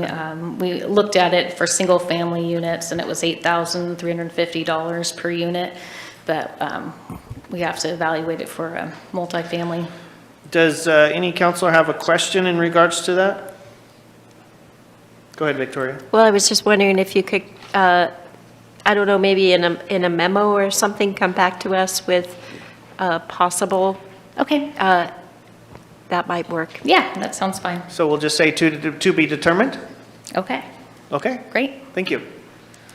All right, next on our workshop agenda is agenda review. You all should have a copy of your workshop and meetings through December, or starting at December 1st, 2025 in front of you. Any questions? Rob? So I don't know if this needs to be on an agenda or whatever, but I'd like to know what council is doing with regards to finalizing the manager's evaluation. Definitely, there's a question. I believe most councilors probably want to know. Do you want to take that one, Victoria? Well, I don't have much more information than any of you have here, except for that I thought it was a good idea to move forward with the evaluation process, having a third party. So that's what I suggested that we do. And I don't know if there has been any movement on that. So I'll get an update on that probably right now, hopefully as well. So, just to reiterate that I did get involved in this a little bit because I was actually trying to do the job as a mayor and consulting with council members that brought issues up to me and trying to help out with formulating a solution or a remedy to those different issues. So in regards to that, there was a suggestion to have a third party, as was discussed by you guys, as doing this in the future, but actually basically doing it now at this moment in time. I got responses back via email from in support of basically 1, 2, 3, maybe 4 counselors in support of. There was questions posed by another counselor. There was questions posed by another counselor. So I had more, there was more received favoritism to go forward with this. And if we do need to pull those up, we can. But it is still the decision of you guys, council as a whole, to deal with this. Go ahead, Victoria. I think that if we had 3 counselors who objected by today, I believe, or maybe it was tomorrow. So I'll have to go back and look at that email. Was it the 1st or the 2nd? I believe it was the 2nd, and there's only been 1 objection thus far. So if there were no more than, if there were 2 more by tomorrow, then I think it's something that we would go forward and do. Rob? Okay, I did not support or object to the email because I felt that the email was clearly deliberating behind closed doors outside of public view. So I wouldn't participate in that because I don't really want to open up the city, myself or the city, to ethics violations. I don't think that deliberating by email is appropriate, and I think that that's anything that Victoria may have just said about any comments that had come in one way or the other would be classified as deliberating outside of public view. So if we want to have that discussion as to why anyone even feels that we need to either change our communication style, change the form, or whatever else, that needs to be either right now or at a public meeting. But as far as relying or justifying it by some email communications from last week, I think it's 100% inappropriate. Thank you. I have Aaron asked to weigh in on this a second. But Just to try to provide clarity on the process as comments that have been brought up by different council members. I think moving forward, if council has a desire to pause, put a stay on the current product and process of the evaluation of the city manager and move to a facilitated one, you would be able to provide direction today to do that. That would be an easy enough thing to do. Or you can do so at a Wednesday meeting under matters from mayor, council, and staff, potentially. And then that would make everything clear moving forward if you wanted to do that. And then I'll get to work on trying to make that happen. Victoria? And the reason why I wasn't deliberating behind closed doors, I think that this particular job falls to the council president, and I would need somebody to tell me differently if it didn't. So I don't think that it is categorized the way that Rob was saying that, although that's definitely not something that I want to be doing, but I think that's why it was done that way, so I don't think it falls under deliberation outside of the public because of that. And please correct me if I'm wrong, because I don't want to be wrong on that. It's pretty important. Yeah, I'm not aware of any serial meeting type of aspect at this point. I don't think our legal counsel is either. I think the mayor was just did an outreach saying, hey, this is a direction we're thinking about going with the discussion with the council president and asking if there was any concerns, but I don't think there was deliberation. So from my perspective, if council wants to move to a pause what we have currently right now, move to facilitate process, I'd be more than happy to concur with that. And we can make that happen if I get that council direction. It looks like good questions or comments from Eric and then Rick. Eric? Since this was all brought up in executive session, should we be going to executive session to discuss it, or are we fine doing it this way? You're talking about a procedural decision at this point, so you don't need to go into an executive session for that. The executive session would be the substantive matters regarding the actual evaluation. Rick? So I'd just like some clarification. The work that's been done and the input that's been provided at this point would still be relevant, but it would be, the consultant would then provide new input, or would the whole process be totally changed? I think the current work product, which is not the finished product, could go into part of that process, but I think the third-party consultant would be, my understanding of the process, would be contacting and getting feedback from all the council members through their process that they have, and provide through those comments and through contacting and talking to the city manager, they would come up with a process that would not look just like our evaluation, but would have some input from what you've already, the work product that you've already put into place, but then they would add some of their facilitation experience to come up with a finished product that would represent council's evaluation. Thank you. Rob, and then Indra. Rob? So, as far as what I thought we did what day was it that we met? Was it Wednesday? I can't remember. Monday. Or Friday. Monday, sorry, Monday. To me, I thought that was basically a finished product, and that we had decided that we were going to give each other a couple days to possibly finalize any changes or any changes of heart or scoring or whatever we wanted to do, and that we were essentially done. Now, we did discuss the possibility of, in future years, enhancing or improving the process. We never at that time discussed hiring a facilitator for this year.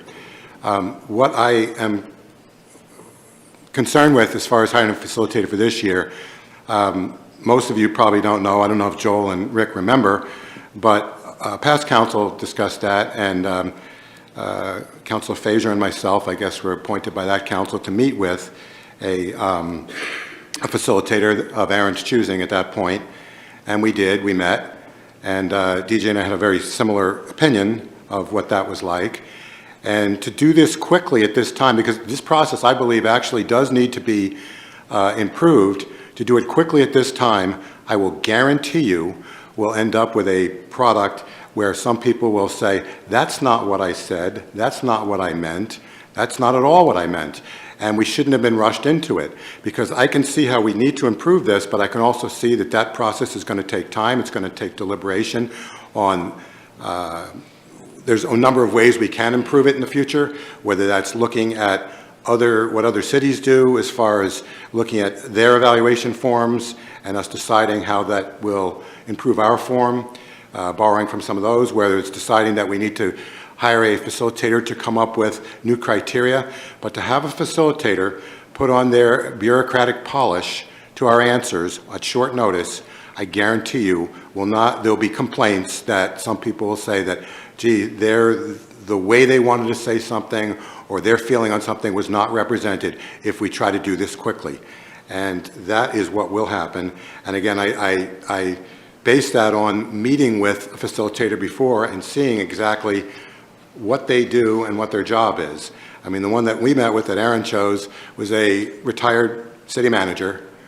And frankly, part of what he did was put bureaucratic polish on evaluations.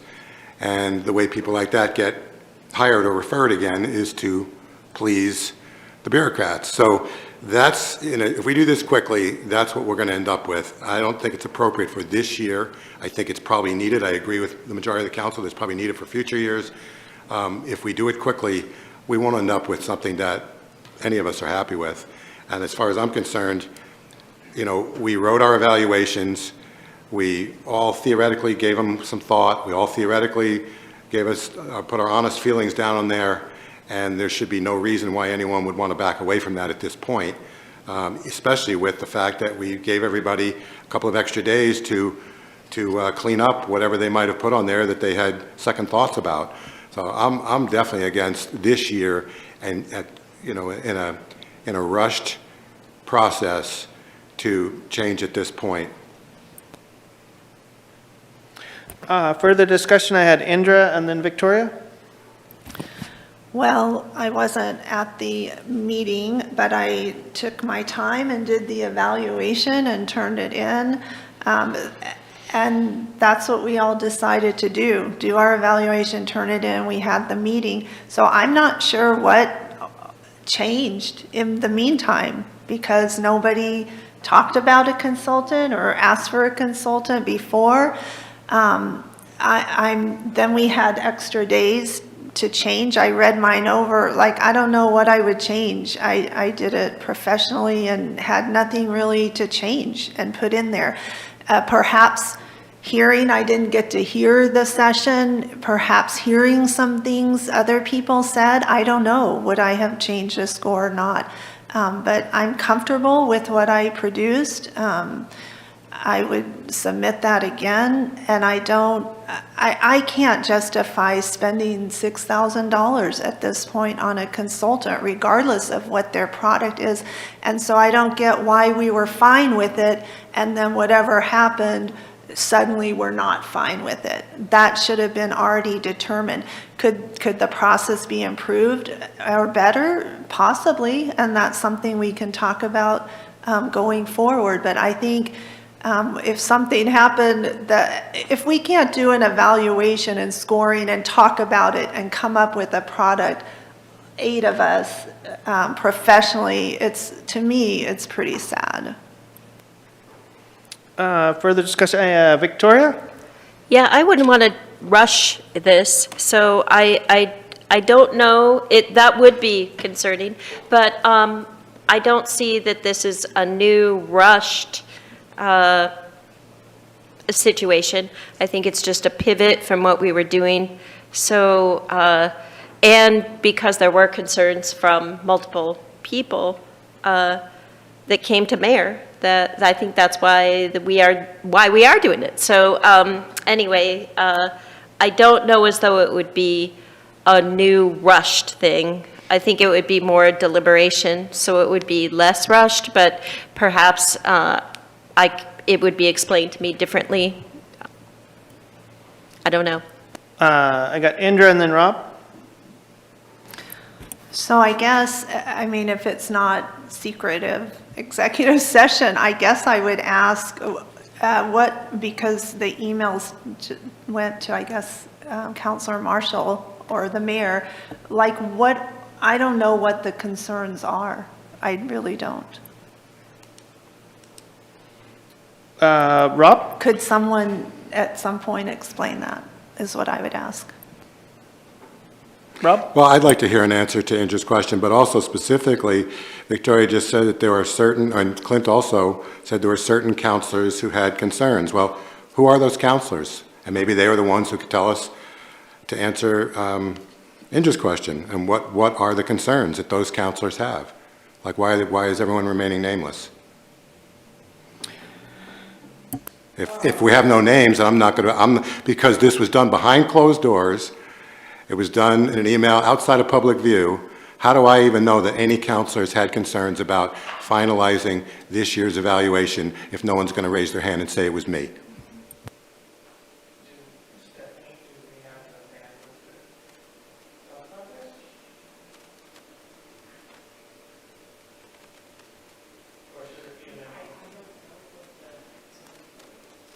I'll go so far as to say I don't believe that anybody objected to it unless someone says otherwise.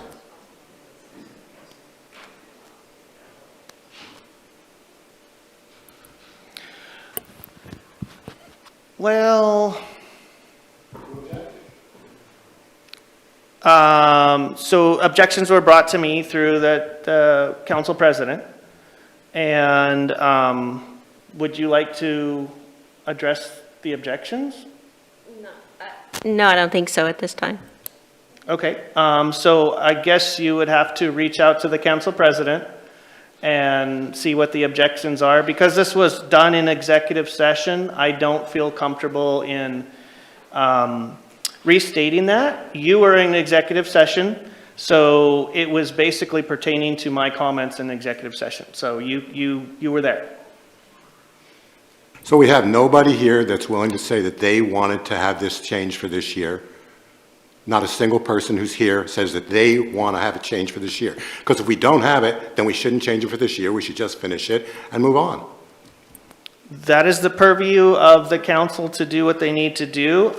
If this is facilitated by the council president, go ahead. Well, but I think that, well, now it's clear that, I mean, it fell on me to the parameters of the evaluation, and nothing was done wrong. I've already been assured that there's no behind the scene, behind the doors issue with that. So that isn't an issue. So, I mean, we can vote now. I don't know if we want to vote now because there were 2 counselors down, but that would be also up to the council. But I think it would be better to have the input of the full council if you guys want to vote on it. That's just my personal opinion, but I'm not directing.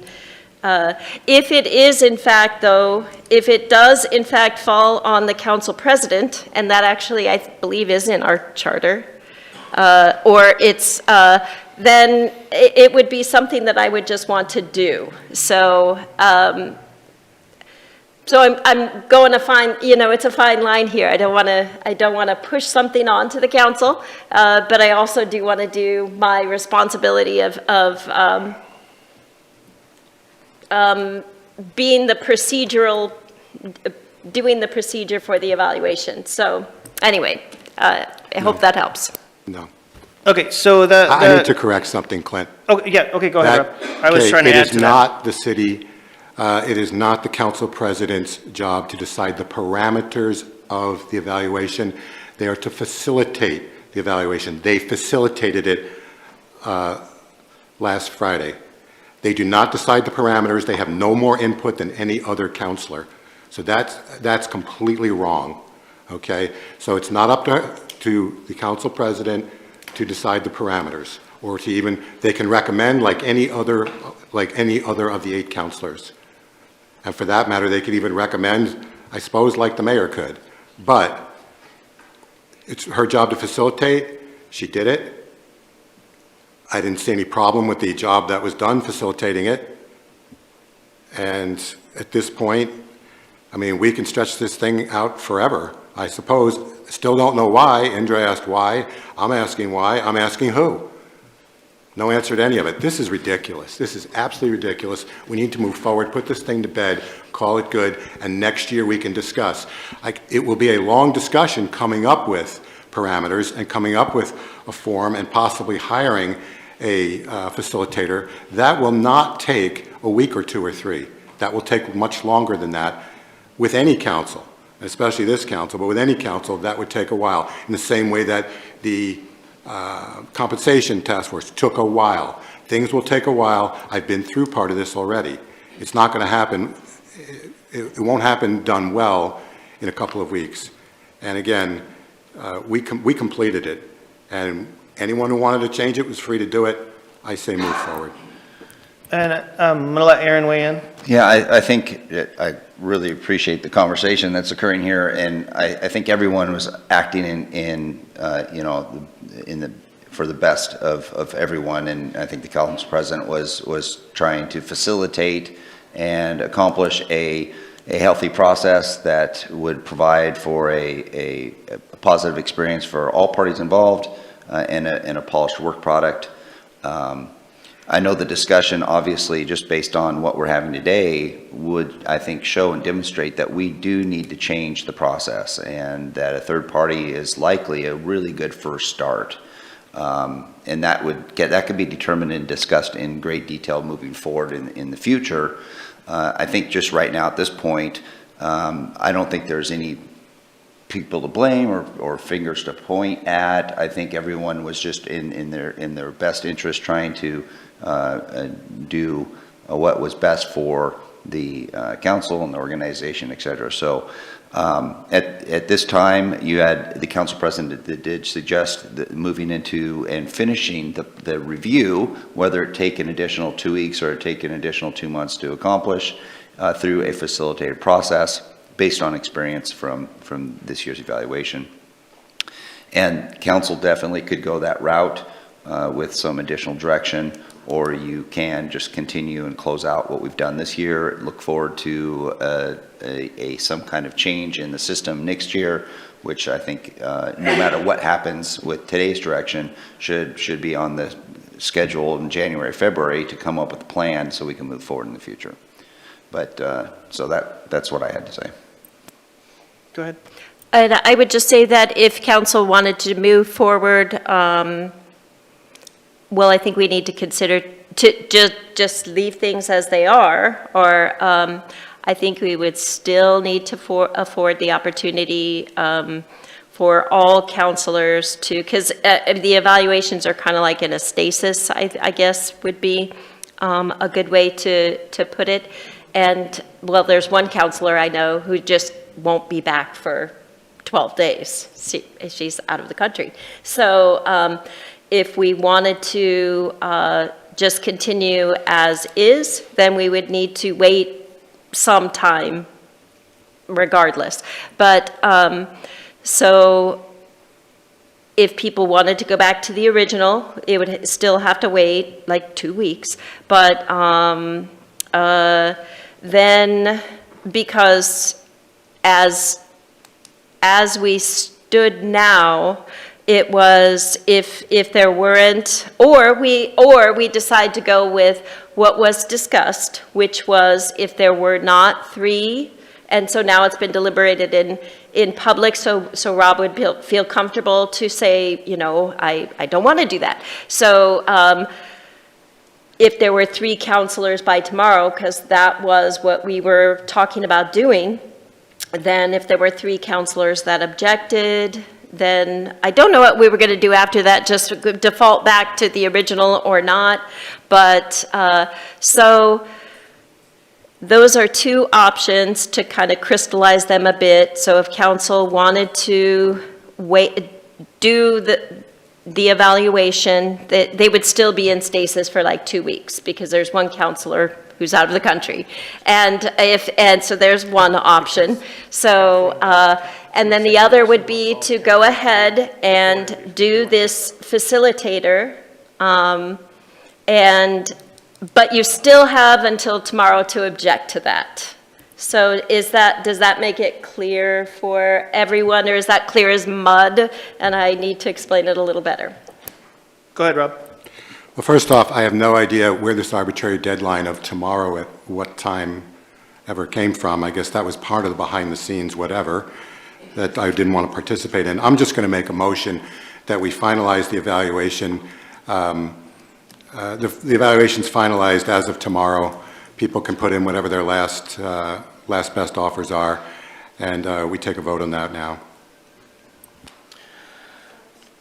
Okay, so you have a motion on the table to finalize the employee evaluation as proceeded forward with, and there is a second on the table. Any further discussion? Go ahead, Victoria. Yes, once again, I object to behind the scenes. We've established that, I mean, that might be your opinion, but that's not the fact.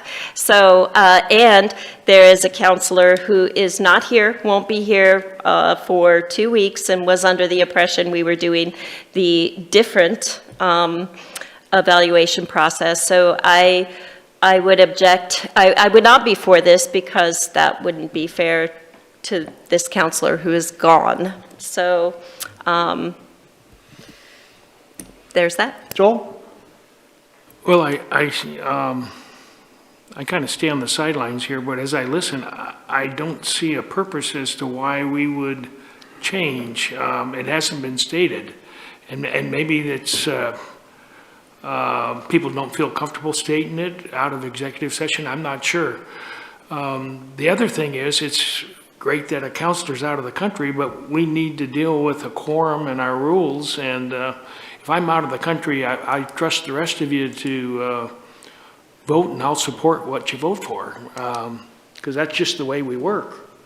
And with all due respect, well, she wouldn't be afforded the ability to evaluate. That would be the end result of that. That's what I was trying to communicate. She wouldn't be afforded the opportunity to evaluate. Because she hasn't turned in an evaluation. Because she hasn't turned in the original evaluation or her comments?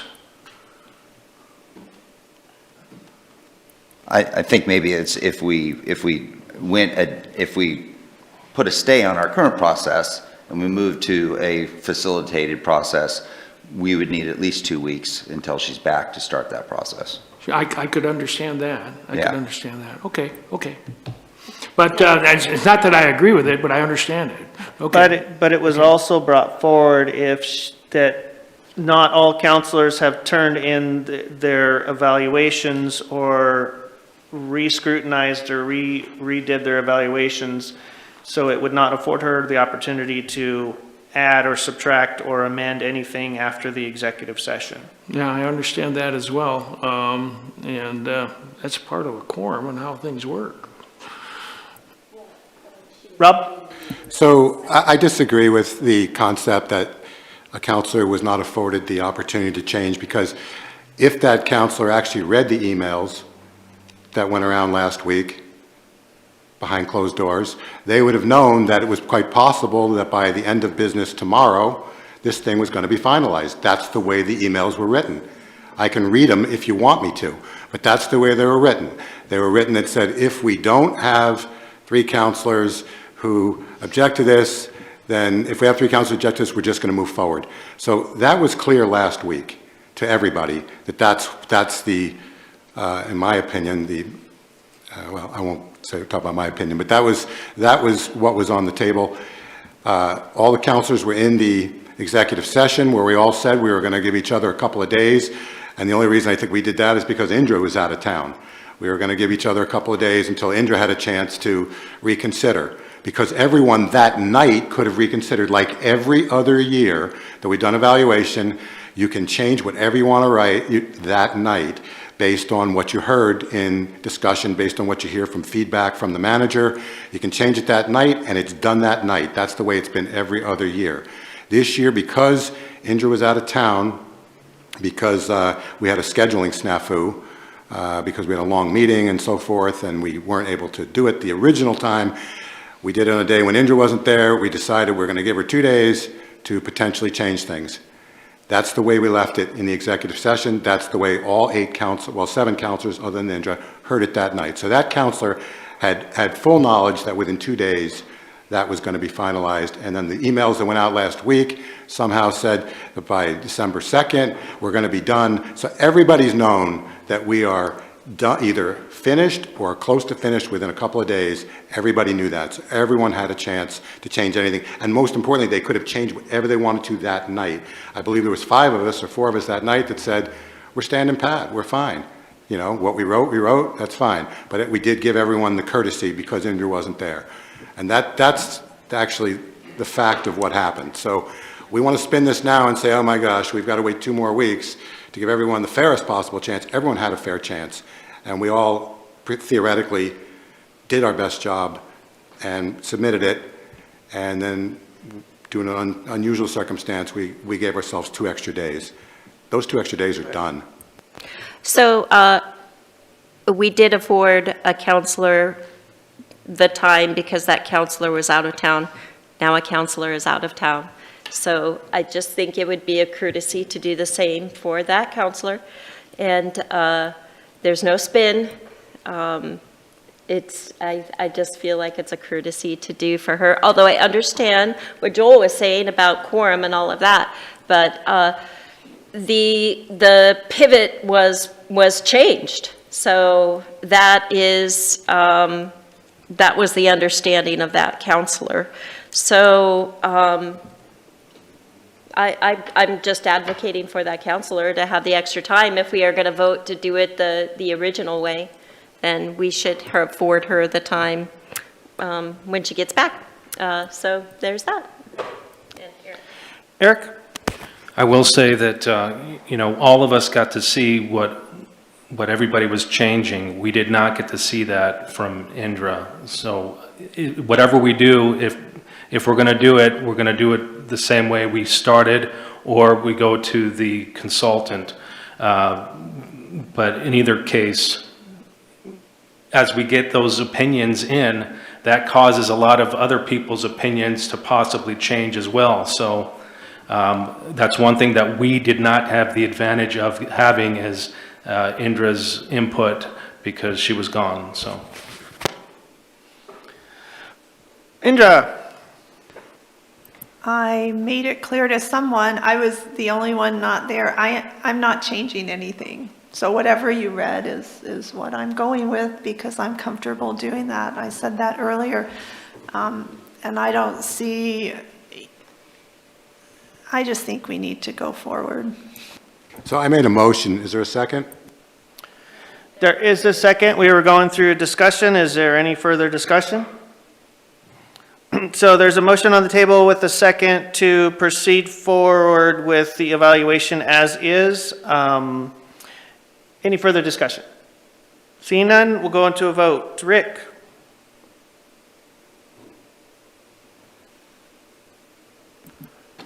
This is a hard one because I think something of this magnitude should really have the full council on board. We're missing 2 individuals. The process we have before us has been done. I don't have a problem with having a consultant. I have hesitations on trying to come up with a new method at this point if it just sticks with what we have. So I guess on being a hard one in the unknown, I guess I could go either way, but I'm not sure dragging this out is going to be is a beneficial way, although I'm fully supportive of the city manager as indicated by my scores. And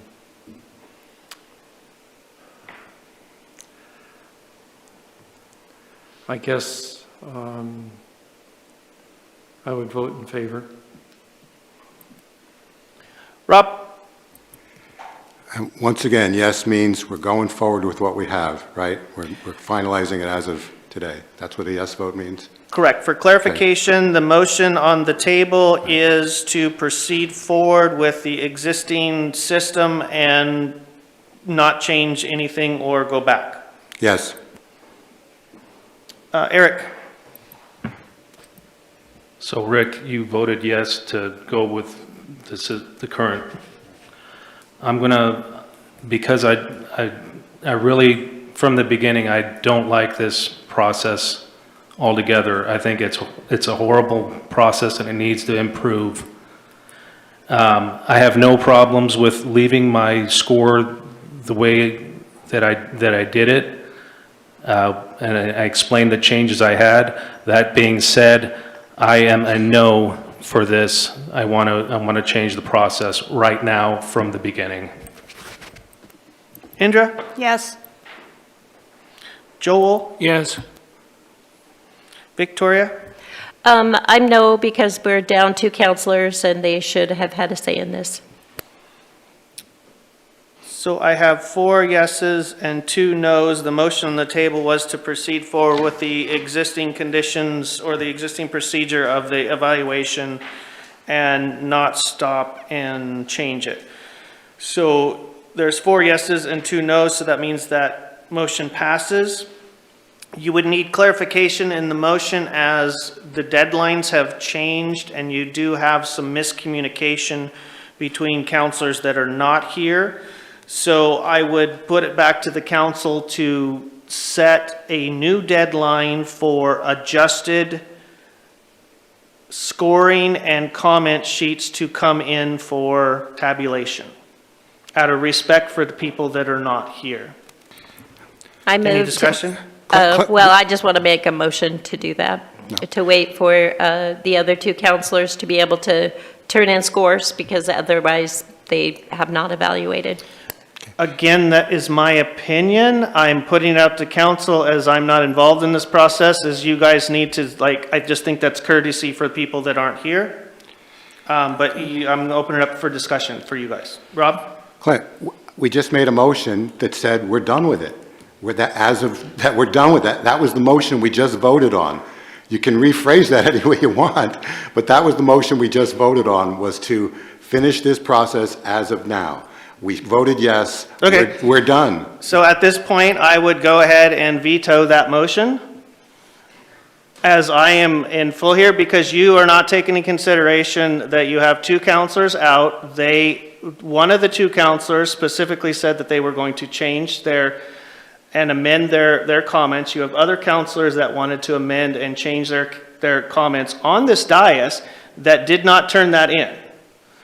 So if you want the motion to go forward, I would say, great, motion go forward, do a friendly amendment to set a deadline for that. That's it. That's all I'm asking for. First off, I'm not even sure if you can veto a motion, but we can check the charter on that. But I don't even think you can veto a motion. But, and you might want to check that, okay? I will if I'm overstepping my bounds. I'm just trying to get the point across here, Rob. Your point is clear. Okay. Your point is clear. You weren't a part of this process. You don't Correct. facilitate in the evaluation. The mayor has no part in this. Now, maybe in this situation, well, actually, the mayor has no part in this process. You're now taking a part in it. That's okay if that's what you feel you can step forward with. But the fact is, we made a motion to say we're done because everyone had the opportunity to change whatever they wanted to change, both that night and in the subsequent days. Everyone had the opportunity to do it. Correct. And when you wrote the email last week, you even said, if I have 3 people that object to this, then by December 2nd, we're going to be done with it. That's what your email said. I'll paraphrase, but that's what it said. It never said anything about waiting 2 more weeks. It never said anything about having all 8 counselors weigh in. So I'm just going by either the motion we just made, or even your email of last week that said we were done as of Tuesday, not we're done in 2 weeks if and when we have a full council come back. That wasn't in your email at all, 0, right? So we made a motion, we voted, and now you want to change it. You want to change it from what your email said last week. You want to change it from what this motion was today. And still we have nobody that said, gee, there's something that was wrong with this and I want to change it. Nobody has said, I want to change my scores. Not publicly, that's for sure. No one's copping to that. Why is this a problem? I mean, nobody's telling me why this is a problem. Well, you should know what the problem is because you were in executive session, and I stated up front, because it was an executive session, I'm not at liberty to discuss it. Okay, so if you are not willing to So the motion stands as is, because obviously I overstepped my bounds, right? Absolutely correct. I apologize to all of you for that. I was just trying to actually make a point and get a point across, but obviously my email to you guys was sent to council at the behest of the council president, and it did state that if three councilors came forward in objection to going forward with a third-party consultant by December 2nd, then if three councils didn't come forward by December 2nd, then we would proceed forward with a third-party consultant. It had nothing to say that we would proceed forward with the current situation, because the email was posed to councilors as stopping the process and facilitating a third-party consultant, as was discussed during the executive session. For future, the idea was to do it in present to facilitate that. So, but if you guys are good with standing on the motion at hand, that's fine. I was actually trying to object to give councilors that weren't here the opportunity to submit their changes, as well as councilors that are here to submit their changes, because obviously we can even ask people if they wanted to change their stuff. Did you submit it? And I don't think people did. So procedural wise, I cannot do a single thing. I have brought up the concerns that I have, that I know that I will get from councilors as we leave here. So if those concerns are not entertained by you guys as a body, then that is your purview. Eric? I am completely unaware of how we're going to move forward here right now. What's the deadline to turn in our changes, if we had changes? What are we doing here? I have no idea what's going on. I know a motion was made, but it's completely unclear. Counselor, that's a great question, because we've talked about a lot of stuff now. So let me try to clarify based on what I know from the past direction coming out of executive session, and that was that we went through and people were able to modify some of their either responses or their scores or whatever, and then there was also an opportunity for, the date was last Wednesday, to turn in all final changes. So the changes that occurred in the executive session, along with anything submitted between then and the Wednesday, would be what we're working off of right now as the final document. So we were given the opportunity to make the changes, and the deadline was the 2nd. So if we found out that we're going to go a different route, that means that the folks didn't turn in the required changes. So now, when are those required changes? The deadline was the 26th of November. Okay. So that date is passed for anything to change. Correct. So the changes that we discussed in executive session that other people had as well are not going to go? No, those are all represented in the document. But there were some changes that still needed to be done that we had for the 2nd, I believe it was, of November. The 26th, that Wednesday was the date that was discussed coming out of executive session, when all changes need to be submitted. I'm sorry, the 2nd of December. I saw somewhere in the email, 2nd of December is when those changes are going to be due. I believe the 2nd of December was a response that was said, hey, we're looking at going into the direction of hiring a third-party consultant. If we don't hear from three counselors that object, then we'll move forward with that process. That's the part that was the December 2nd deadline. That didn't pertain to comments from the original evaluation. But knowing that there was that things changed, I made a phone call and asked, hey, are we going to turn in these changes? Because I knew the deadline was there, and I think it was a Wednesday. We needed to turn it in on a Wednesday. I said, okay, well, if we're going a different process, then I'll hold on to my changes. I'll hold on to the updates. And so those updates were never put in, even though some were put in at the executive session. For some others, I'm sure they had changes as well. So my question is, again, when do those changes get submitted, and is it too late?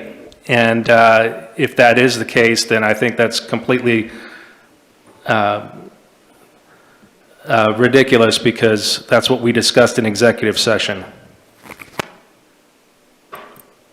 Well, I think ultimately that's for council to determine. I think if there was confusion on the submittal and the date and individuals didn't have an opportunity to submit, then that's something to discuss, of maybe a modification of the motion that was just passed to provide for a date, say sometime this week, for you to submit any changes or whatever. But that's ultimately a council decision, and that would require a modification of the motion that we have currently stated. I agree, and that's why I brought up the point that this motion should have been a modification to that, or of some kind, if that's the motion that came forward. Because again, we have counselors that are out of country, and I know of other people that have changes that didn't get them submitted. So, and that's just the way it is. I mean, we can argue back and forth here amongst ourselves, but I think that the timetable probably needs to shift a little bit to afford those other counselors the opportunity. Rob? Okay, so I'm not following what Eric said at all, because at the Monday, when we did the evaluation, at that time we decided we were going to give everybody 2 more days to let Indra. That's actually how we left it in the executive session. There was no other option about December 2nd discussed at all. That was on nobody's radar when we were in that executive session. That's a fact. And right now, that's a fact. There was no other discussion at that time. Aaron just repeated it. That was my understanding as well. Right now, if it makes Eric feel better, that he thought that December 2nd was going to be the final, because the bottom line is the email that went out last week never said that we were going to move forward and discount this year's evaluation. It never said that. It was in flux. So everyone at that time, reading the emails of last week, everyone may have thought that December 2nd, once Clint got involved, people might have gotten confused and thought December 2nd was actually going to be a potential last day. Right? A potential last day might have been December 2nd, based on the emails that council got last week. I will make another motion in the interest of fairness. If Eric really didn't understand that we gave each other 2 days last Monday, if he really didn't understand that, okay, I'm not sure why, but I will say that I would give people, I'll make another motion that would supersede my last one, that would say people have until close of business tomorrow, December 2nd, the arbitrary day that Clint put in an email. How generous. That I never agreed to, and the council never agreed to, but I will, in the interest of quote unquote keeping the peace, make it December 2nd at 5 o'clock, and then we're done with that. But we never talked about anything else, and that's just how anyone could have gotten that impression in that executive session is beyond me. So I would make a motion that would say tomorrow at 5 o'clock is when people have to complete and anybody who was in the executive session would have actually thought it was November 26th was the last day. That's what we left in executive session. That would have been a reasonable assumption. But if it makes people happier to be able to say they got one last day to do it, to change whatever they need to change before the public sees it, okay, I would say that we can do it as of tomorrow at 5 o'clock. That would be final time. So if anyone would like to second that motion, that's fine. I would second that, but I would, with the proviso that I don't know where Councilor Benham is, and if he would be able to get that, get this update. Maybe someone here does know and can let us know. Councilor Benham at the time said that he was totally fine with his and was willing to move forward. That's what he said in the executive session. He never said he had any plans to change anything, and there was at least 3 others at that executive session that said the same. But I think He did make comments that he wanted to change a Yeah, few things, but he was good with yeah. everything that stood, but he thought if everybody else was doing it, he was Yeah. going to change some stuff. Eric, and then Indra? Okay, okay, so Karen sent out an email on the 26th. That is correct. That's when I was going to turn in some of the changes, or all of the changes that I had. Okay, so the 26th of November, which was a Wednesday, I held off on that because things were going in a different direction. And I'm glad to hear that, Rob is so benevolent in allowing that to happen, to change these things. But the bottom line is that these things have to be put in and have to be fair. I mean, for Aaron, for everyone, for the council. So we went a different direction. I asked the question, can I turn in these things tonight on the 26th, or should I hold off? We're going to hold off. I have the changes, and I'm not sure if all the other councilors have their changes. So the problem is, it's not going to be fair for the other councilors.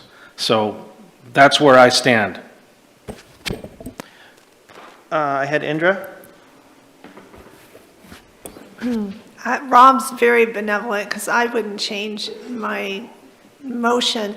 I don't get, this is the problem with talking to people behind the scenes, one at a time, because I don't get how Eric thought things were going to change when I had no idea things were going to change. And evidently some other counselors didn't. Who did you hear from that things were going to change? By who? The council president and the mayor. Said things are going to change and we are going to do something different? I'm not going to get interrogated up here, but what I'm saying is things changed and it was put up on an email. Procedure was changed that way, so that's what it was. That's what happened. I would like to, the procedure did not change because I didn't hear back. Oh, wait. Okay, so Rob Rob, to clarify, did you not want to make an amendment to your motion or make a second motion?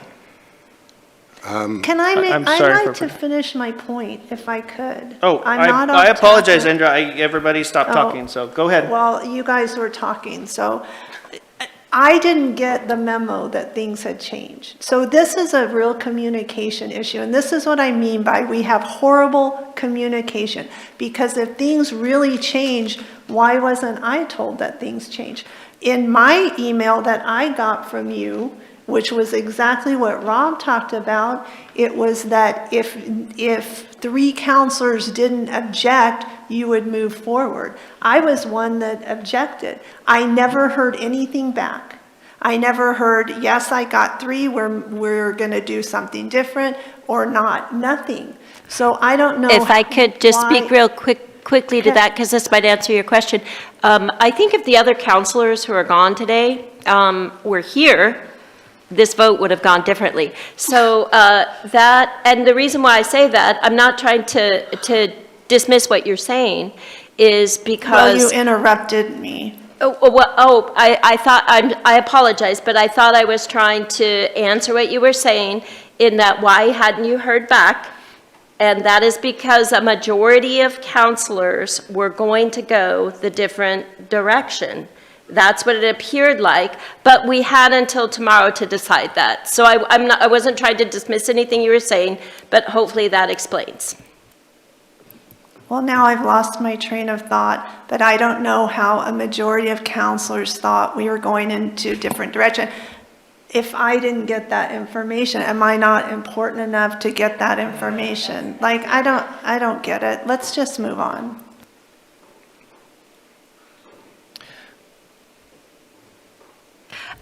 If I can, may I? No. No, never mind. Okay, I won't then. It's all right. I'm done with this. Okay. All right. Well, I will say this one thing. I think that we heard from a majority of counselors, but I wouldn't have spoken for everybody because there was still a day. So I hope that explains it to you. That's what I was trying to do. So I wasn't trying to interrupt. Thank you. But I don't think you can speak for counselors that aren't here either. So I would like to say that. Okay, so I'm not going to argue this, but I do have to clarify. I'm looking at the emails right now. You received the email, Andrea. You actually responded to the email because I responded to you.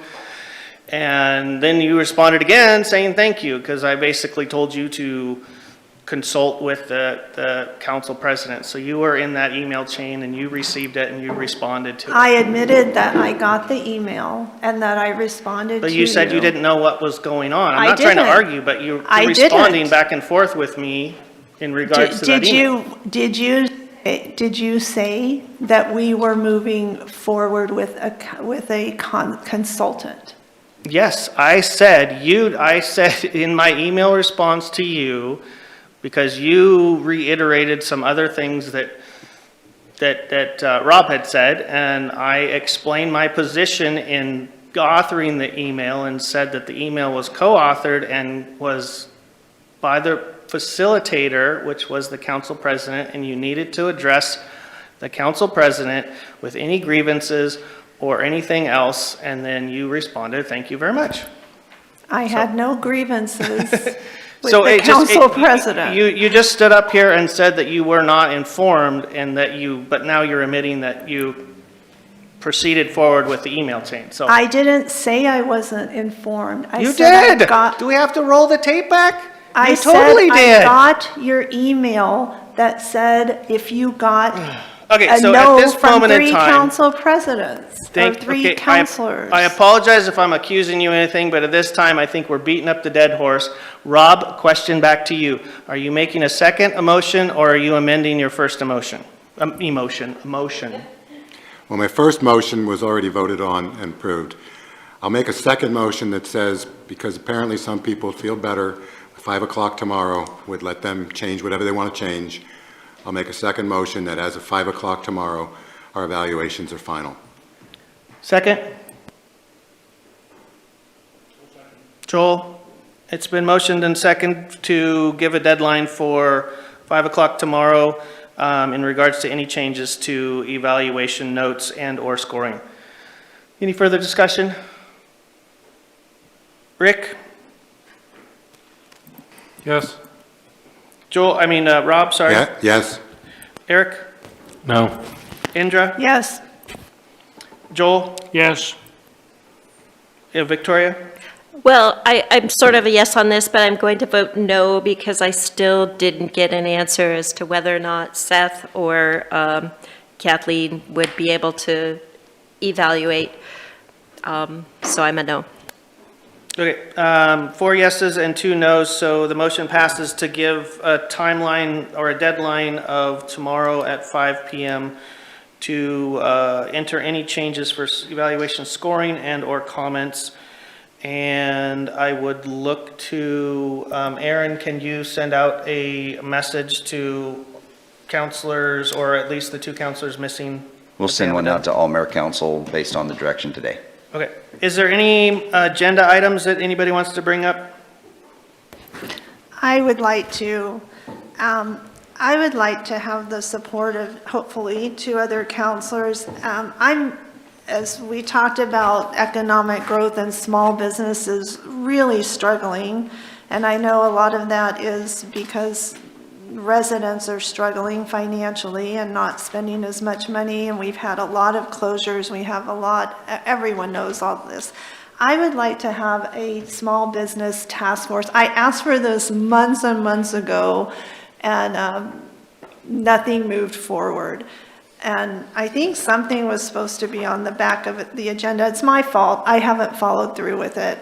So I really want to put this on the agenda. I will follow through with specifics, but basically the task force would include small business owners, a council member as a liaison or part of it, perhaps a staff person, whatever you guys think would be fine, but to really look at the problems small businesses are facing in our city and how, and not necessarily financial, how can the city help our small businesses and retain businesses? I would like to see a task force with small business owners in it.